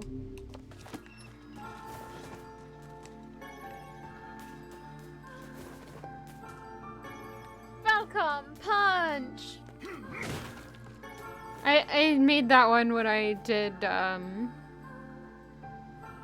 when I played Trails in the Sky SC.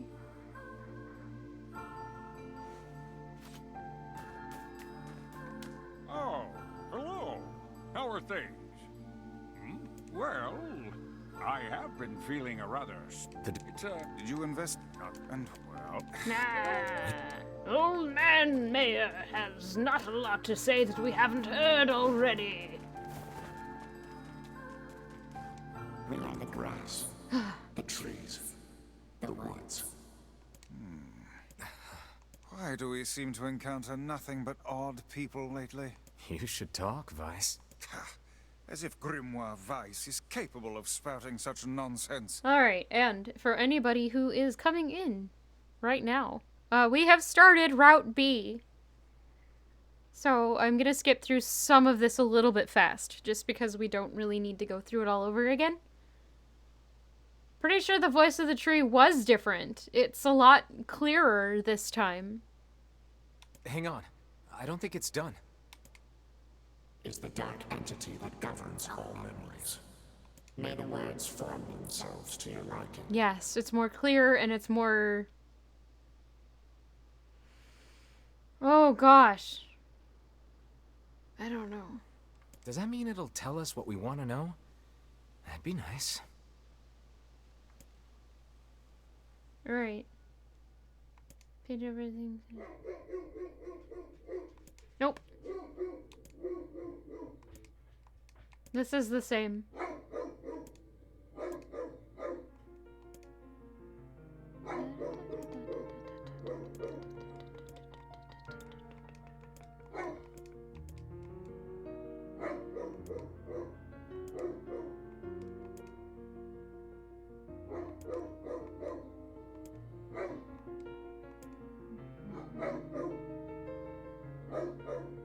Tan skin and deep blue eyes.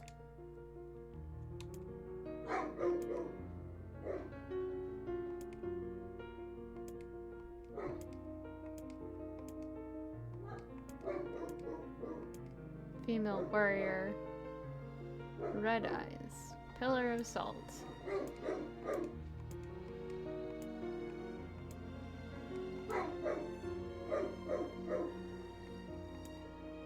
$63.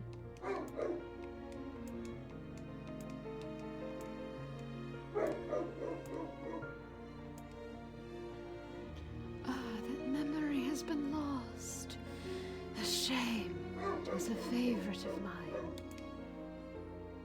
Also, Rooney, thank you for your redemption earlier, or yesterday. Wednesday, sorry. For that pet time. It was sorely needed earlier today. Give us the red dragon back. It's true.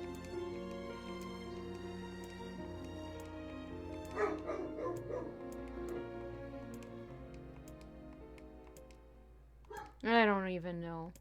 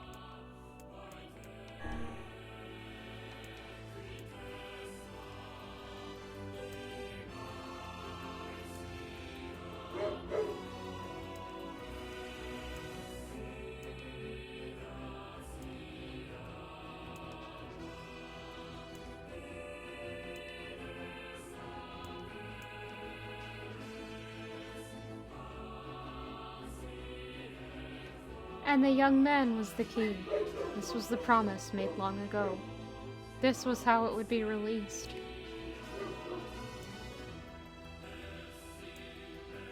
But the time was not yet right.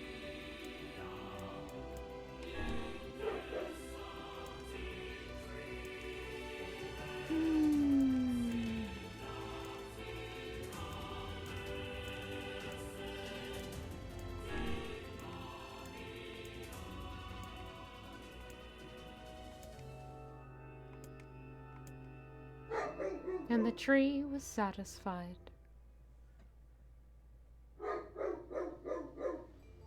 Puppy, what's up? What in the... I never realized shades were capable of rational thought. I don't care if they can tap dance and play the fiddle. I just want to kill them without all this hassle. Mm-hmm. With the tree defeated, we no longer have to worry about being buried in its world of letters. Unless, of course...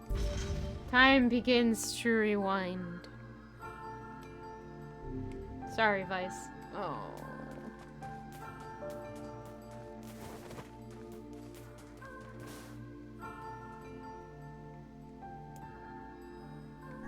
Popola said we might be able to find a key fragment in the junk heap.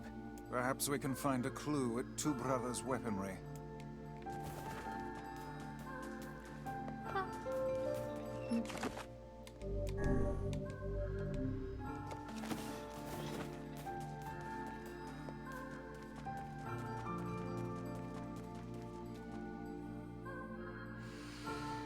Okay.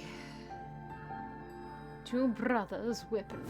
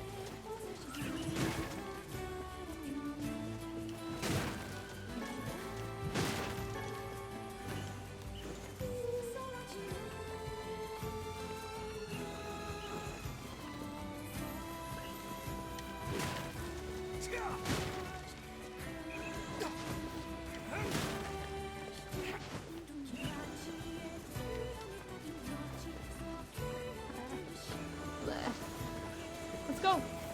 Whoosh. All the whoosh.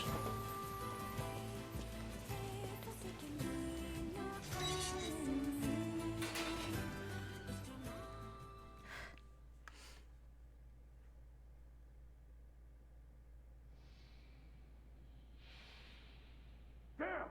Where'd they go? Get him! Don't let him escape!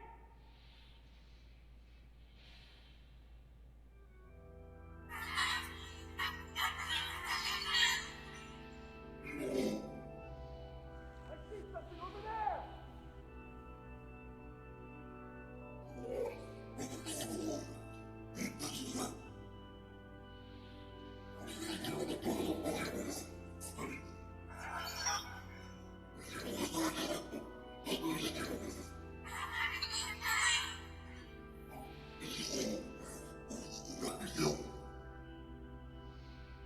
Here!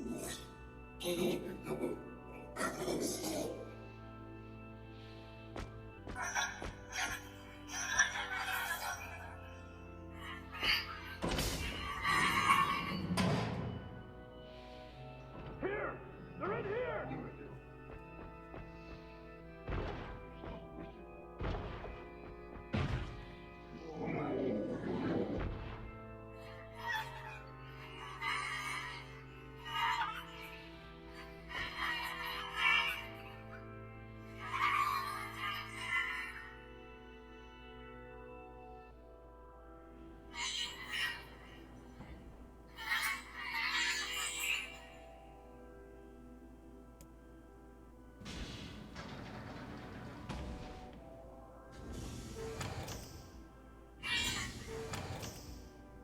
Who are you?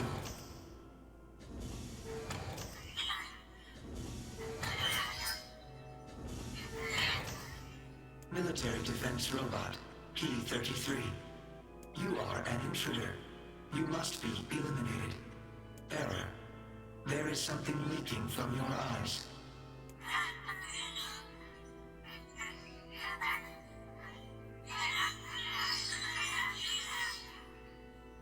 What is crying? Who is Mom?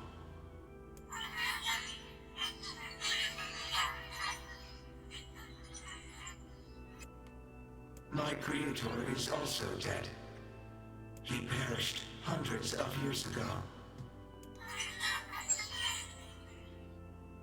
874 years, 10 months, 14 days, 4 hours, and 43 minutes. 44 minutes. I am incapable of being lonely, or missing others, or crying.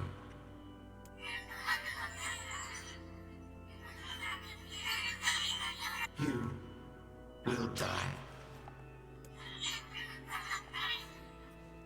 Why will they kill you?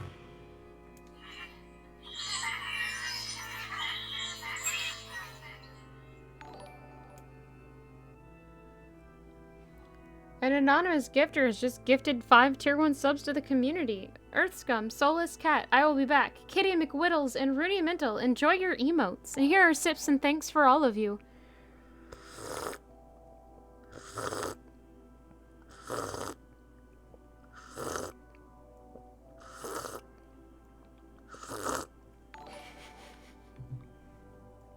Thank you once again, anonymous gifter. I will not permit the humans to kill Khalil. Military defense robot P-33 will protect you. P-33 is charged with defending others. P-33 will defend Khalil.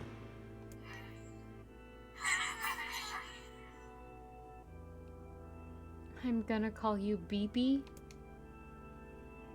Oh, I don't like it. Ah, sorry.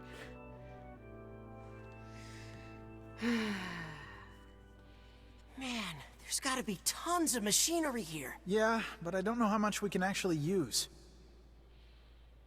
Oh, wow. Check this out. It looks brand new. Hey, be careful, all right? This place is dangerous. I'll be fine. Beep boop. Oh no! Huh? Look out! Huh?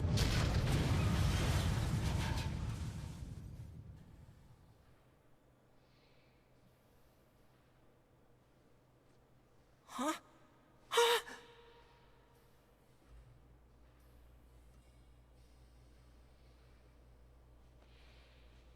Jacob? Oh God, this can't be happening. Jacob! Jacob! No!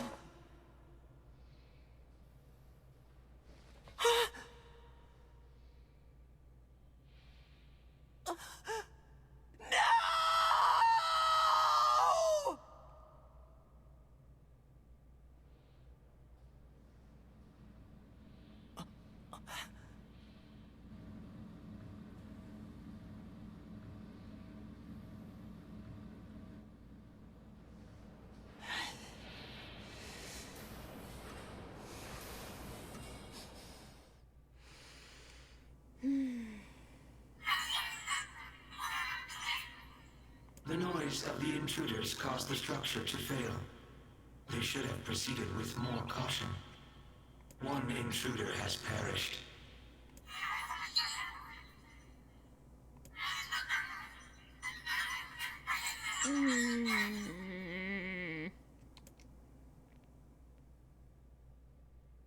Are we the bad guys? Yeah, that's kind of how it The feels. Junk Heap. Perhaps we should speak to the brothers. They might know something about this. Yeah, let's save first. Since we already had it crash on me once.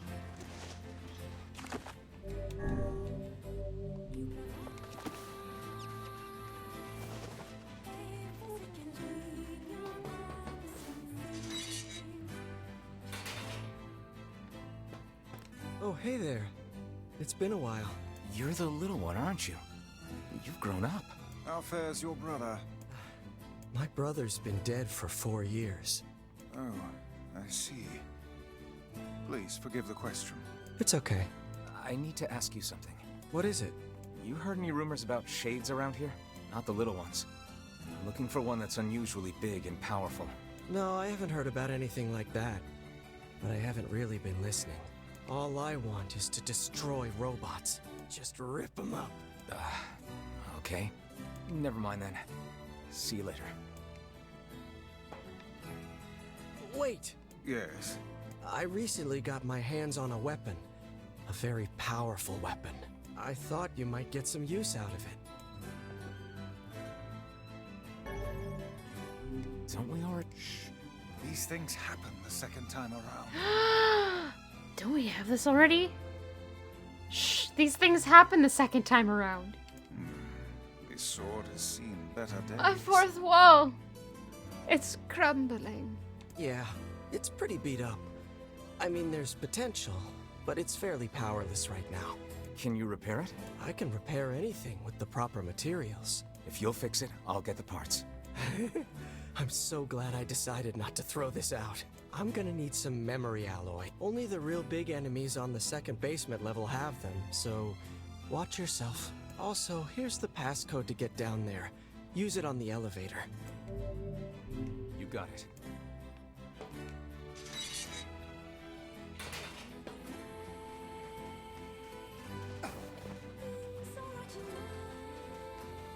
This is the first time they've broken the fourth wall. I'll have you know. Or at least that I've been aware of, at least, I guess.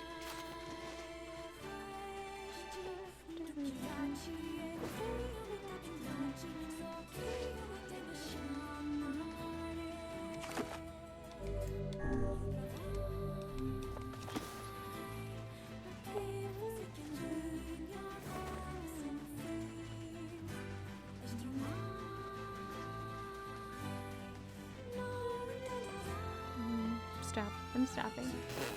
Alright, back into here. If we can find the right elevator. I remember it was a little bit of a struggle last time. It's a shame about the older lad. He was but a child. Sounds like you went into a dangerous area for the sake of the business.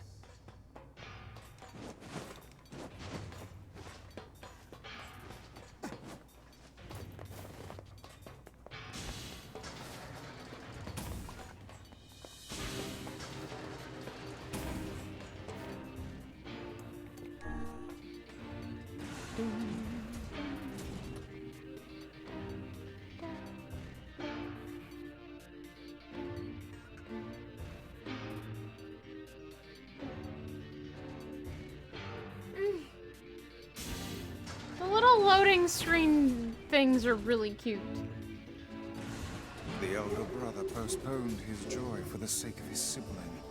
Do you think he was ever truly happy? Just making his little brother happy would have been enough. That's what being an older brother is like.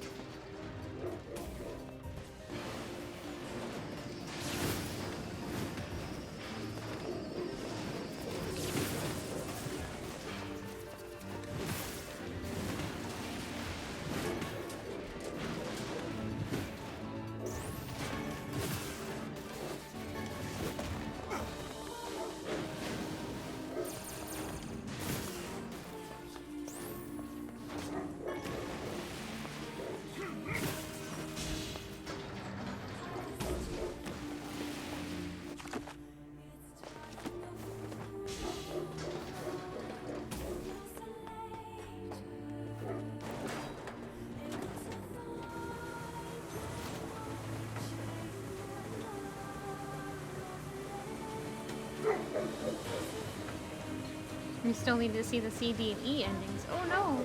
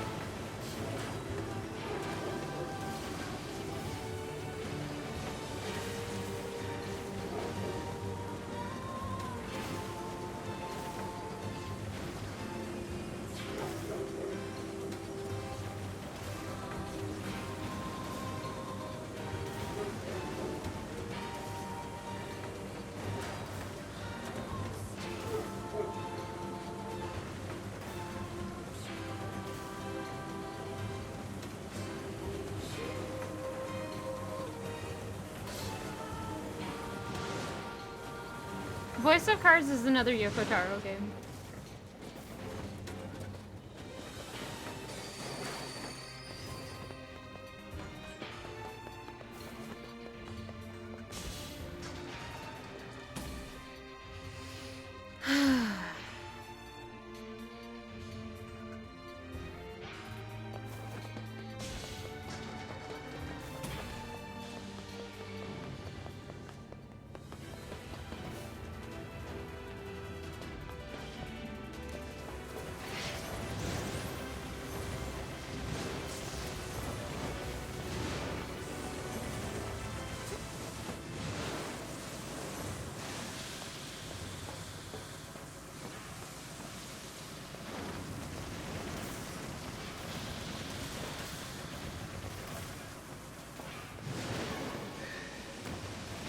Right, RPG where everything is depicted on. Ooh. Ah!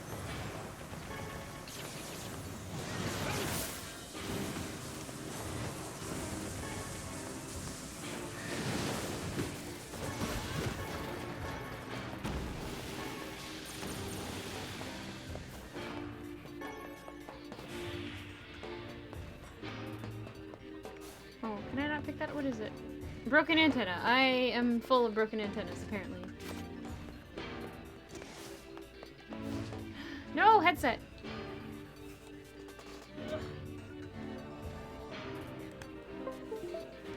Here we go. Yoko Taro! That's amazing. Okay. Well, my game is being weird.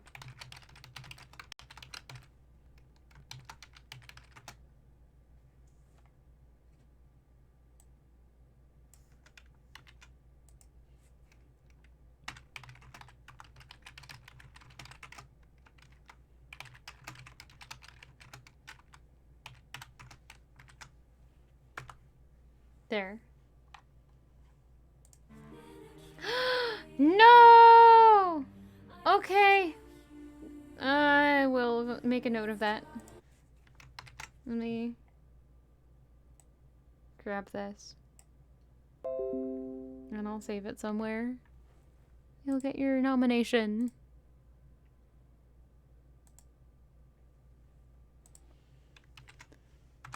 Okay. Why? Why is it being like this? Wait, look at the map.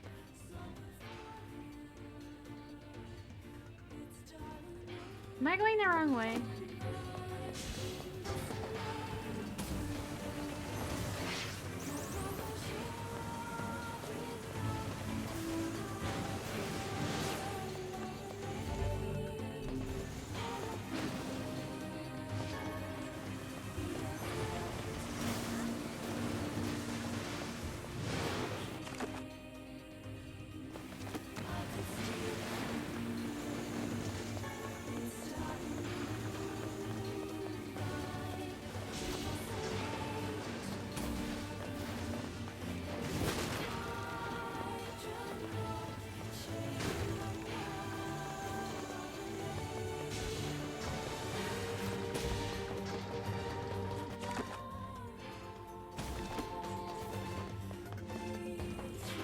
nuggets. Okay, but why is Kaine blue? Oh.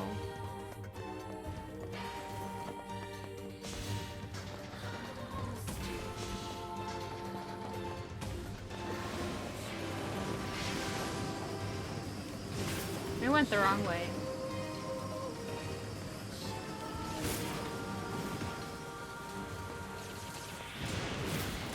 Oh, that could be.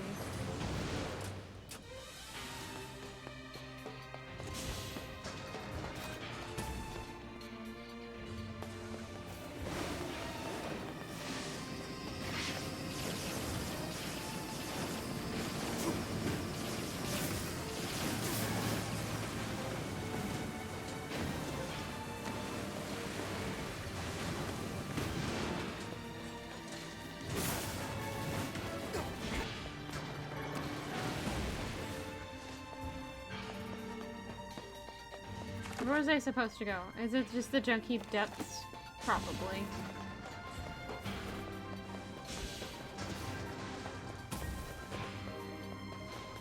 It was here.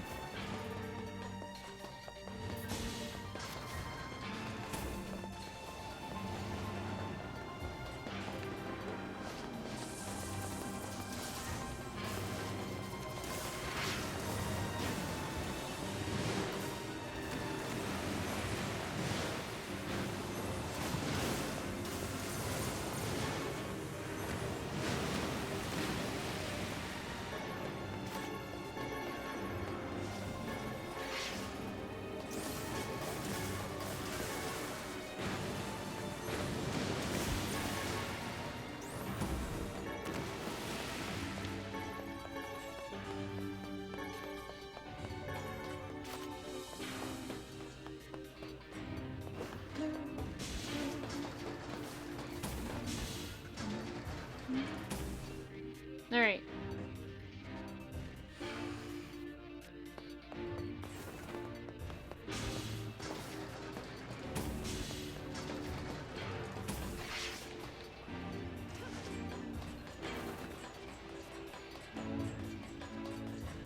There was nothing over here. All right. I hoped there would be, but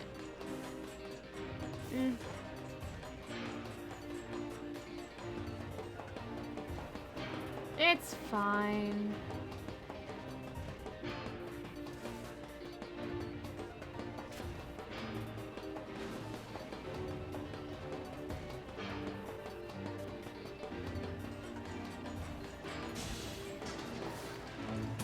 Hello, I'm Crown King. I'm alright. How are you?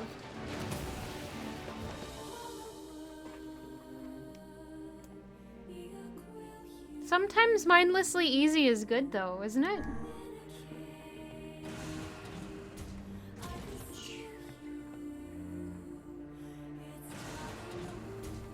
Alright. Now, I think there's a save point before we get to this boss.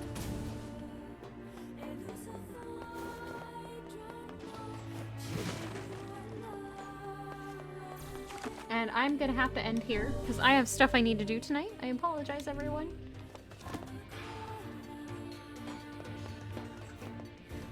That's where we have to go.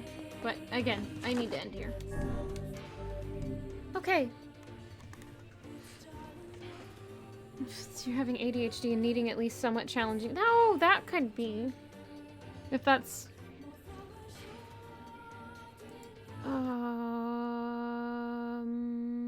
Blah. And blah. No. No. Sure. Let's find somebody to raid.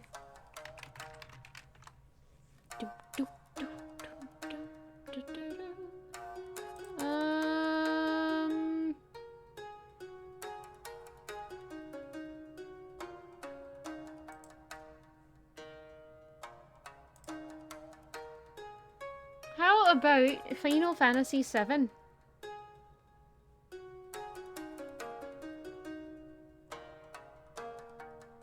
think that's gonna work. Alright. Let me start the raid. Sending you all over to Chad Music. Chad Music is playing Final Fantasy VII.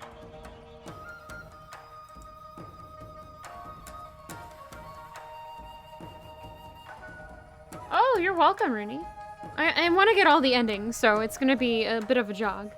Everybody, thank you so much for joining me. Thank you for lurking, chatting, subbing, throwing bits, throwing tips, throwing gifts, following, hosting, rating, and just generally hanging out and being awesome people. I really do appreciate it. I hope you all have a great night and a great weekend, and I'll be back on Monday with more Xenogears. Or Xenosaga, I'm sorry. I never say that right. C&D endings are more difficult to get, and you'll probably need a guide. That's fair. I've got enough people here who know what they're doing, too, I think. Alright. Once again, have a great night and a great weekend, and I will see you all on Monday, I hope. Later, everybody! Bye!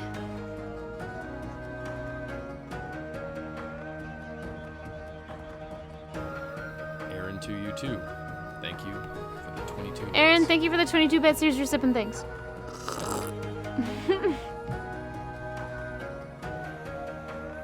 Thank you, JJ. Also, hello.